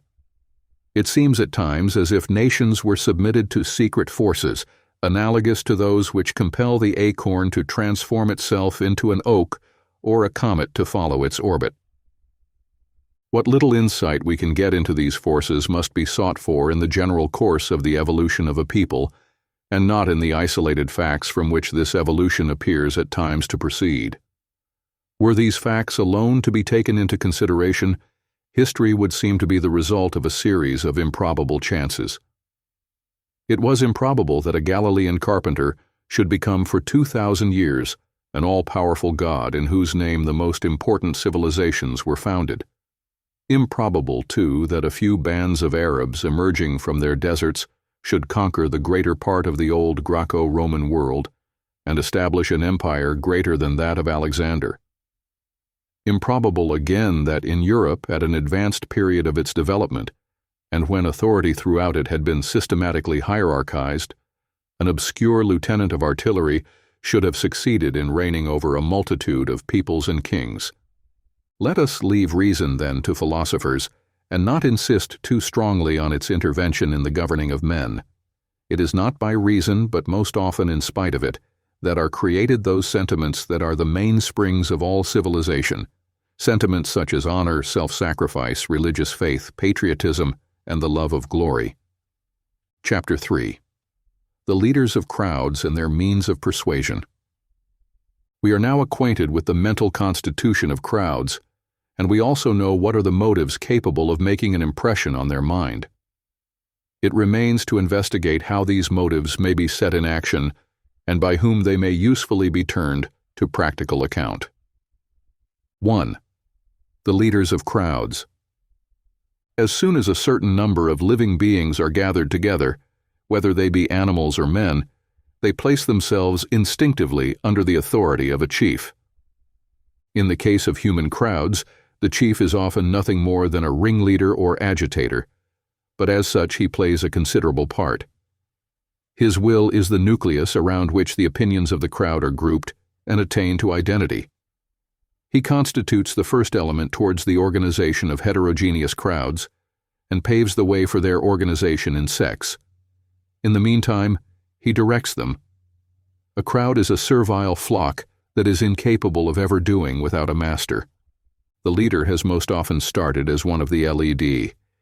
He has himself been hypnotized by the idea, whose apostle he has since become. It has taken possession of him to such a degree that everything outside it vanishes, and that every contrary opinion appears to him an error or a superstition. An example in point is Robespierre, hypnotized by the philosophical ideas of Rousseau, and employing the methods of the Inquisition to propagate them. The leaders we speak of are more frequently men of action than thinkers. They are not gifted with keen foresight, nor could they be, as this quality generally conduces to doubt and inactivity. They are especially recruited from the ranks of those morbidly nervous, excitable, half-deranged persons who are bordering on madness. However absurd may be the idea they uphold or the goal they pursue, their convictions are so strong that all reasoning is lost upon them. Contempt and persecution do not affect them, or only serve to excite them the more. They sacrifice their personal interest, their family, everything.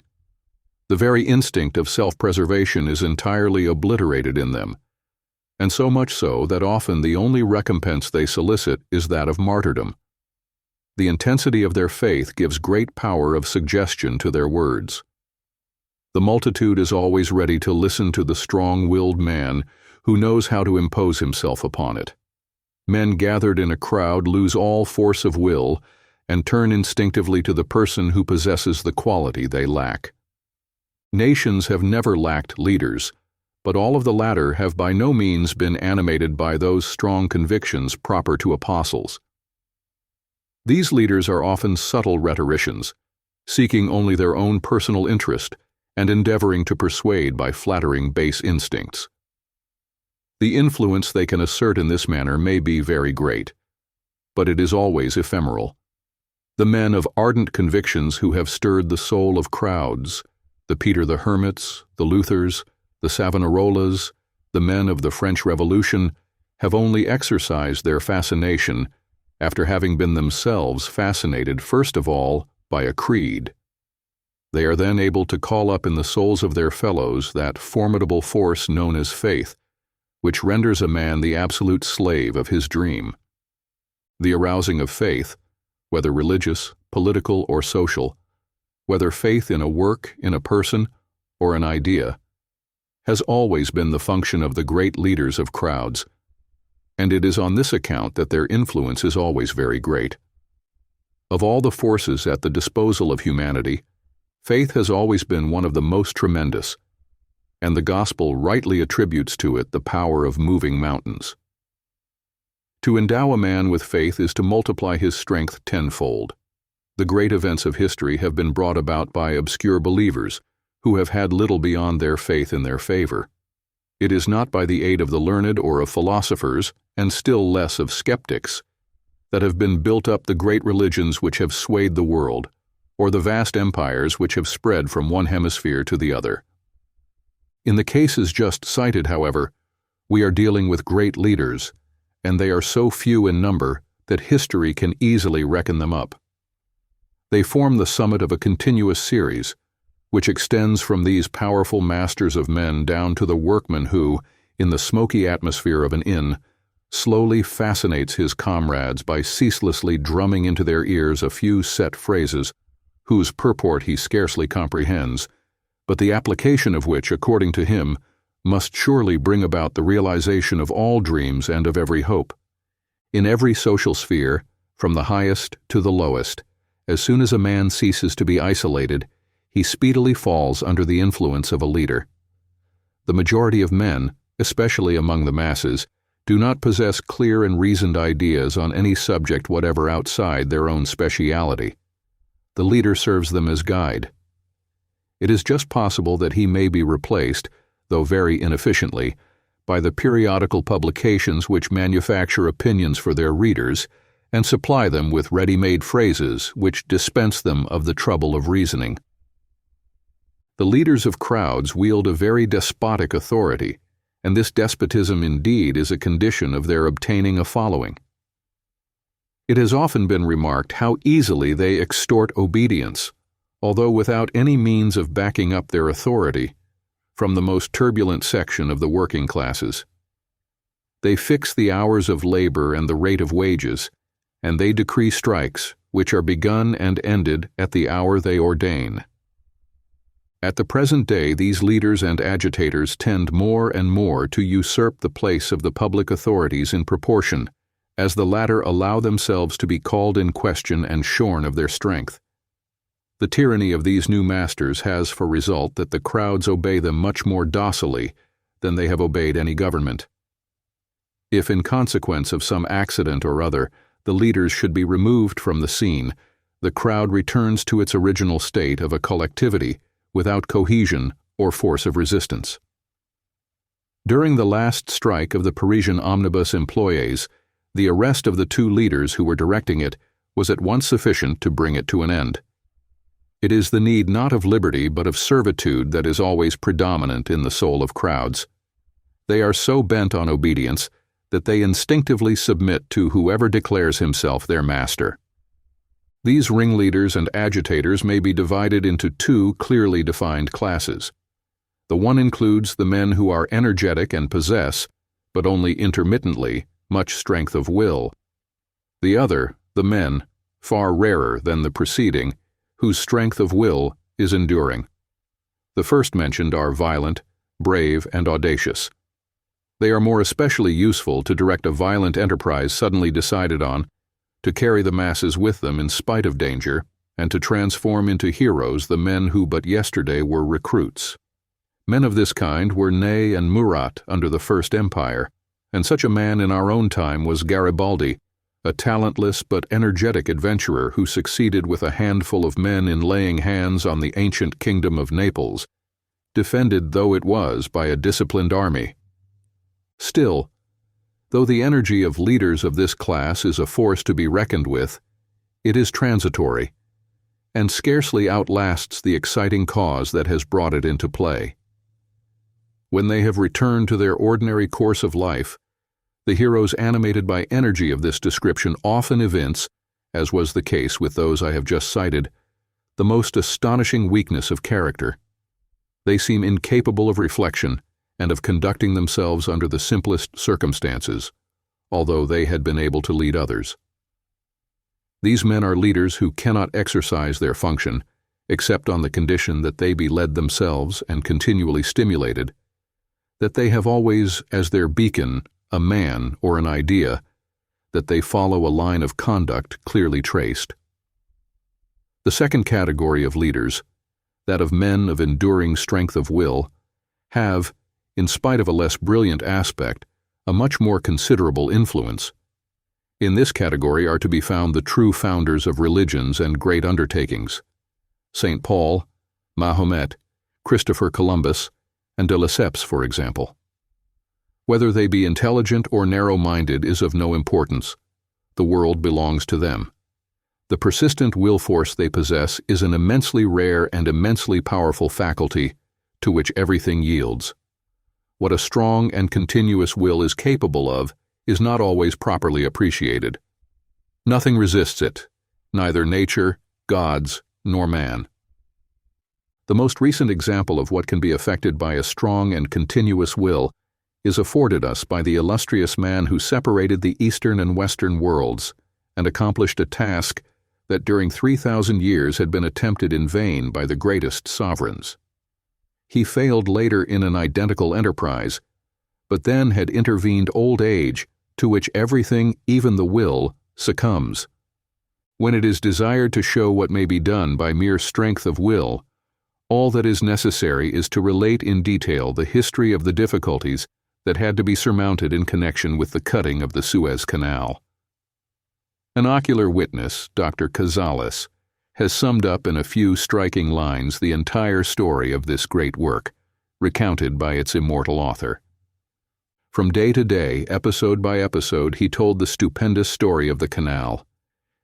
He told of all he had had to vanquish, of the impossible he had made possible, of all the opposition he encountered, of the coalition against him, and the disappointments, the reverses, the defeats which had been unavailing to discourage or depress him. He recalled how England had combated him, attacking him without cessation, how Egypt and France had hesitated, how the French consul had been foremost in his opposition to the early stages of the work, and the nature of the opposition he had met with, the attempt to force his workmen to desert from thirst by refusing them fresh water, how the Minister of Marine and the engineers, all responsible men of experienced and scientific training, had naturally all been hostile, were all certain on scientific grounds that disaster was at hand, had calculated its coming, foretelling it for such a day and hour as an eclipse is foretold. The book which relates the lives of all these great leaders would not contain many names, but these names have been bound up with the most important events in the history of civilization. 2.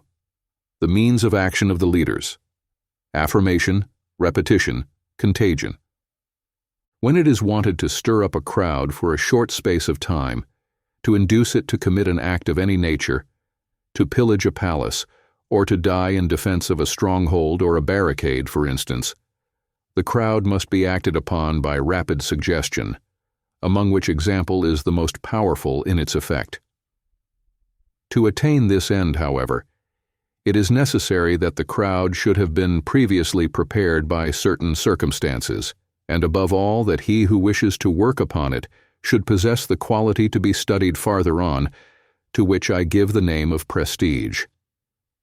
When, however, it is proposed to imbue the mind of a crowd with ideas and beliefs, with modern social theories, for instance, the leaders have recourse to different expedients. The principal of them are 3 in number and clearly defined: affirmation, repetition, and contagion. Their action is somewhat slow, but its effects, once produced, are very lasting.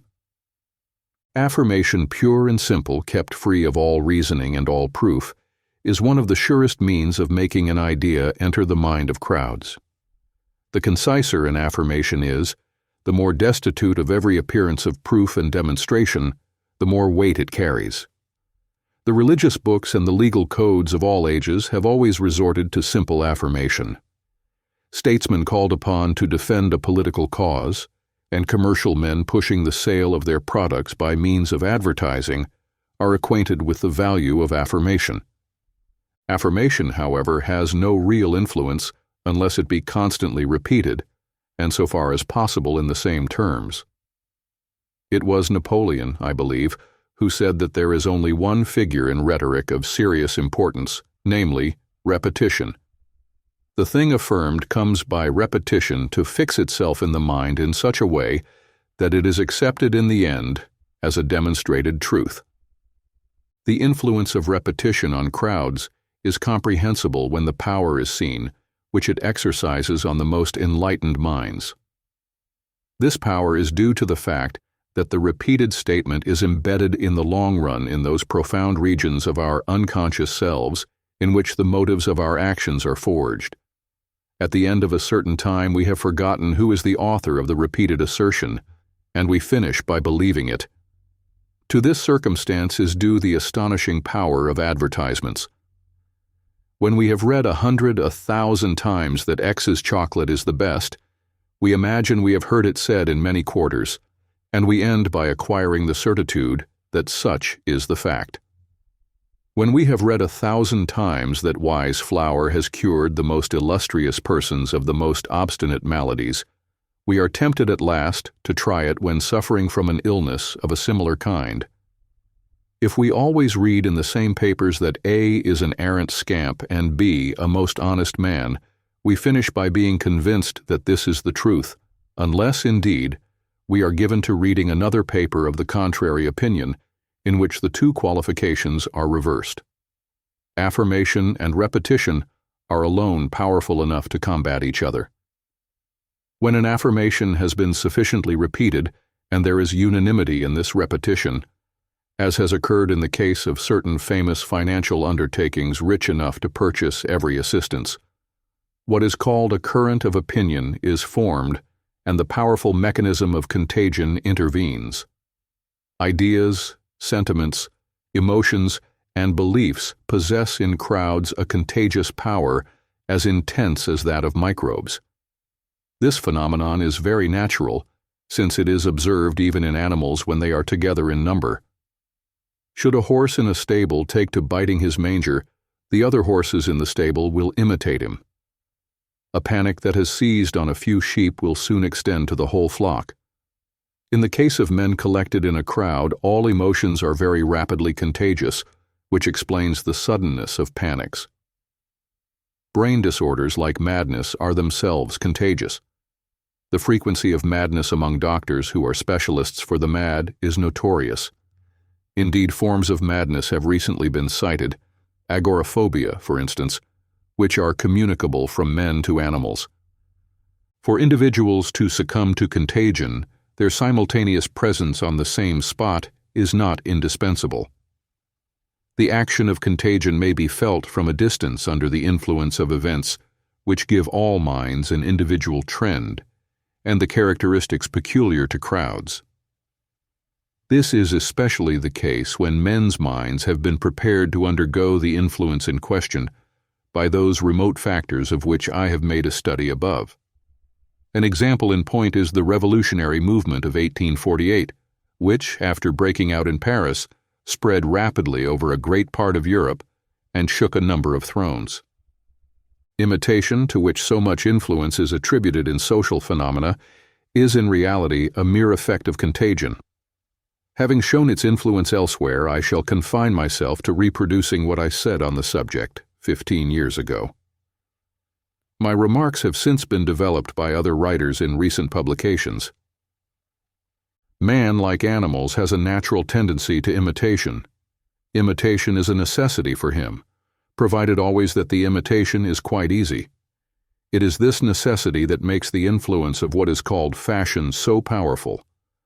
Whether in the matter of opinions, ideas, literary manifestations, or merely of dress, how many persons are bold enough to run counter to the fashion? It is by examples, not by arguments, that crowds are guided. At every period there exists a small number of individualities which react upon the remainder and are imitated by the unconscious mass. It is needful, however, that these individualities should not be in too pronounced disagreement with received ideas. Were they so, to imitate them would be too difficult, and their influence would be nil. For this very reason, men who are too superior to their epoch are generally without influence upon it. The line of separation is too strongly marked. For the same reason, two Europeans, in spite of all the advantages of their civilization, have so insignificant an influence on Eastern people. They differ from them to too great an extent.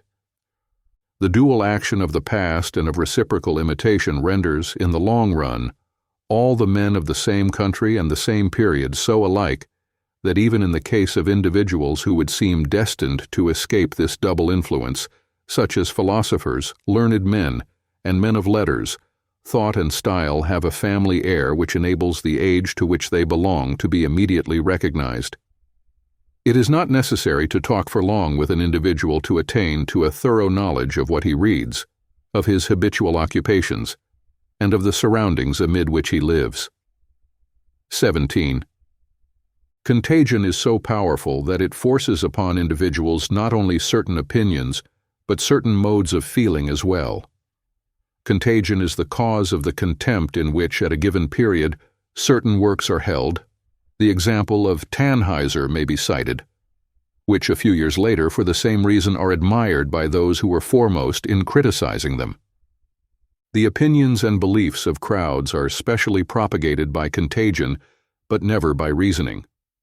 The conceptions at present rife among the working classes have been acquired at the public house as the result of affirmation, repetition, and contagion, and indeed the mode of creation of the beliefs of crowds of every age has scarcely been different. Renan justly institutes a comparison between the first founders of Christianity and the socialist working men spreading their ideas from public house to public house, while Voltaire had already observed in connection with the Christian religion that for more than 100 years it was only embraced by the vilest riffraff.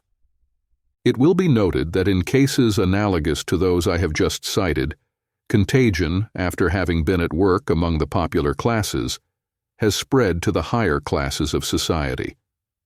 This is what we see happening at the present day with regard to the socialist doctrines which are beginning to be held by those who will yet be their first victims.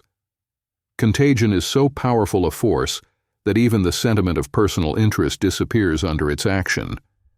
This is the explanation of the fact that every opinion adopted by the populace always ends in implanting itself with great vigor in the highest social strata, however obvious be the absurdity of the triumphant opinion. This reaction of the lower upon the higher social classes is the more curious, owing to the circumstance that the beliefs of the crowd always have their origin to a greater or less extent in some higher idea, which has often remained without influence in the sphere in which it was evolved. Leaders and agitators, subjugated by this higher idea, take hold of it, distort it, and create a sect which distorts it afresh, and then propagates it amongst the masses, who carry the process of deformation still further. Become a popular truth, the idea returns, as it were, to its source, and exerts an influence on the upper classes of a nation. In the long run, it is intelligence that shapes the destiny of the world, but very indirectly. The philosophers who evolve ideas have long since returned to dust, when, as the result of the process I have just described, the fruit of their reflection ends by triumphing. Third prestige. Great power is given to ideas propagated by affirmation, repetition, and contagion by the circumstance that they acquire in time that mysterious force known as prestige. Whatever has been a ruling power in the world, whether it be ideas or men, has in the main enforced its authority by means of that irresistible force expressed by the word prestige. The term is one whose meaning is grasped by everybody, but the word is employed in ways too different for it to be easy to define it. Prestige may involve such sentiments as admiration or fear. Occasionally, even these sentiments are its basis, but it can perfectly well exist without them. The greatest measure of prestige is possessed by the dead, by beings, that is, of whom we do not stand in fear, by Alexander, Caesar, Mahomet, and Buddha, for example. On the other hand, there are fictive beings whom we do not admire, the monstrous divinities of the subterranean temples of India, for instance, but who strike us nevertheless as endowed with a great prestige. Prestige in reality is a sort of domination exercised on our mind by an individual, a work, or an idea. This domination entirely paralyzes our critical faculty and fills our soul with astonishment and respect.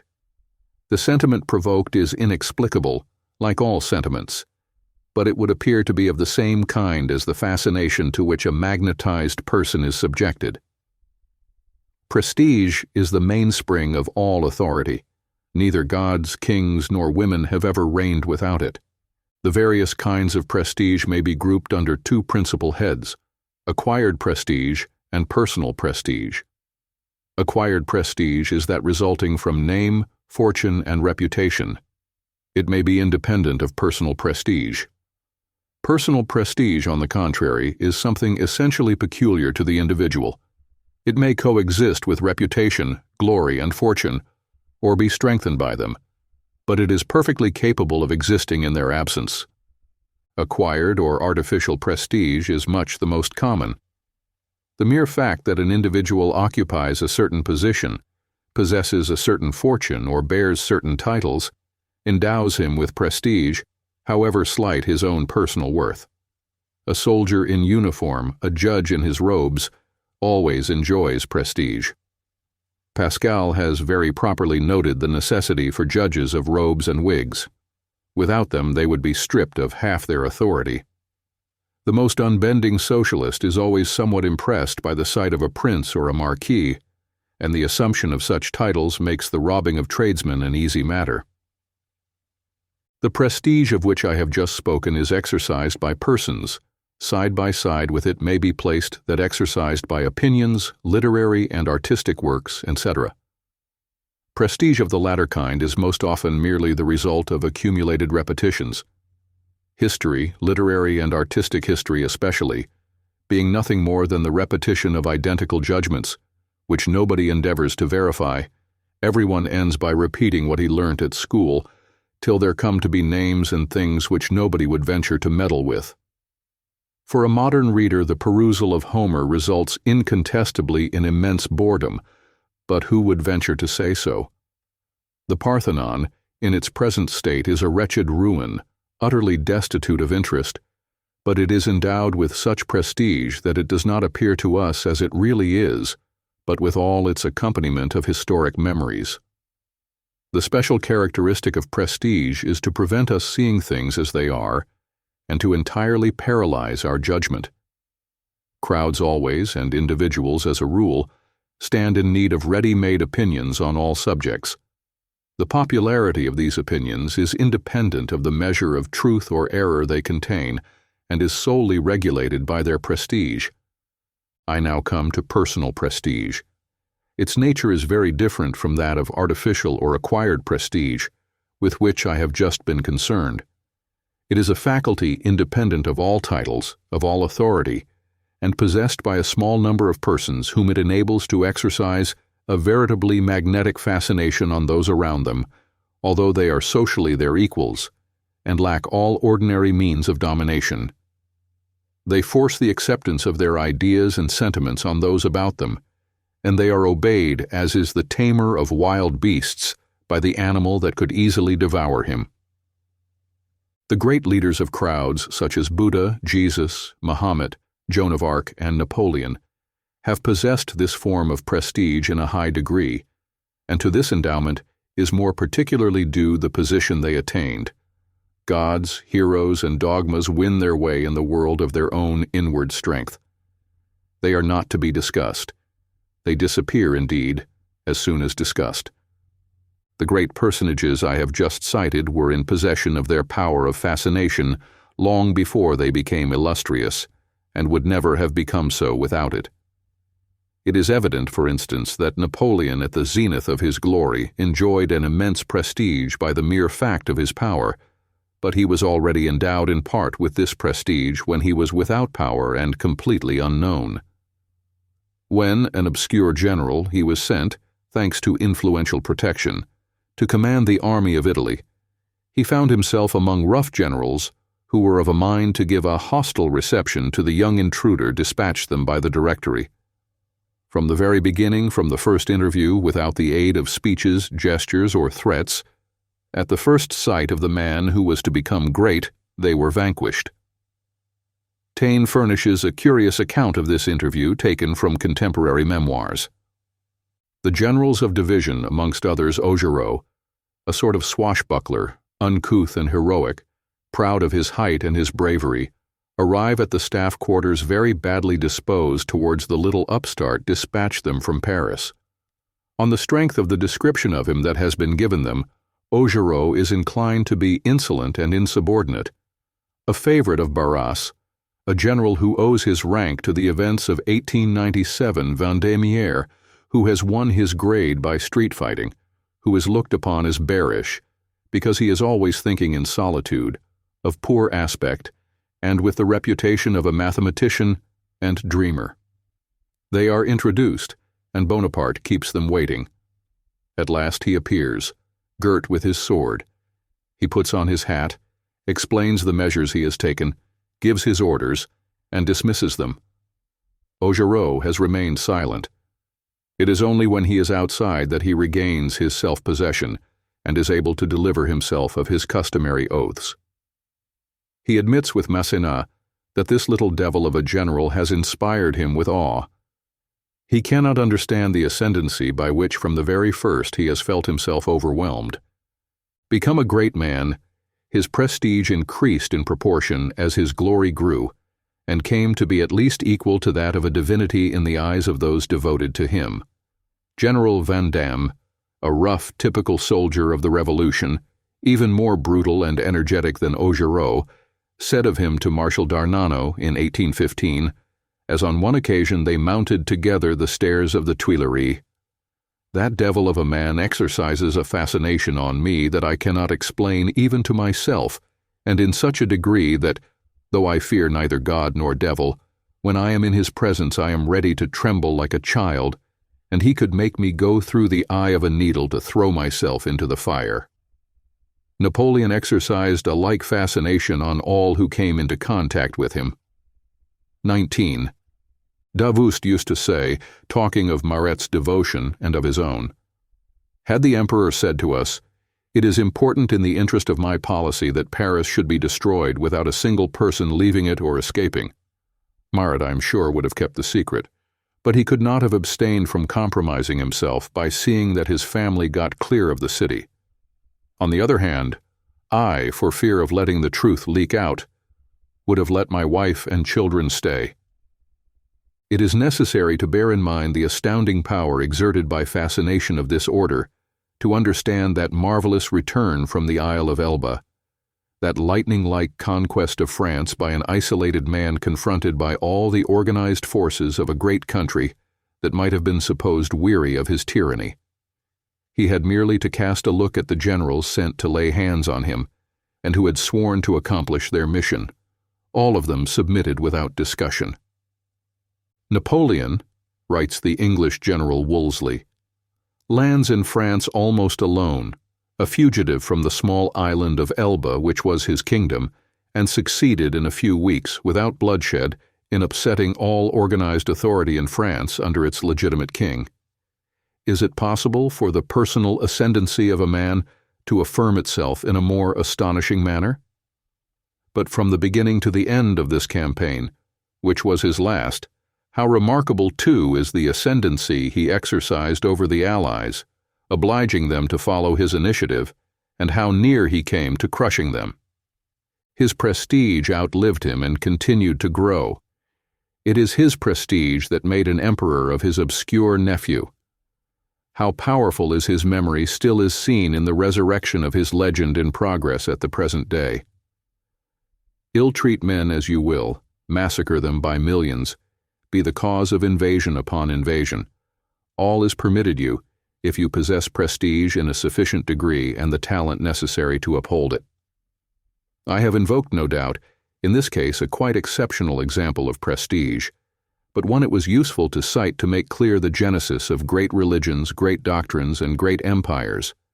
Were it not for the power exerted on the crowd by prestige, such growths would be incomprehensible.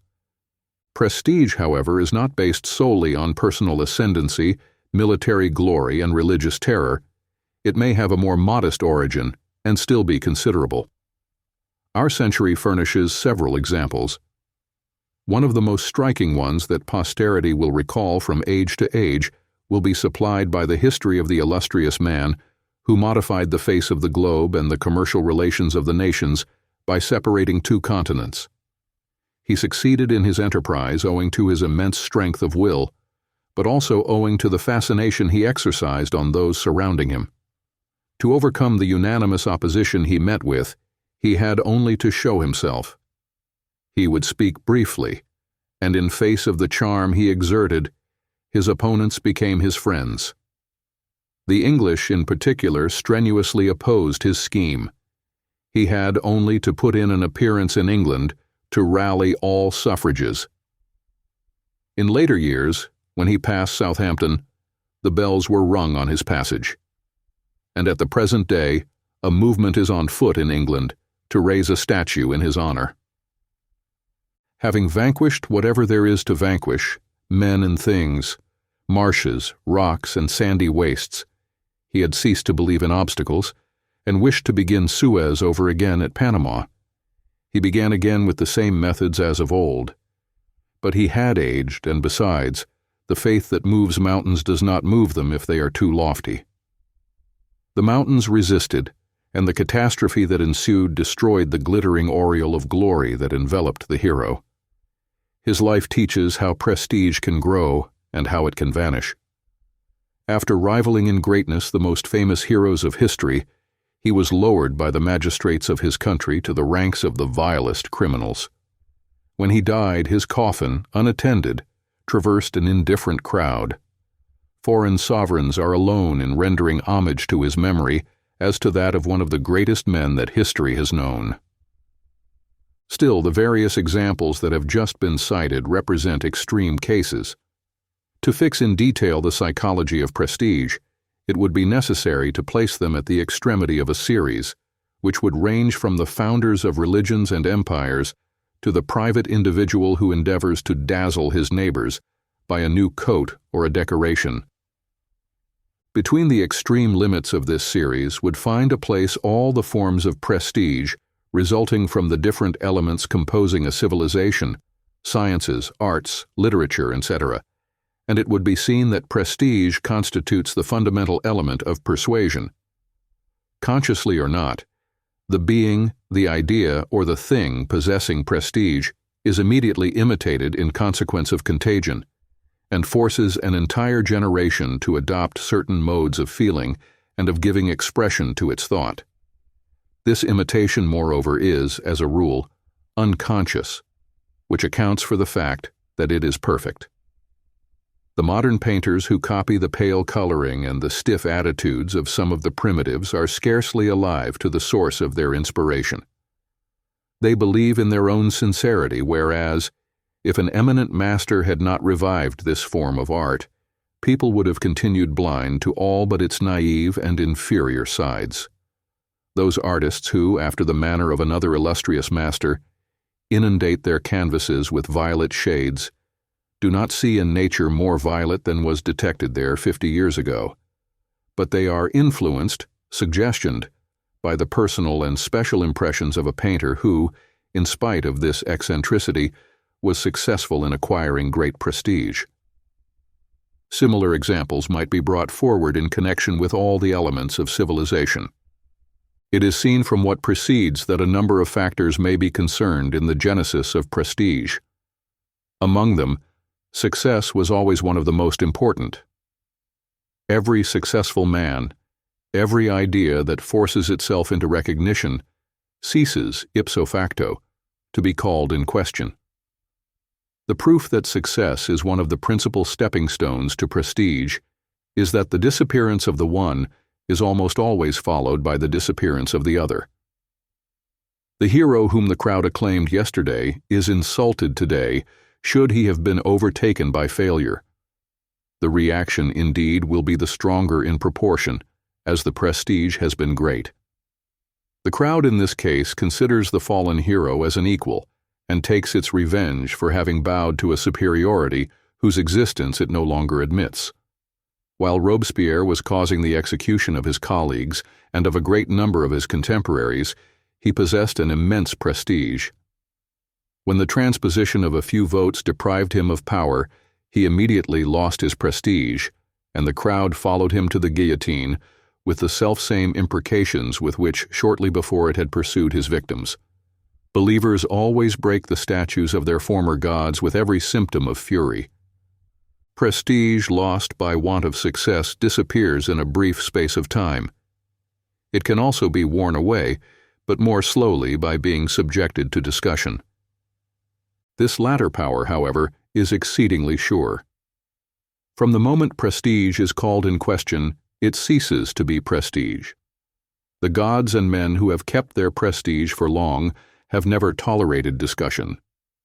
For the crowd to admire, it must be kept at a distance. Chapter 4. Limitations of the variability of the beliefs and opinions of crowds. 1. Fixed beliefs. A close parallel exists between the anatomical and psychological characteristics of living beings. In these anatomical characteristics, certain invariable or slightly variable elements are met with to change which the lapse is necessary of geological ages.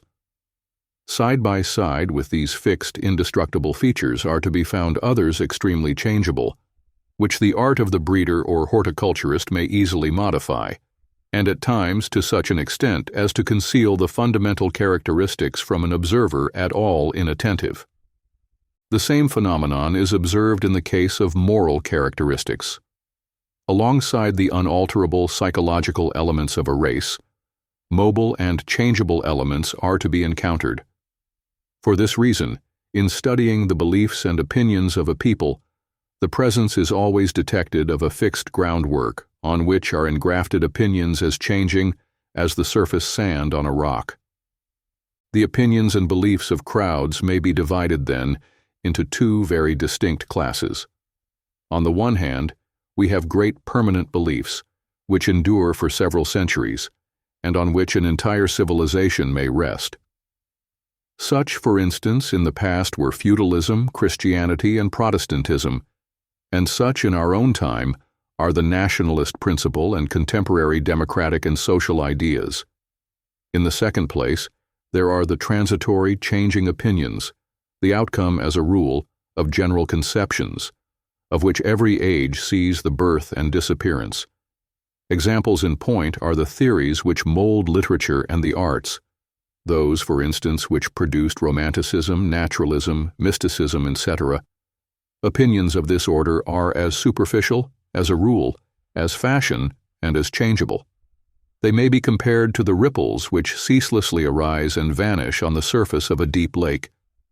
The great generalized beliefs are very restricted in number. Their rise and fall form the culminating points of the history of every historic race. They constitute the real framework of civilization. It is easy to imbue the mind of crowds with a passing opinion, but very difficult to implant therein a lasting belief. However, a belief of this latter description once established, it is equally difficult to uproot it. It is usually only to be changed at the cost of violent revolutions. Even revolutions can only avail when the belief has almost entirely lost its sway over men's minds. In that case, revolutions serve to finally sweep away what had already been almost cast aside, though the force of habit prevented its complete abandonment. The beginning of a revolution is in reality the end of a belief. The precise moment at which a great belief is doomed is easily recognizable. It is the moment when its value begins to be called in question. Every general belief being little else than a fiction, it can only survive on the condition that it be not subjected to examination. But even when a belief is severely shaken, the institutions to which it has given rise retain their strength and disappear but slowly. Finally, when the belief has completely lost its force, all that rested upon it is soon involved in ruin. As yet, a nation has never been able to change its beliefs without being condemned at the same time to transform all the elements of its civilization. The nation continues this process of transformation until it has alighted on and accepted a new general belief. Until this juncture, it is perforce in a state of anarchy. General beliefs are the indispensable pillars of civilizations. They determine the trend of ideas. They alone are capable of inspiring faith and creating a sense of duty. Nations have always been conscious of the utility of acquiring general beliefs, and have instinctively understood that their disappearance would be the signal for their own decline. In the case of the Romans, the fanatical cult of Rome was the belief that made them masters of the world, and when the belief had died out, Rome was doomed to die. As for the barbarians who destroyed the Roman civilization, it was only when they had acquired certain commonly accepted beliefs that they attained a measure of cohesion and emerged from anarchy. Plainly, it is not for nothing that nations have always displayed intolerance in the defense of their opinions. This intolerance, open as it is to criticism from the philosophic standpoint, represents in the life of a people the most necessary of virtues.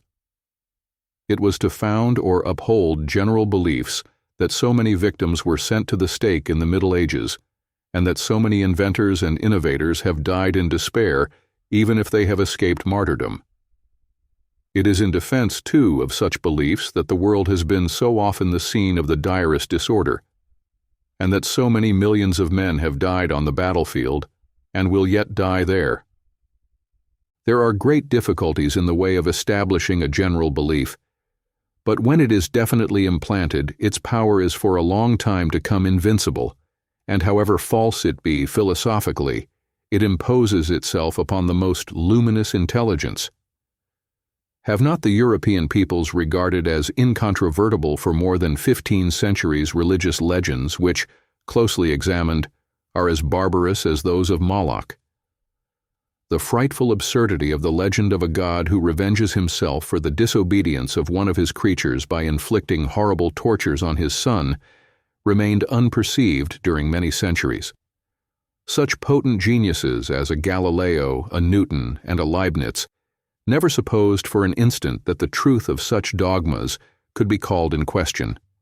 Nothing can be more typical than this fact of the hypnotizing effect of general beliefs, but at the same time nothing can mark more decisively the humiliating limitations of our intelligence. As soon as a new dogma is implanted in the mind of crowds, it becomes the source of inspiration, whence are evolved its institutions, arts, and mode of existence. The sway it exerts over men's minds under these circumstances is absolute. Men of action have no thought beyond realizing the accepted belief, legislators beyond applying it, while philosophers, artists, and men of letters are solely preoccupied with its expression under various shapes. From the fundamental belief, transient accessory ideas may arise, but they always bear the impress of the belief from which they have sprung. The Egyptian civilization, the European civilization of the Middle Ages, the Muslim civilization of the Arabs, are all the outcome of a small number of religious beliefs which have left their mark on the least important elements of these civilizations and allow of their immediate recognition. Thus it is that, thanks to general beliefs, the men of every age are enveloped in a network of traditions, opinions, and customs which render them all alike, and from whose yoke they cannot extricate themselves. Men are guided in their conduct above all by their beliefs and by the customs that are the consequence of those beliefs. These beliefs and customs regulate the smallest acts of our existence, and the most independent spirit cannot escape their influence. The tyranny exercised unconsciously on men's minds is the only real tyranny, because it cannot be fought against.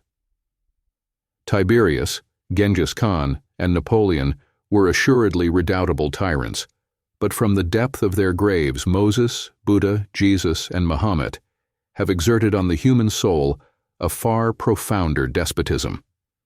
A conspiracy may overthrow a tyrant, but what can it avail against a firmly established belief? In its violent struggle with Roman Catholicism, it is the French Revolution that has been vanquished, and this in spite of the fact that the sympathy of the crowd was apparently on its side, and in spite of recourse to destructive measures as pitiless as those of the Inquisition. The only real tyrants that humanity has known have always been the memories of its dead or the illusions it has forged itself. The philosophic absurdity that often marks general beliefs has never been an obstacle to their triumph. Indeed, the triumph of such beliefs would seem impossible unless on the condition that they offer some mysterious absurdity. In consequence, the evident weakness of the socialist beliefs of today will not prevent them triumphing among the masses. Their real inferiority to all religious beliefs is solely the result of this consideration, that the ideal of happiness offered by the latter being realizable only in a future life, it was beyond the power of anybody to contest it. The socialist ideal of happiness being intended to be realized on earth, the vanity of its promises will at once appear as soon as the first efforts towards their realization are made, and simultaneously the new belief will entirely lose its prestige. Its strength, in consequence, will only increase until the day when, having triumphed, its practical realization shall commence. For this reason, while the new religion exerts to begin with, like all those that have preceded it, a destructive influence, it will be unable in the future to play a creative part. 2. The changeable opinions of crowds. Above the substratum of fixed beliefs, whose power we have just demonstrated, is found an overlying growth of opinions, ideas, and thoughts, which are incessantly springing up and dying out. Some of them exist but for a day, and the more important, scarcely outlive a generation. We have already noted that the changes which supervene in opinions of this order are at times far more superficial than real, and that they are always affected by racial considerations. When examining, for instance, the political institutions of France, we showed that parties to all appearance utterly distinct, royalists, radicals, imperialists, socialists, etc., have an ideal absolutely identical, and that this ideal is solely dependent on the mental structure of the French race, since a quite contrary ideal is found under analogous names among other races. Neither the name given to opinions nor deceptive adaptations alter the essence of things. The men of the Great Revolution, saturated with Latin literature, who, their eyes fixed on the Roman Republic, adopted its laws, its fasces, and its togas, did not become Romans because they were under the empire of a powerful historical suggestion. The task of the philosopher is to investigate what it is which subsists of ancient beliefs beneath their apparent changes, and to identify amid the moving flux of opinions the part determined by general beliefs and the genius of the race. In the absence of this philosophic test, it might be supposed that crowds change their political or religious beliefs frequently and at will. All history, whether political, religious, artistic, or literary, seems to prove that such is the case. As an example, let us take a very short period of French history, merely that from 1790 to 1820, a period of 30 years' duration, that of a generation. In the course of it, we see the crowd at first monarchical become very revolutionary, then very imperialist, and again very monarchical. In the matter of religion, it gravitates in the same lapse of time from Catholicism to atheism, then towards deism, and then returns to the most pronounced forms of Catholicism. These changes take place not only amongst the masses, but also amongst those who direct them. We observe with astonishment the prominent men of the Convention, the sworn enemies of kings, men who would have neither gods nor masters, become the humble servants of Napoleon, and afterwards, under Louis XVI, piously carry candles in religious processions. Numerous, too, are the changes in the opinions of the crowd in the course of the following 70 years. The perfidious Albion of the opening of the century is the ally of France under Napoleon's heir. Russia, twice invaded by France, which looked on with satisfaction at French reverses, becomes its friend. In literature, art, and philosophy, the successive evolutions of opinion are more rapid still. Romanticism, naturalism, mysticism, and so on spring up and die out in turn. The artist and the writer applauded yesterday are treated on the morrow with profound contempt. When, however, we analyze all these changes in appearance so far-reaching, what do we find? All those that are in opposition with the general beliefs and sentiments of the race are of transient duration, and the diverted stream soon resumes its course.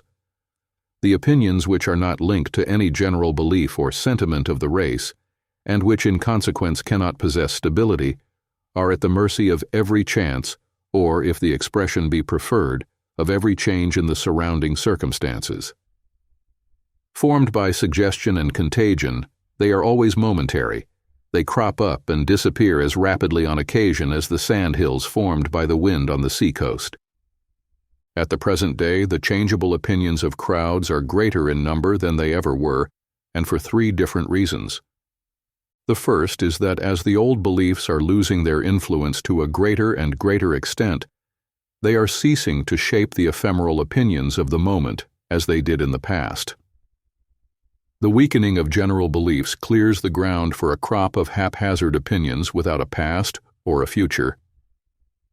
The second reason is that the power of crowds being on the increase, and this power being less and less counterbalanced, the extreme mobility of ideas, which we have seen to be a peculiarity of crowds, can manifest itself without let or hindrance.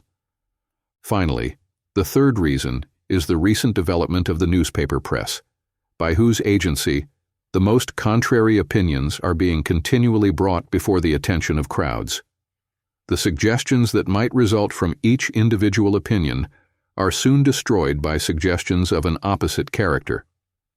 The consequence is that no opinion succeeds in becoming widespread, and that the existence of all of them is ephemeral. An opinion nowadays dies out before it has found a sufficiently wide acceptance to become general. A phenomenon quite new in the world's history, and most characteristic of the present age, has resulted from these different causes. I allude to the powerlessness of governments to direct opinion. In the past, and in no very distant past, the action of governments and the influence of a few writers and a very small number of newspapers constituted the real reflectors of public opinion. Today, the writers have lost all influence and the newspapers only reflect opinion. As for statesmen, far from directing opinion, their only endeavor is to follow it. They have a dread of opinion, which amounts at times to terror, and causes them to adopt an utterly unstable line of conduct. The opinion of crowds tends, then, more and more to become the supreme guiding principle in politics. It goes so far today as to force on alliances, as has been seen recently in the case of the Franco-Russian alliance, which is solely the outcome of a popular movement. A curious symptom of the present time is to observe popes, kings, and emperors consent to be interviewed as a means of submitting their views on a given subject to the judgment of crowds. Formerly, it might have been correct to say that politics were not a matter of sentiment. Can the same be said today, when politics are more and more swayed by the impulse of changeable crowds who are uninfluenced by reason and can only be guided by sentiment? As to the press, which formerly directed opinion, it has had, like governments, to humble itself before the power of crowds. It wields, no doubt, a considerable influence, but only because it is exclusively the reflection of the opinions of crowds and of their incessant variations. Become a mere agency for the supply of information, the press has renounced all endeavor to enforce an idea or a doctrine. It follows all the changes of public thought, obliged to do so by the necessities of competition under pain of losing its readers. The old staid and influential organs of the past, such as the Constitutionnel, the Débat, or the Siècle, which were accepted as oracles by the preceding generation, have disappeared or have become typical modern papers, in which a maximum of news is sandwiched in between light articles, society gossip, and financial puffs. There can be no question today of a paper rich enough to allow its contributors to air their personal opinions, and such opinions would be of slight weight, with readers who only ask to be kept informed or to be amused, and who suspect every affirmation of being prompted by motives of speculation. Even the critics have ceased to be able to assure the success of a book or a play. They are capable of doing harm, but not of doing a service. The papers are so conscious of the uselessness of everything in the shape of criticism or personal opinion that they have reached the point of suppressing literary criticism, confining themselves to citing the title of a book and appending a puff of 2 or 3 lines. The close watching of the course of opinion has become today the principal preoccupation of the press and of governments. The effect produced by an event, a legislative proposal, a speech, is without intermission what they require to know, and the task is not easy, for nothing is more mobile and changeable than the thought of crowds, and nothing more frequent than to see them execrate today what they applauded yesterday. This total absence of any sort of direction of opinion, and at the same time the destruction of general beliefs, have had for final result an extreme divergency of convictions of every order, and a growing indifference on the part of crowds to everything that does not plainly touch their immediate interests. Questions of doctrine, such as socialism, only recruit champions boasting genuine convictions among the quite illiterate classes, among the workers in mines and factories, for instance. Members of the lower middle class and working men possessing some degree of instruction have either become utterly skeptical or extremely unstable in their opinions. The evolution which has been effected in this direction in the last 25 years is striking. During the preceding period, comparatively near us though it is, opinions still had a certain general trend. They had their origin in the acceptance of some fundamental belief. By the mere fact that an individual was a monarchist, he possessed inevitably certain clearly defined ideas in history as well as in science, while by the mere fact that he was a republican, his ideas were quite contrary. A monarchist was well aware that men are not descended from monkeys, and a republican was not less well aware that such is in truth their descent. It was the duty of the monarchist to speak with horror, and of the republican to speak with veneration, of the great revolution. There were certain names, such as those of Robespierre and Marat, that had to be uttered with an air of religious devotion, and other names, such as those of Caesar, Augustus, or Napoleon, that ought never to be mentioned unaccompanied by a torrent of invective. Even in the French Sorbonne, this ingenuous fashion of conceiving history was general. At the present day, as the result of discussion and analysis, all opinions are losing their prestige. Their distinctive features are rapidly worn away, and few survive capable of arousing our enthusiasm. The man of modern times is more and more a prey to indifference. The general wearing away of opinions should not be too greatly deplored. That it is a symptom of decadence in the life of a people cannot be contested. It is certain that men of immense, of almost supernatural insight, that apostles, leaders of crowds, men, in a word, of genuine and strong convictions, exert a far greater force than men who deny, who criticize, or who are indifferent. But it must not be forgotten that, given the power possessed at present by crowds, were a single opinion to acquire sufficient prestige to enforce its general acceptance, it would soon be endowed with so tyrannical a strength that everything would have to bend before it, and the era of free discussion would be closed for a long time. Crowds are occasionally easygoing masters, as were Heliogabalus and Tiberius, but they are also violently capricious. A civilization, when the moment has come for crowds to acquire a high hand over it, is at the mercy of too many chances to endure for long. Could anything postpone for a while the hour of its ruin, it would be precisely the extreme instability of the opinions of crowds and their growing indifference with respect to all general beliefs.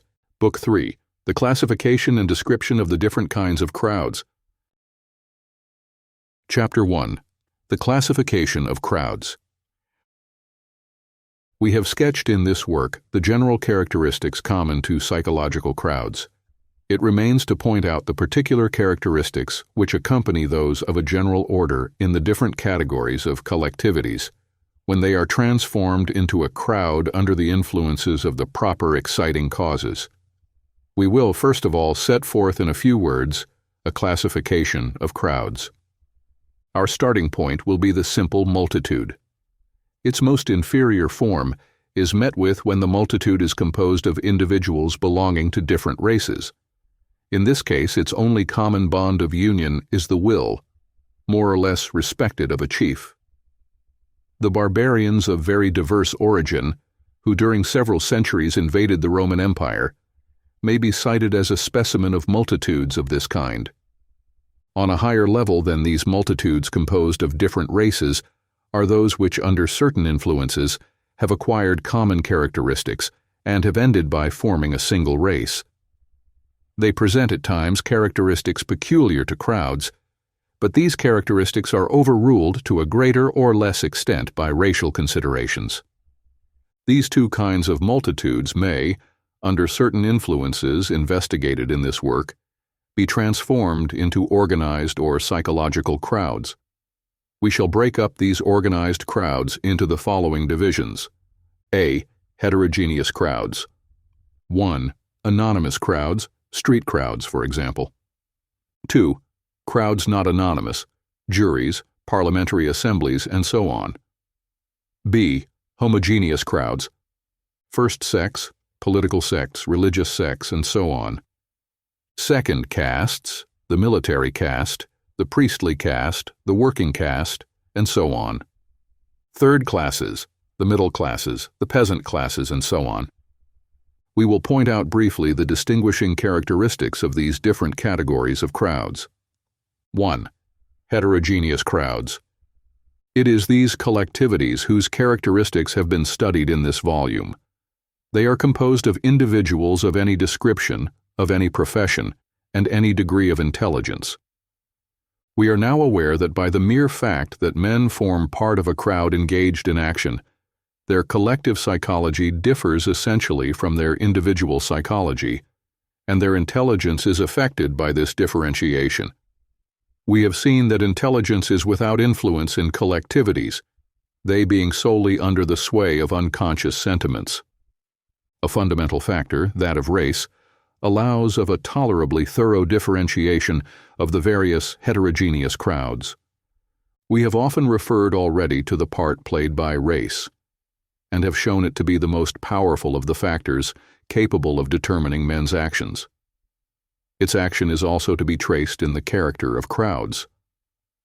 A crowd composed of individuals assembled at haphazard, but all of them Englishmen or Chinamen, will differ widely from another crowd also composed of individuals of any and every description, but of other races, Russians, Frenchmen, or Spaniards, for example. The wide divergencies which their inherited mental constitution creates in men's modes of feeling and thinking at once come into prominence when, which rarely happens, circumstances gather together in the same crowd and in fairly equal proportions individuals of different nationality, and this occurs, however identical in appearance, be the interests which provoked the gathering. The efforts made by the socialists to assemble in great congresses the representatives of the working-class populations of different countries have always ended in the most pronounced discord. A Latin crowd, however revolutionary or however conservative it be supposed, will invariably appeal to the intervention of the state to realize its demands.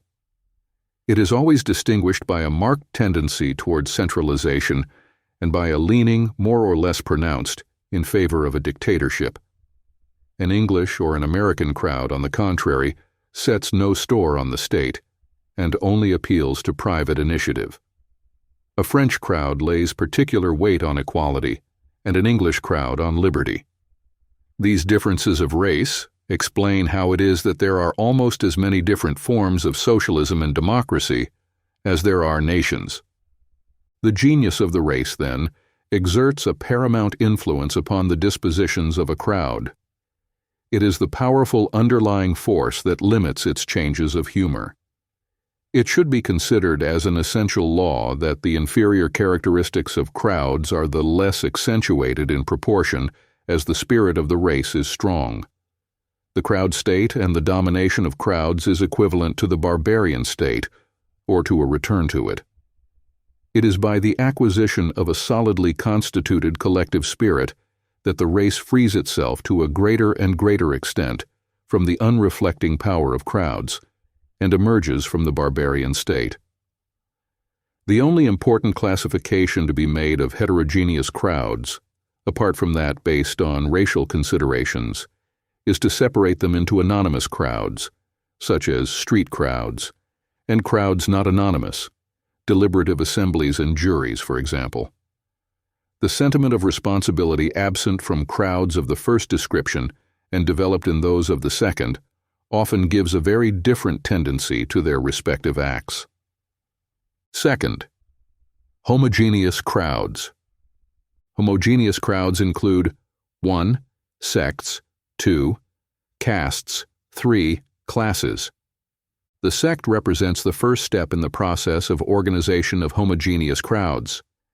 A sect includes individuals differing greatly as to their education, their professions, and the class of society to which they belong, and with their common beliefs as the connecting link. Examples in point are religious and political sects. The caste represents the highest degree of organization of which the crowd is susceptible.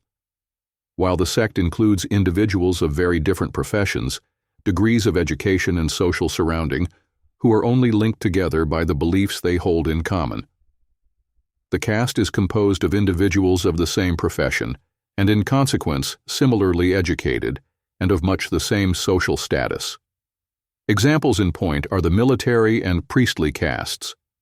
The class is formed of individuals of diverse origin, linked together not by a community of beliefs, as are the members of a sect, or by common professional occupations, as are the members of a caste, but by certain interests and certain habits of life and education almost identical. The middle class and the agricultural class are examples. Being only concerned in this work with heterogeneous crowds, and reserving the study of homogeneous crowds, sects, castes, and classes for another volume, I shall not insist here on the characteristics of crowds of this latter kind. I shall conclude this study of heterogeneous crowds by the examination of a few typical and distinct categories of crowds. Chapter 2. Crowds termed criminal crowds. Owing to the fact that crowds, after a period of excitement, enter upon a purely automatic and unconscious state in which they are guided by suggestion, it seems difficult to qualify them in any case as criminal. I only retain this erroneous qualification because it has been definitely brought into vogue by recent psychological investigations. Certain acts of crowds are assuredly criminal, if considered merely in themselves, but criminal in that case in the same way as the act of a tiger devouring a Hindu, after allowing its young to maul him for their amusement. The usual motive of the crimes of crowds is a powerful suggestion, and the individuals who take part in such crimes are afterwards convinced that they have acted in obedience to duty, which is far from being the case with the ordinary criminal. The history of the crimes committed by crowds illustrates what precedes. The murder of M. Delaunay, the governor of the Bastille, may be cited as a typical example.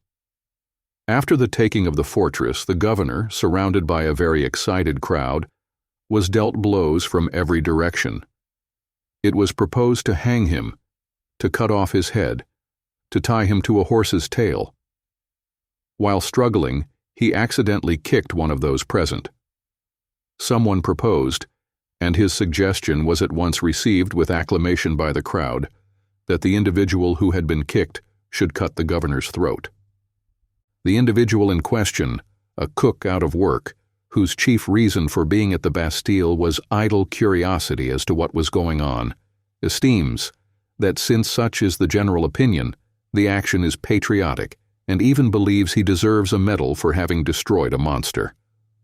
With a sword that is lent him, he strikes the bared neck, but the weapon being somewhat blunt and not cutting, he takes from his pocket a small black-handled knife, and, in his capacity of cook, he would be experienced in cutting up meat, successfully effects the operation.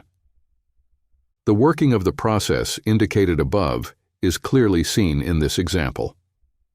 We have obedience to a suggestion, which is all the stronger because of its collective origin, and the murderer's conviction that he has committed a very meritorious act, a conviction the more natural seeing that he enjoys the unanimous approval of his fellow citizens. An act of this kind may be considered crime legally, but not psychologically. The general characteristics of criminal crowds are precisely the same as those we have met with in all crowds: openness to suggestion, credulity, mobility, the exaggeration of the sentiments, good or bad, the manifestation of certain forms of morality, etc. We shall find all these characteristics present in a crowd which has left behind it in French history the most sinister memories: the crowd which perpetrated the September massacres. In point of fact, it offers much similarity with the crowd that committed the St. Bartholomew massacres. I borrow the details from the narration of M. Taine, who took them from contemporary sources. It is not known exactly who gave the order or made the suggestion to empty the prisons by massacring the prisoners. Whether it was Danton, as is probable, or another does not matter. The one interesting fact for us is the powerful suggestion received by the crowd charged with the massacre. The crowd of murderers numbered some 300 persons and was a perfectly typical heterogeneous crowd. With the exception of a very small number of professional scoundrels, it was composed in the main of shopkeepers and artisans of every trade: bootmakers, locksmiths, hairdressers, masons, clerks, messengers, etc.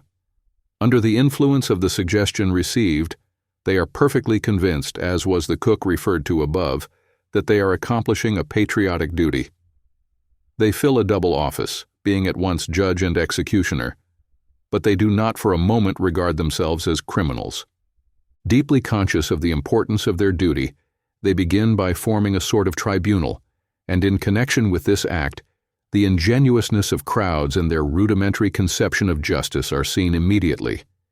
In consideration of the large number of the accused, it is decided that, to begin with, the nobles, priests, officers, and members of the king's household, in a word, all the individuals whose mere profession is proof of their guilt in the eyes of a good patriot, shall be slaughtered in a body, there being no need for a special decision in their case. The remainder shall be judged on their personal appearance and their reputation. In this way, the rudimentary conscience of the crowd is satisfied. It will now be able to proceed legally with the massacre, and to give free scope to those instincts of ferocity whose genesis I have set forth elsewhere, they being instincts which collectivities always have it in them to develop to a high degree. These instincts, however, as is regularly the case in crowds, will not prevent the manifestation of other and contrary sentiments, such as a tender-heartedness often as extreme as the ferocity. They have the expansive sympathy and prompt sensibility of the Parisian working man. At the Abbaye, one of the federates, learning that the prisoners had been left without water for 26 hours, was bent on putting the jailer to death, and would have done so but for the prayers of the prisoners themselves. When a prisoner is acquitted, by the improvised tribunal, every one, guards and slaughterers included, embraces him with transports of joy and applauds frantically, after which the wholesale massacre is recommenced. During its progress, a pleasant gaiety never ceases to reign. There is dancing and singing around the corpses, and benches are arranged for the ladies, delighted to witness the killing of aristocrats. The exhibition continues, moreover, of a special description of justice. A slaughterer at the Abbaye, having complained that the ladies placed at a little distance saw badly, and that only a few of those present had the pleasure of striking the aristocrats, the justice of the observation is admitted, and it is decided that the victims shall be made to pass slowly between 2 rows of slaughterers, who shall be under the obligation to strike with the back of the sword only so as to prolong the agony. At the Prison de la Force, the victims are stripped stark naked and literally carved for half an hour, after which, when everyone has had a good view, they are finished off by a blow that lays bare their entrails. The slaughterers, too, have their scruples, and exhibit that moral sense whose existence in crowds we have already pointed out. They refuse to appropriate the money and jewels of the victims, taking them to the table of the committees. Those rudimentary forms of reasoning, characteristic of the mind of crowds, are always to be traced in all their acts. Thus, after the slaughter of the 1,200 or 1,500 enemies of the nation. Someone makes the remark, and his suggestion is at once adopted, that the other prisons, those containing aged beggars, vagabonds, and young prisoners, hold in reality useless mouths, of which it would be well on that account to get rid. Besides, among them there should certainly be enemies of the people, a woman of the name of Delarue, for instance, the widow of a poisoner. She must be furious at being in prison. If she could, she would set fire to Paris. She must have said so. She has said so. Another good riddance.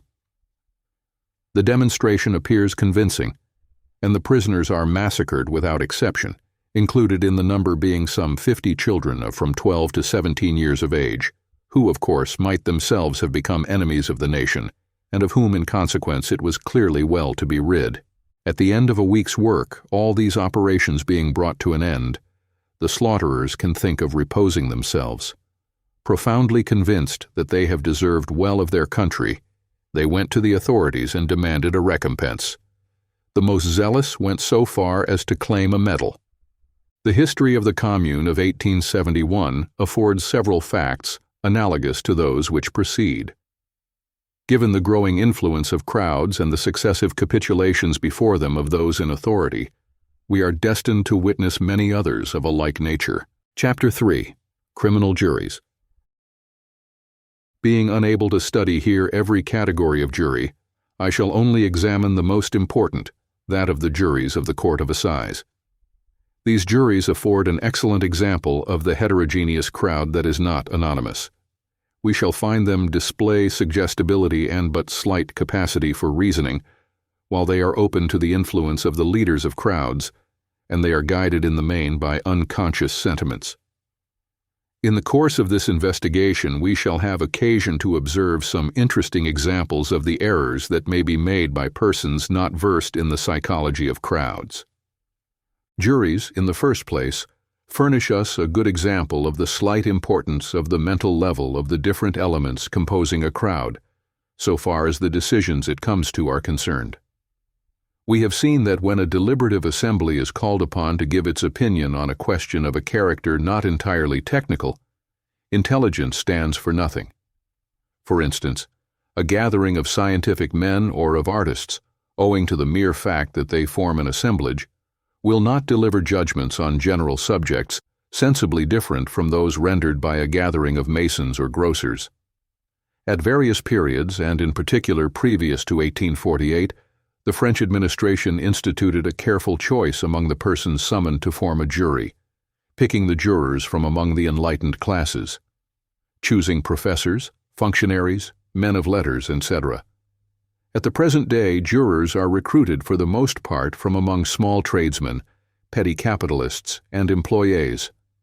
Yet, to the great astonishment of specialist writers, whatever the composition of the jury has been, its decisions have been identical. Even the magistrates, hostile as they are to the institution of the jury, have had to recognize the exactness of the assertion. Monsieur Bérard de Glajeux, a former president of the Court of Assizes, expresses himself on the subject in his Memoirs in the following terms. The selection of jurymen is today in reality in the hands of the municipal councillors, who put people down on the list or eliminate them from it in accordance with the political and electoral preoccupations inherent in their situation. The majority of the jurors chosen are persons engaged in trade, but persons of less importance than formerly, and employees belonging to certain branches of the administration. Both opinions and professions counting for nothing once the role of judge assumed, many of the jurymen having the ardor of neophytes, and men of the best intentions being similarly disposed in humble situations. The spirit of the jury has not changed. Its verdicts have remained the same. Of the passage just cited the conclusions, which are just, are to be borne in mind, and not the explanations, which are weak. Too much astonishment should not be felt at this weakness, for, as a rule, counsel equally with magistrates seem to be ignorant of the psychology of crowds and, in consequence, of juries. I find a proof of this statement in a fact related by the author just quoted. He remarks that Lachaude, one of the most illustrious barristers practicing in the Court of Assize, made systematic use of his right to object to a juror in the case of all individuals of intelligence on the list. Yet experience, and experience alone, has ended by acquainting us with the utter uselessness of these objections. This is proved by the fact that at the present day public prosecutors and barristers, at any rate those belonging to the Parisian bar, have entirely renounced their right to object to a juror. Still, as M. de Gaulle remarks, the verdicts have not changed. They are neither better nor worse. Like all crowds, juries are very strongly impressed by sentimental considerations and very slightly by argument. They cannot resist the sight, writes a barrister, of a mother giving its child the breast, or of orphans. It is sufficient that a woman should be of agreeable appearance, says M. de Gaulle, to win the benevolence of the jury. Without pity for crimes of which it appears possible they might themselves be the victims. Such crimes, moreover, are the most dangerous for society. Juries, on the contrary, are very indulgent in the case of breaches of the law whose motive is passion. They are rarely severe on infanticide by girl mothers, or hard on the young woman who throws vitriol at the man who has seduced and deserted her, for the reason that they feel instinctively that society runs but slight danger from such crimes. 24. And that in a country in which the law does not protect deserted girls, the crime of the girl who avenges herself is rather useful than harmful, inasmuch as it frightens future seducers in advance.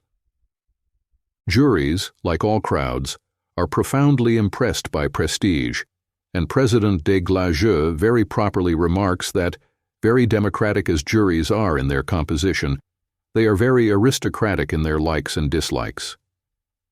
Name, birth, great wealth, celebrity, the assistance of an illustrious counsel, everything in the nature of distinction or that lends brilliancy to the accused, stands him in extremely good stead. The chief concern of a good counsel should be to work upon the feelings of the jury, and as with all crowds, to argue but little or only to employ rudimentary modes of reasoning. An English barrister, famous for his successes in the assize courts, has well set forth the line of action to be followed. While pleading, he would attentively observe the jury. The most favorable opportunity has been reached. By dint of insight and experience, the counsel reads the effect of each phrase on the faces of the jurymen and draws his conclusions in consequence. His first step is to be sure which members of the jury are already favorable to his cause. It is short work to definitely gain their adhesion, and having done so, he turns his attention to the members who seem, on the contrary, ill-disposed, and endeavors to discover why they are hostile to the accused. This is the delicate part of his task, for there may be an infinity of reasons for condemning a man, apart from the sentiment of justice. These few lines resume the entire mechanism of the art of oratory, and we see why the speech prepared in advance has so slight an effect, it being necessary to be able to modify the terms employed from moment to moment in accordance with the impression produced. The orator does not require to convert to his views all the members of a jury, but only the leading spirits among it who will determine the general opinion. As in all crowds, so in juries, there are a small number of individuals who serve as guides to the rest. I have found by experience, says the counsel cited above, that one or two energetic men suffice to carry the rest of the jury with them. It is those two or three whom it is necessary to convince by skillful suggestions. First of all, and above all, it is necessary to please them. The man forming part of a crowd whom one has succeeded in pleasing is on the point of being convinced, and is quite disposed to accept as excellent any arguments that may be offered him. I detach the following anecdote from an interesting account of M. Lachaude, alluded to above. It is well known that during all the speeches he would deliver in the course of an assize sessions, Le Bon never lost sight of the 2 or 3 jurymen whom he knew or felt to be influential but obstinate. As a rule, he was successful in winning over these refractory jurors. On one occasion, however, in the provinces, he had to deal with a juryman whom he plied in vain for 3/4 of an hour with his most cunning arguments. The man was the 7th juryman, the first on the second bench. The case was desperate. Suddenly, in the middle of a passionate demonstration, Le Bon stopped short and, addressing the president of the court, said, "Would you give instructions for the curtain there in front to be drawn? The 7th juryman is blinded by the sun." The juryman in question reddened, smiled, and expressed his thanks. He was won over for the defense. Many writers, some of them most distinguished, have started of late a strong campaign against the institution of the jury, although it is the only protection we have against the errors, really very frequent, of a caste that is under no control. 0.25a portion of these writers advocate a jury recruited solely from the ranks of the enlightened classes. But we have already proved that even in this case, the verdicts would be identical with those returned under the present system. Other writers, taking their stand on the errors committed by juries, would abolish the jury and replace it by judges. It is difficult to see how these would-be reformers can forget that the errors for which the jury is blamed were committed in the first instance by judges, and that when the accused person comes before a jury, he has already been held to be guilty by several magistrates, by the juge d'instruction, the public prosecutor, and the court of arraignment. It should thus be clear that were the accused to be definitely judged by magistrates instead of by jurymen, he would lose his only chance of being admitted innocent. The errors of juries have always been, first of all, the errors of magistrates. It is solely the magistrates, then, who should be blamed when particularly monstrous judicial errors crop up, such, for instance, as the quite recent condemnation of Dr. L., who, prosecuted by a juge d'instruction of excessive stupidity on the strength of the denunciation of a half-idiot girl who accused the doctor of having performed an illegal operation upon her for 30 francs, would have been sent to penal servitude, but for an explosion of public indignation, which had for result that he was immediately set at liberty by the chief of the state. The honorable character given the condemned man by all his fellow citizens made the grossness of the blunder self-evident. The magistrates themselves admitted it, and yet out of caste considerations they did all they could to prevent the pardon being signed. In all similar affairs, the jury, confronted with technical details it is unable to understand, naturally hearkens to the public prosecutor, arguing that, after all, the affair has been investigated by magistrates trained to unravel the most intricate situations. Who, then, are the real authors of the error, the jurymen or the magistrates? We should cling vigorously to the jury. It constitutes, perhaps, the only category of crowd that cannot be replaced by any individuality. It alone can temper the severity of the law, which, equal for all, ought in principle to be blind and to take no cognizance of particular cases. Inaccessible to pity, and heeding nothing but the text of the law, the judge in his professional severity would visit with the same penalty the burglar guilty of murder and the wretched girl whom poverty and her abandonment by her seducer have driven to infanticide. The jury, on the other hand, instinctively feels that the seduced girl is much less guilty than the seducer, who, however, is not touched by the law, and that she deserves every indulgence. Being well acquainted with the psychology of castes, and also with the psychology of other categories of crowds, I do not perceive a single case in which, wrongly accused of a crime, I should not prefer to have to deal with a jury rather than with magistrates. I should have some chance that my innocence would be recognized by the former, and not the slightest chance that it would be admitted by the latter. The power of crowds is to be dreaded, but the power of certain castes is to be dreaded yet more. Crowds are open to conviction. Castes never are. Chapter 4. Electoral Crowds. Electoral crowds, that is to say, collectivities invested with the power of electing the holders of certain functions, constitute heterogeneous crowds, but as their action is confined to a single clearly determined matter, namely, to choosing between different candidates, they present only a few of the characteristics previously described. Of the characteristics peculiar to crowds, they display in particular but slight aptitude for reasoning, the absence of the critical spirit, irritability, credulity, and simplicity. In their decision, moreover, is to be traced the influence of the leaders of crowds and the part played by the factors we have enumerated: affirmation, repetition, prestige, and contagion. Let us examine by what methods electoral crowds are to be persuaded. It will be easy to deduce their psychology from the methods that are most successful. It is of primary importance that the candidate should possess prestige. Personal prestige can only be replaced by that resulting from wealth. Talent and even genius are not elements of success of serious importance. Of capital importance, on the other hand, is the necessity for the candidate of possessing prestige, of being able, that is, to force himself upon the electorate without discussion.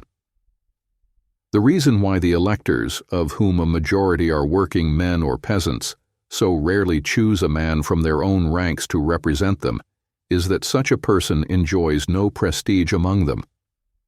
When, by chance, they do elect a man who is their equal, it is as a rule for subsidiary reasons.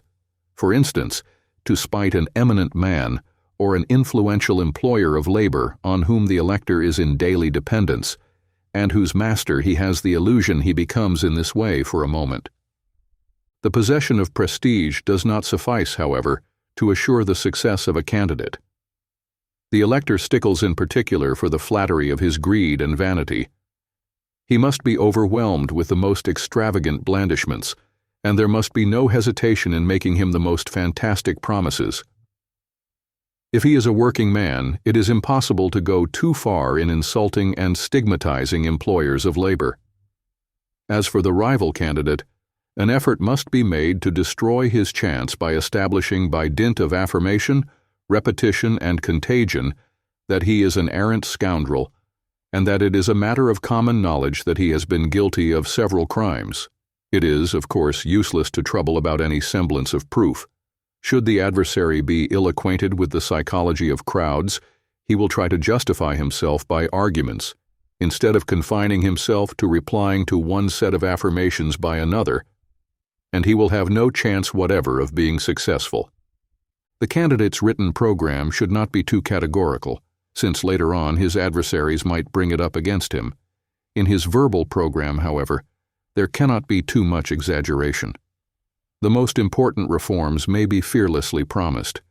At the moment they are made, these exaggerations produce a great effect, and they are not binding for the future, it being a matter of constant observation that the elector never troubles himself to know how far the candidate he has returned has followed out the electoral program he applauded, and in virtue of which the election was supposed to have been secured. In what precedes, all the factors of persuasion which we have described are to be recognized. We shall come across them again in the action exerted by words and formulas, whose magical sway we have already insisted upon. An orator who knows how to make use of these means of persuasion can do what he will with a crowd. Expressions such as infamous capital, vile exploiters, the admirable working man, the socialization of wealth, and so on, always produce the same effect, although already somewhat worn by use. But the candidate who hits on a new formula as devoid as possible of precise meaning, and apt in consequence to flatter the most varied aspirations, infallibly obtains a success. The sanguinary Spanish Revolution of 1873 was brought about by one of these magical phrases of complex meaning on which everybody can put his own interpretation. A contemporary writer has described the launching of this phrase in terms that deserve to be quoted.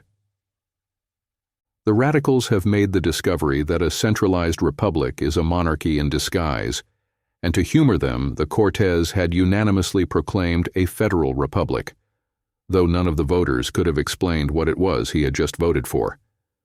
This formula, however, delighted everybody. The joy was intoxicating, delirious. The reign of virtue and happiness had just been inaugurated on earth. A Republican whose opponent refused him the title of Federalist considered himself to be mortally insulted. People addressed each other in the streets with the words, "Long live the Federal Republic," after which the praises were sung of the mystic virtue of the absence of discipline in the army and of the autonomy of the soldiers. What was understood by the Federal Republic? There were those who took it to mean the emancipation of the provinces, institutions akin to those of the 18th century United States and administrative decentralization. Others had in view the abolition of all authority and the speedy commencement of the great social liquidation. The socialists of Barcelona and Andalusia stood out for the absolute sovereignty of the communes. They proposed to endow Spain with 10,000 independent municipalities to legislate on their own account, and their creation to be accompanied by the suppression of the police and the army. In the southern provinces, the insurrection was soon seen to spread from town to town and village to village. Directly a village had made its pronunciamento, its first care was to destroy the telegraph wires and the railway lines so as to cut off all communication with its neighbors and Madrid. The sorriest hamlet was determined to stand on its own bottom.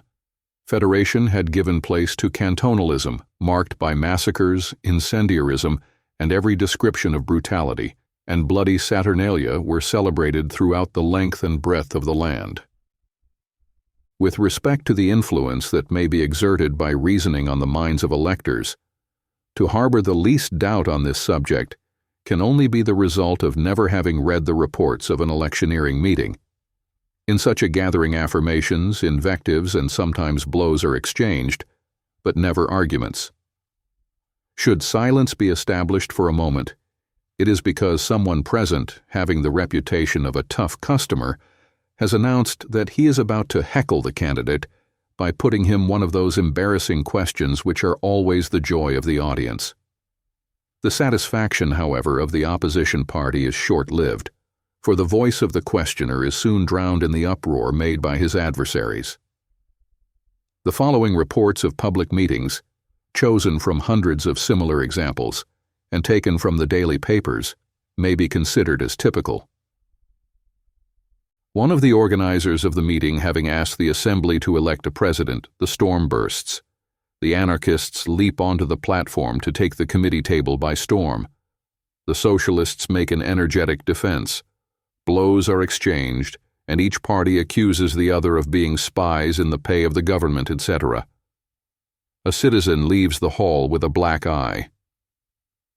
The committee is at length installed as best it may be in the midst of the tumult, and the right to speak devolves upon Comrade X. The orator starts a vigorous attack on the socialists, who interrupt him with shouts of idiot, scoundrel, blackguard, etc., epithets to which Comrade X replies by setting forth a theory according to which the socialists are idiots or jokers. The Allemanist Party had organized yesterday evening, in the Hall of Commerce, in the Rue du Faubourg du Temple, a great meeting preliminary to the workers' fête of the 1st of May. The watchword of the meeting was calm and tranquility. Comrade G alludes to the socialists as idiots and humbugs. At these words there is an exchange of invectives, and orators and audience come to blows. Chairs, tables, and benches are converted into weapons, and so on. It is not to be imagined for a moment that this description of discussion is peculiar to a determined class of electors and dependent on their social position. In every anonymous assembly whatever, though it be composed exclusively of highly educated persons, discussion always assumes the same shape. I have shown that when men are collected in a crowd, there is a tendency towards their mental leveling at work, and proof of this is to be found at every turn. Take, for example, the following extract from a report of a meeting composed exclusively of students, which I borrow from the temps of the 13th of February, 1895. The tumult only increased as the evening went on. I do not believe that a single orator succeeded in uttering 2 sentences without being interrupted. At every instant there came shouts from this or that direction or from every direction at once. Applause was intermingled with hissing. Violent discussions were in progress between individual members of the audience. Sticks were brandished threateningly. Others beat a tattoo on the floor, and the interrupters were greeted with yells of, "Put him out," or "Let him speak." MC lavished such epithets as odious and cowardly, monstrous, vile, venal, and vindictive on the association, which he declared he wanted to destroy, etc., etc. How, it may be asked, can an elector form an opinion under such conditions? To put such a question is to harbor a strange delusion as to the measure of liberty that may be enjoyed by a collectivity. Crowds have opinions that have been imposed upon them, but they never boast reasoned opinions. In the case under consideration, the opinions and votes of the electors are in the hands of the election committees, whose leading spirits are, as a rule, publicans, their influence over the working men to whom they allow credit being great. "Do you know what an election committee is?" writes M. Scherer, one of the most valiant champions of present-day democracy. "It is neither more nor less than the cornerstone of our institutions, the masterpiece of the political machine. France is governed today by the election committees." 26. To exert an influence over them is not difficult, provided the candidate be in himself acceptable and possess adequate financial resources. According to the admissions of the donors, 3 millions of francs suffice to secure the repeated elections of General Boulanger. Such is the psychology of electoral crowds. It is identical with that of other crowds, neither better nor worse. In consequence, I draw no conclusion against universal suffrage from what precedes. Had I to settle its fate, I should preserve it as it is for practical reasons, which are to be deduced in point of fact from our investigation of the psychology of crowds. On this account, I shall proceed to set them forth.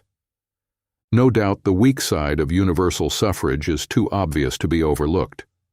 It cannot be gainsaid that civilization has been the work of a small minority of superior intelligences, constituting the culminating point of a pyramid, whose stages, widening in proportion to the decrease of mental power, represent the masses of a nation.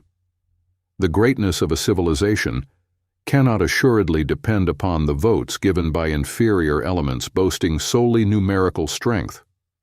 Doubtless, too, the votes recorded by crowds are often very dangerous.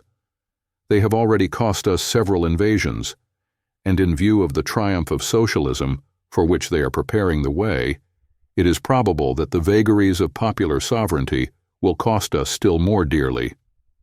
Excellent, however, as these objections are in theory, in practice they lose all force, as will be admitted if the invincible strength be remembered of ideas transformed into dogmas. The dogma of the sovereignty of crowds is as little defensible, from the philosophical point of view, as the religious dogmas of the Middle Ages, but it enjoys at present the same absolute power they formerly enjoyed. It is as unattackable in consequence as in the past were our religious ideas. Imagine a modern freethinker miraculously transported into the midst of the Middle Ages.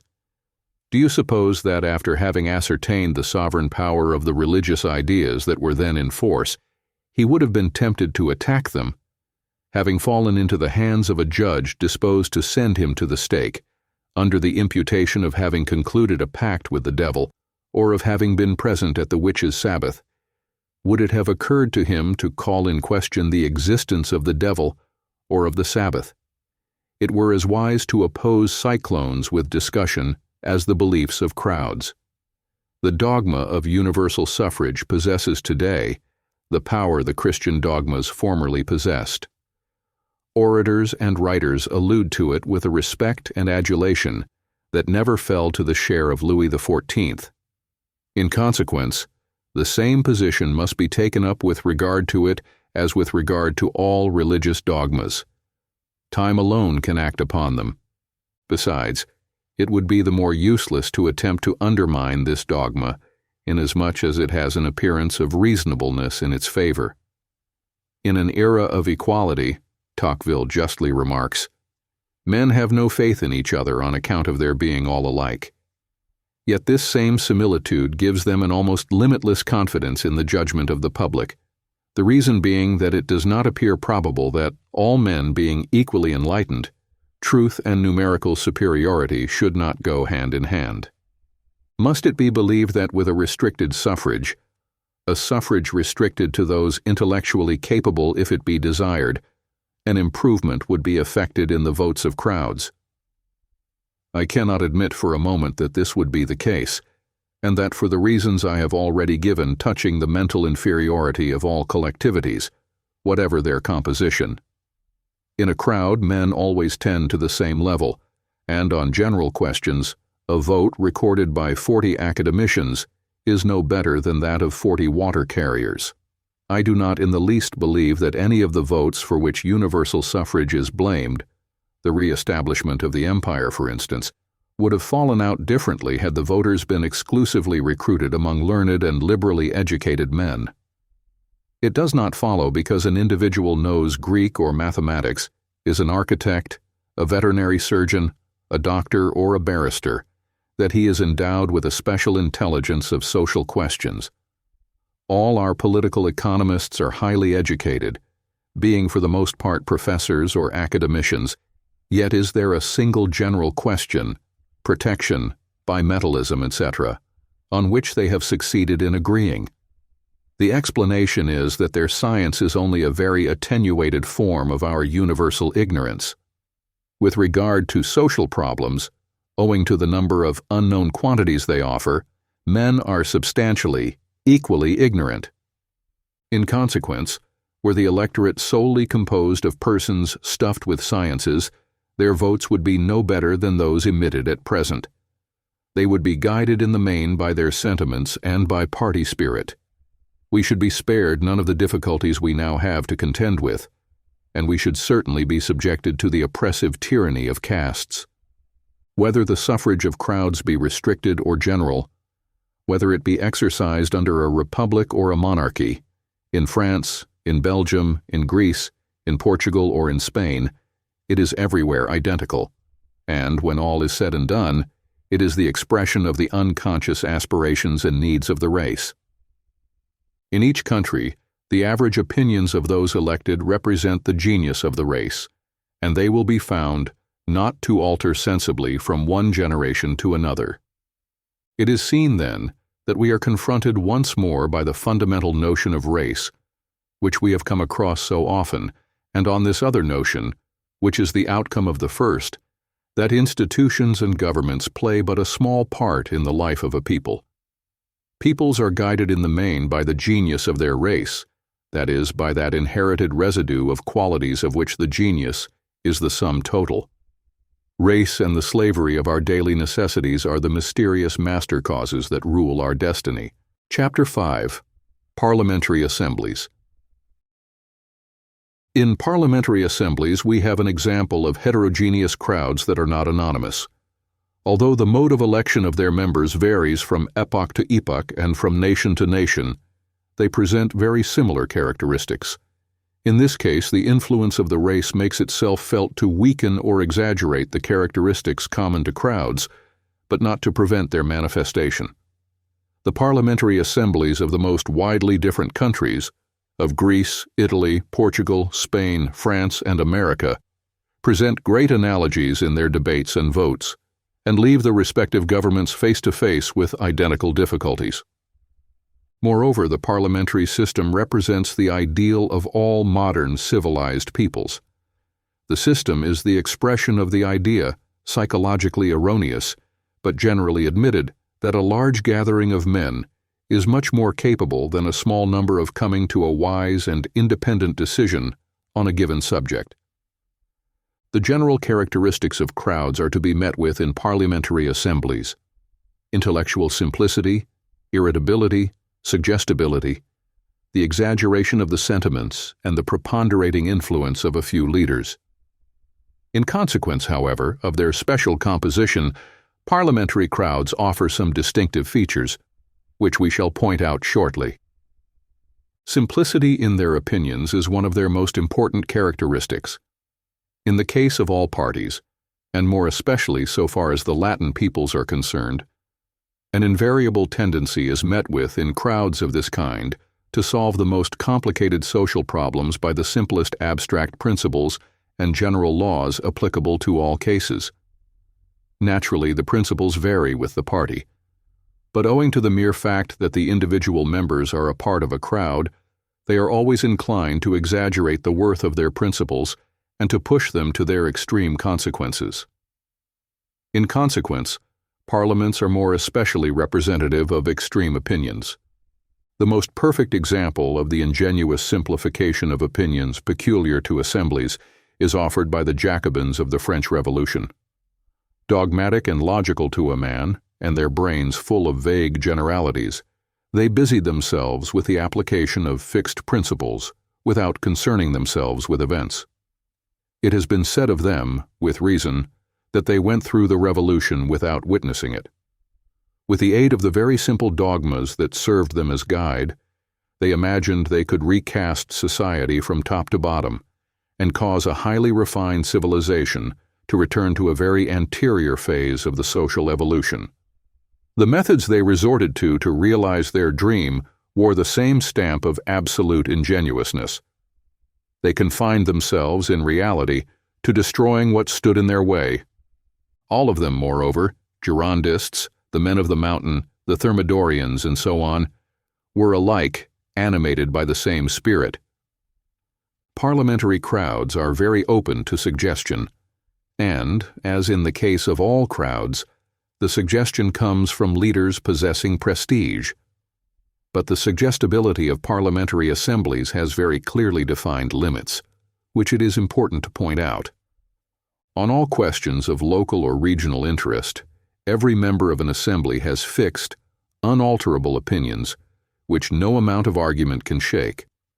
The talent of a Demosthenes would be powerless to change the vote of a deputy on such questions as protection or the privilege of distilling alcohol, questions in which the interests of influential electors are involved. The suggestion emanating from these electors and undergone before the time to vote arrives sufficiently outweighs suggestions from any other source to annul them and to maintain an absolute fixity of opinion. On general questions, the overthrow of a cabinet, the imposition of a tax, and so on, there is no longer any fixity of opinion, and the suggestions of leaders can exert an influence, though not in quite the same way as in an ordinary crowd. Every party has its leaders, who possess occasionally an equal influence. The result is that the deputy finds himself placed between two contrary suggestions and is inevitably made to hesitate. This explains how it is that he is often seen to vote in contrary fashion in an interval of a quarter of an hour, or to add to a law an article which nullifies it. For instance, to withdraw from employers of labor the right of choosing and dismissing their workmen, and then to very nearly annul this measure by an amendment. It is for the same reason that every chamber that is returned has some very stable opinions, and other opinions that are very shifting. On the whole, the general questions being the more numerous, indecision is predominant in the chamber, the indecision which results from the ever-present fear of the elector, the suggestion received from whom is always latent, and tends to counterbalance the influence of the leaders.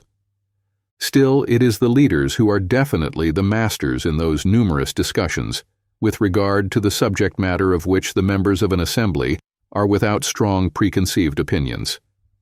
The necessity for these leaders is evident, since under the name of heads of groups, they are met with in the assemblies of every country.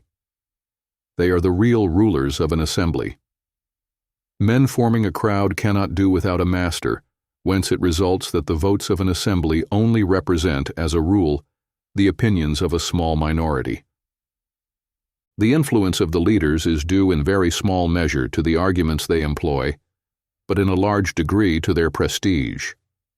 The best proof of this is that should they by any circumstance lose their prestige, their influence disappears. The prestige of these political leaders is individual and independent of name or celebrity, a fact of which M. Jules Simon gives us some very curious examples in his remarks on the prominent men of the Assembly of 1848, of which he was a member. 2 months before he was all-powerful, Louis Napoleon was entirely without the least importance. Victor Hugo mounted the tribune. He failed to achieve success. He was listened to as Félix Pyat was listened to, but he did not obtain as much applause. "I don't like his ideas," Volibel said to me, speaking of Félix Pyat, "but he is one of the greatest writers and the greatest orator of France." Edgar Quinet, in spite of his exceptional and powerful intelligence, was held in no esteem whatever. He had been popular for a while before the opening of the Assembly. In the Assembly, he had no popularity. The splendor of genius makes itself less felt in political assemblies than anywhere else. They only give heed to eloquence appropriate to the time and place and to party services, not to services rendered the country. For homage to be rendered Lamartine in 1848 and Thiers in 1871, the stimulant was needed of urgent, inexorable interest. As soon as the danger was past, the parliamentary world forgot in the same instant its gratitude and its fright. I have quoted the preceding passage for the sake of the facts it contains, not of the explanations it offers, their psychology being somewhat poor. A crowd would at once lose its character of a crowd were it to credit its leaders with their services, whether of a party nature or rendered their country. The crowd that obeys a leader is under the influence of his prestige, and its submission is not dictated by any sentiment of interest or gratitude. In consequence, the leader endowed with sufficient prestige wields almost absolute power. The immense influence exerted during a long series of years, thanks to his prestige, by a celebrated deputy, 28 beaten at the last general election in consequence of certain financial events, is well known. He had only to give the signal, and cabinets were overthrown. A writer has clearly indicated the scope of his action in the following lines. "It is due in the main to Monsieur X that we paid 3 times as dearly as we should have done for Tonkin, that we remained so long on a precarious footing in Madagascar, that we were defrauded of an empire in the region of the Lower Niger, and that we have lost the preponderating situation we used to occupy in Egypt. The theories of Monsieur X have cost us more territories than the disasters of Napoleon I. We must not harbor too bitter a grudge against the leader in question. It is plain that he has cost us very dear, but a great part of his influence was due to the fact that he followed public opinion, which, in colonial matters, was far from being at the time what it has since become. A leader is seldom in advance of public opinion. Almost always all he does is to follow it and to espouse all its errors. The means of persuasion of the leaders we are dealing with, apart from their prestige, consist in the factors we have already enumerated several times. To make a skillful use of these resources, a leader must have arrived at a comprehension, at least in an unconscious manner, of the psychology of crowds, and must know how to address them. He should be aware, in particular, of the fascinating influence of words, phrases, and images. He should possess a special description of eloquence, composed of energetic affirmations, unburdened with proofs, and impressive images, accompanied by very summary arguments. This is a kind of eloquence that is met with in all assemblies, the English Parliament included, the most serious, though it is of all. Debates in the House of Commons, says the English philosopher Maine, may be constantly read in which the entire discussion is confined to an exchange of rather weak generalities and rather violent personalities. General formulas of this description exercise a prodigious influence on the imagination of a pure democracy. It will always be easy to make a crowd accept general assertions presented in striking terms, although they have never been verified and are perhaps not susceptible of verification. Too much importance cannot be attached to the striking terms alluded to in the above quotation. We have already insisted on several occasions on the special power of words and formulas. They must be chosen in such a way as to evoke very vivid images. The following phrase, taken from a speech by one of the leaders of our assemblies, affords an excellent example. When the same vessel shall bear away to the fever-haunted lands of our penitentiary settlements, the politician of shady reputation and the anarchist guilty of murder, the pair will be able to converse together, and they will appear to each other as the two complementary aspects of one and the same state of society. The image thus evoked is very vivid, and all the adversaries of the speaker felt themselves threatened by it. They conjured up a double vision of the fever-haunted country and the vessel that may carry them away. For is it not possible that they are included in the somewhat ill-defined category of the politicians menaced? They experienced the lurking fear that the men of the convention must have felt, whom the vague speeches of Robespierre threatened with the guillotine, and who, under the influence of this fear, invariably yielded to him. It is all to the interest of the leaders to indulge in the most improbable exaggerations. The speaker of whom I have just cited a sentence was able to affirm, without arousing violent protestations, that bankers and priests had subsidized the throwers of bombs, and that the directors of the great financial companies deserve the same punishment as anarchists. Affirmations of this kind are always effective with crowds. The affirmation is never too violent, the declamation never too threatening. Nothing intimidates the audience more than this sort of eloquence. Those present are afraid that if they protest, they will be put down as traitors or accomplices. As I have said, this peculiar style of eloquence has ever been of sovereign effect in all assemblies. In times of crisis, its power is still further accentuated. The speeches of the great orators of the assemblies of the French Revolution are very interesting reading from this point of view. At every instant they thought themselves obliged to pause in order to denounce crime and exalt virtue, after which they would burst forth into imprecations against tyrants and swear to live free men or perish. Those present rose to their feet, applauded furiously, and then calmed, took their seats again. On occasion, the leader may be intelligent and highly educated, but the possession of these qualities does him, as a rule, more harm than good. By showing how complex things are, by allowing of explanation and promoting comprehension, intelligence always renders its owner indulgent, and blunts, in a large measure, that intensity and violence of conviction needful for apostles. The great leaders of crowds of all ages, and those of the Revolution in particular, have been of lamentably narrow intellect, while it is precisely those whose intelligence has been the most restricted who have exercised the greatest influence. The speeches of the most celebrated of them, of Robespierre, frequently astound one by their incoherence. By merely reading them, no plausible explanation is to be found of the great part played by the powerful dictator. The commonplaces and redundancies of pedagogic eloquence and Latin culture at the service of a mind childish, rather than undistinguished, and limited in its notions of attack and defense to the defiant attitude of schoolboys. Not an idea, not a happy turn of phrase, or a telling hit, a storm of declamation that leaves us bored.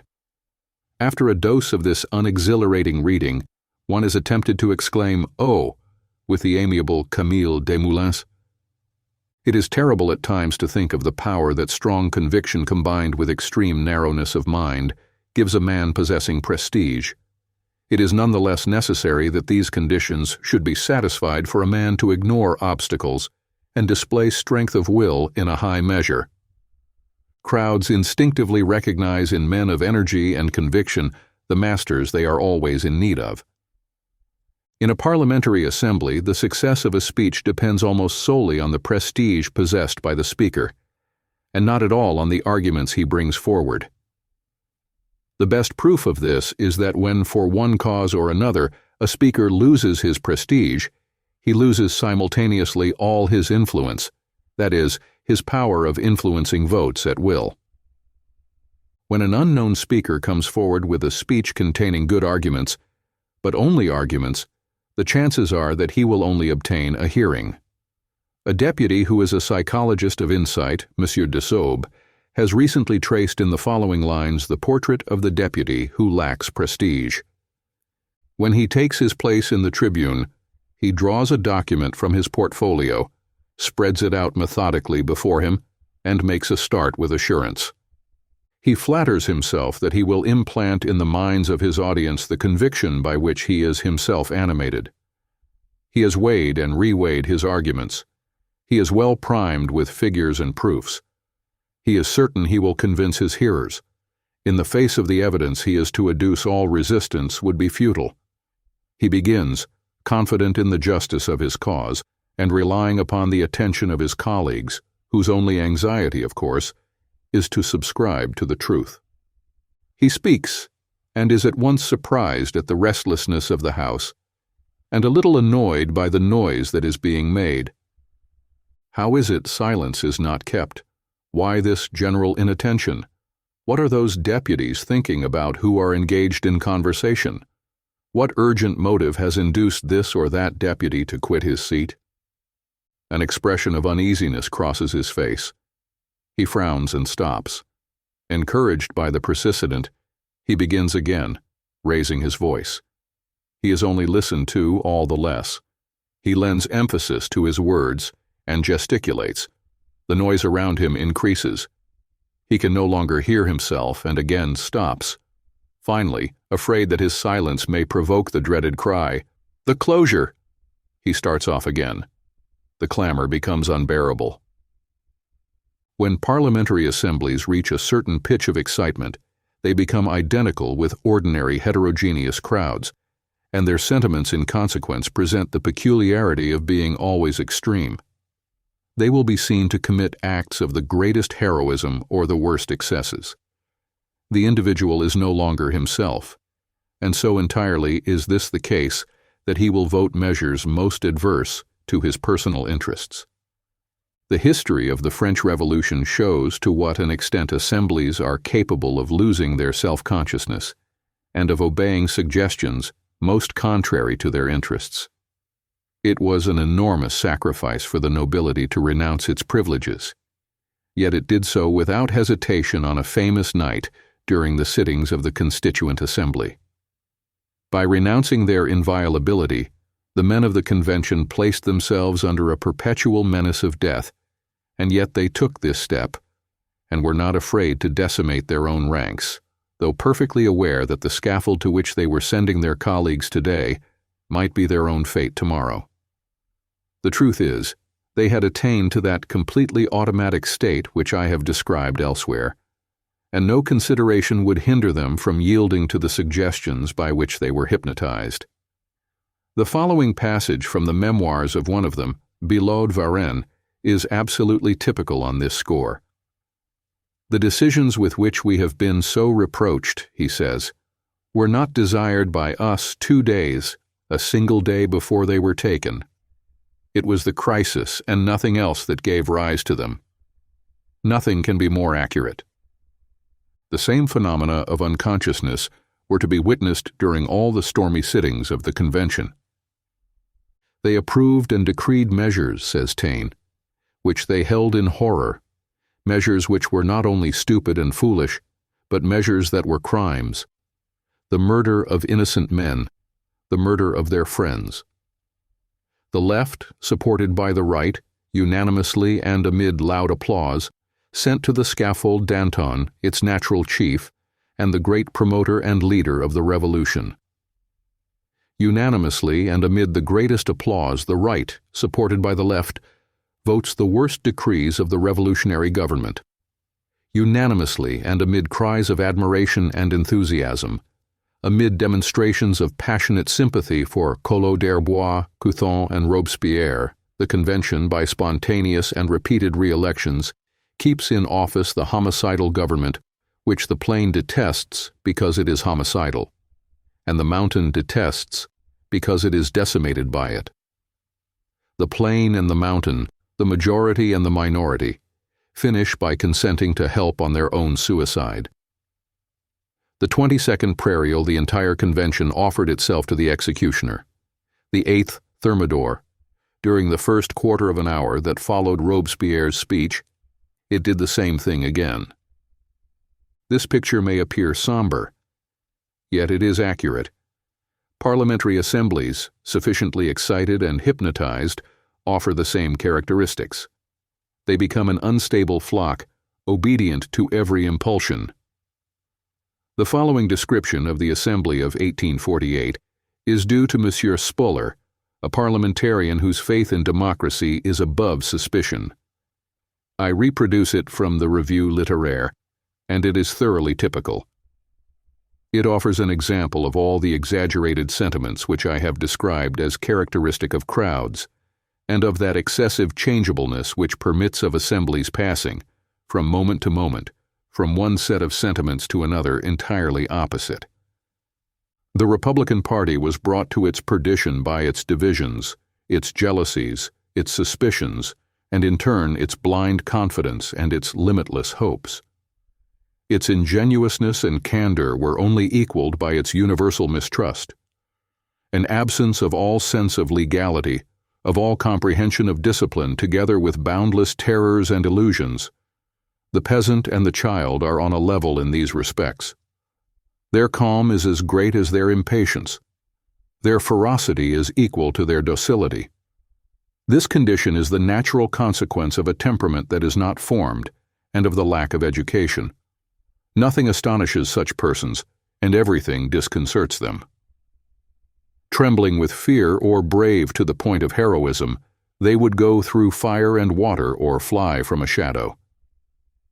They are ignorant of cause and effect, and of the connecting links between events. They are as promptly discouraged as they are exalted. They are subject to every description of panic. They are always either too highly strung or too downcast, but never in the mood or the measure the situation would require. More fluid than water, they reflect every line and assume every shape. What sort of a foundation for a government can they be expected to supply? Fortunately, all the characteristics just described as to be met with in parliamentary assemblies are in no wise constantly displayed. Such assemblies only constitute crowds at certain moments. The individuals composing them retain their individuality in a great number of cases, which explains how it is that an assembly is able to turn out excellent technical laws. It is true that the author of these laws is a specialist who has prepared them in the quiet of his study, and that in reality the law voted is the work of an individual and not of an assembly. These laws are naturally the best. They are only liable to have disastrous results when a series of amendments has converted them into the outcome of a collective effort. The work of a crowd is always inferior, whatever its nature, to that of an isolated individual. It is specialists who safeguard assemblies from passing ill-advised or unworkable measures. The specialist in this case is a temporary leader of crowds. The assembly is without influence on him, but he has influence over the assembly. In spite of all the difficulties attending their working, parliamentary assemblies are the best form of government mankind has discovered as yet, and more especially the best means it has found to escape the yoke of personal tyrannies. They constitute assuredly the ideal government, at any rate for philosophers, thinkers, writers, artists, and learned men. In a word, for all those who form the cream of a civilization. Moreover, in reality, they only present two serious dangers, one being inevitable financial waste, and the other the progressive restriction of the liberty of the individual. The first of these dangers is the necessary consequence of the exigencies and want of foresight of electoral crowds. Should a member of an assembly propose a measure giving apparent satisfaction to democratic ideas, should he bring in a bill, for instance, to assure old-age pensions to all workers and to increase the wages of any class of state employees, the other deputies, victims of suggestion in their dread of their electors, will not venture to seem to disregard the interests of the latter by rejecting the proposed measure, although well aware they are imposing a fresh strain on the budget and necessitating the creation of new taxes. It is impossible for them to hesitate to give their votes. The consequences of the increase of expenditure are remote and will not entail disagreeable consequences for them personally, while the consequences of a negative vote might clearly come to light when they next present themselves for re-election. In addition to this first cause of an exaggerated expenditure, there is another not less imperative: the necessity of voting all grants for local purposes.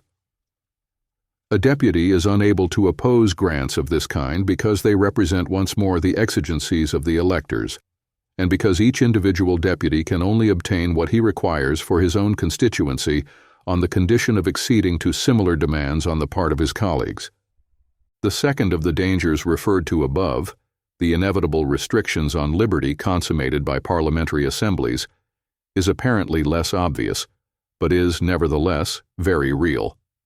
It is the result of the innumerable laws, having always a restrictive action, which parliaments consider themselves obliged to vote, and to whose consequences, owing to their short-sightedness, they are in a great measure blind. The danger must indeed be most inevitable, since even England itself, which assuredly offers the most popular type of the parliamentary regime, the type in which the representative is most independent of his elector, has been unable to escape it. Herbert Spencer has shown, in a work already old, that the increase of apparent liberty must needs be followed by the decrease of real liberty. Returning to this contention in his recent book, The Individual versus the State, he thus expresses himself with regard to the English Parliament.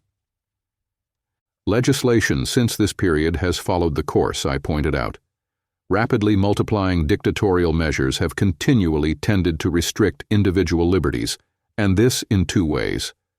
Regulations have been established every year in greater number, imposing a constraint on the citizen in matters in which his acts were formerly completely free, and forcing him to accomplish acts which he was formerly at liberty to accomplish or not to accomplish at will.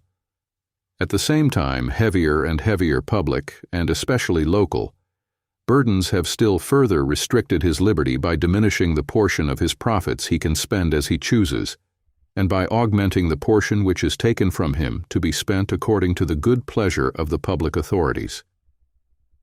This progressive restriction of liberties shows itself in every country in a special shape, which Herbert Spencer has not pointed out. It is that the passing of these innumerable series of legislative measures, all of them in a general way of a restrictive order, conduces necessarily to augment the number, the power, and the influence of the functionaries charged with their application. These functionaries tend in this way to become the veritable masters of civilized countries. Their power is all the greater owing to the fact that, amidst the incessant transfer of authority, the administrative caste is alone in being untouched by these changes, is alone in possessing irresponsibility, impersonality, and perpetuity. There is no more oppressive despotism than that which presents itself under this triple form. This incessant creation of restrictive laws and regulations, surrounding the pettiest actions of existence with the most complicated formalities, inevitably has for its result the confining within narrower and narrower limits of the sphere in which the citizen may move freely. Victims of the delusion that equality and liberty are the better assured by the multiplication of laws, nations daily consent to put up with trammels increasingly burdensome. They do not accept this legislation with impunity. Accustomed to put up with every yoke, they soon end by desiring servitude, and lose all spontaneousness and energy. They are then no more than vain shadows, passive, unresisting, and powerless automata. Arrived at this point, the individual is bound to seek outside himself the forces he no longer finds within him. The functions of governments necessarily increase in proportion as the indifference and helplessness of the citizens grow. They it is who must necessarily exhibit the initiative, enterprising, and guiding spirit in which private persons are lacking. It falls on them to undertake everything, direct everything, and take everything under their protection. The state becomes an all-powerful god. Still, experience shows that the power of such gods was never either very durable or very strong. This progressive restriction of all liberties in the case of certain peoples in spite of an outward license that gives them the illusion that these liberties are still in their possession, seems at least as much a consequence of their old age as of any particular system. It constitutes one of the precursory symptoms of that decadent phase, which up to now no civilization has escaped. Judging by the lessons of the past, and by the symptoms that strike the attention on every side, several of our modern civilizations have reached that phase of extreme old age which precedes decadence. It seems inevitable that all peoples should pass through identical phases of existence, since history is so often seen to repeat its course. It is easy to note briefly these common phases of the evolution of civilizations, and I shall terminate this work with a summary of them. This rapid sketch will perhaps throw some gleams of light on the causes of the power at present wielded by crowds. If we examine in their main lines the genesis of the greatness and of the fall of the civilizations that preceded our own, what do we see? At the dawn of civilization, a swarm of men of various origin, brought together by the chances of migrations, invasions, and conquests. Of different blood and of equally different languages and beliefs, the only common bond of union between these men is the half-recognized law of a chief. The psychological characteristics of crowds are present in an eminent degree in these confused agglomerations. They have the transient cohesion of crowds, their heroism, their weaknesses, their impulsiveness, and their violence. Nothing is stable in connection with them. They are barbarians. At length time accomplishes its work. The identity of surroundings, the repeated intermingling of races, the necessities of life in common exert their influence. The assemblage of dissimilar units begins to blend into a whole, to form a race. That is, an aggregate possessing common characteristics and sentiments to which heredity will give greater and greater fixity. The crowd has become a people, and this people is able to emerge from its barbarous state.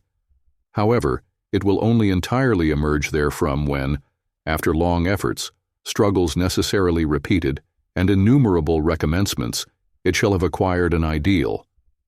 The nature of this ideal is of slight importance. Whether it be the cult of Rome, the might of Athens, or the triumph of Allah, it will suffice to endow all the individuals of the race that is forming with perfect unity of sentiment and thought.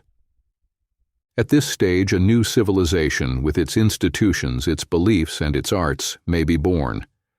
In pursuit of its ideal, the race will acquire in succession the qualities necessary to give it splendor, vigor, and grandeur.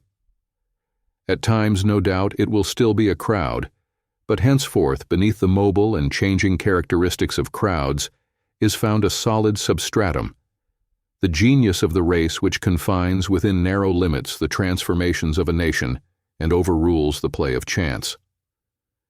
After having exerted its creative action, time begins that work of destruction from which neither gods nor men escape.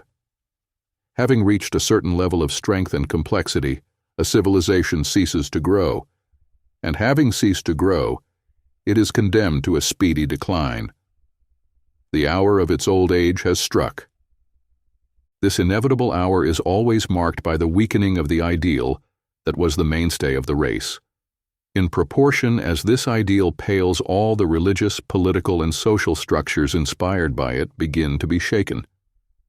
With the progressive perishing of its ideal, the race loses more and more the qualities that lent it its cohesion, its unity, and its strength. The personality and intelligence of the individual may increase, but at the same time this collective egoism of the race is replaced by an excessive development of the egoism of the individual, accompanied by a weakening of character and a lessening of the capacity for action. What constituted a people, a unity, a whole, becomes in the end an agglomeration of individualities lacking cohesion and artificially held together for a time by its traditions and institutions. It is at this stage that men, divided by their interests and aspirations, and incapable any longer of self-government, require directing in their pettiest acts, and that the state exerts an absorbing influence. With the definite loss of its old ideal, the genius of the race entirely disappears, It is a mere swarm of isolated individuals and returns to its original state, that of a crowd. Without consistency and without a future, it has all the transitory characteristics of crowds. Its civilization is now without stability and at the mercy of every chance. The populace is sovereign, and the tide of barbarism mounts. The civilization may still seem brilliant because it possesses an outward front, the work of a long past, but it is in reality an edifice crumbling to ruin, which nothing supports, and destined to fall in at the first storm. To pass in pursuit of an ideal from the barbarous to the civilized state, and then, when this ideal has lost its virtue, to decline and die. Such is the cycle of the life of a people. The Crowd, a study of the popular mind by Gustave Le Bon, was presented by Stargate Book. Sound recording copyright 2025 and produced by Stargate Book 2025. All rights are reserved.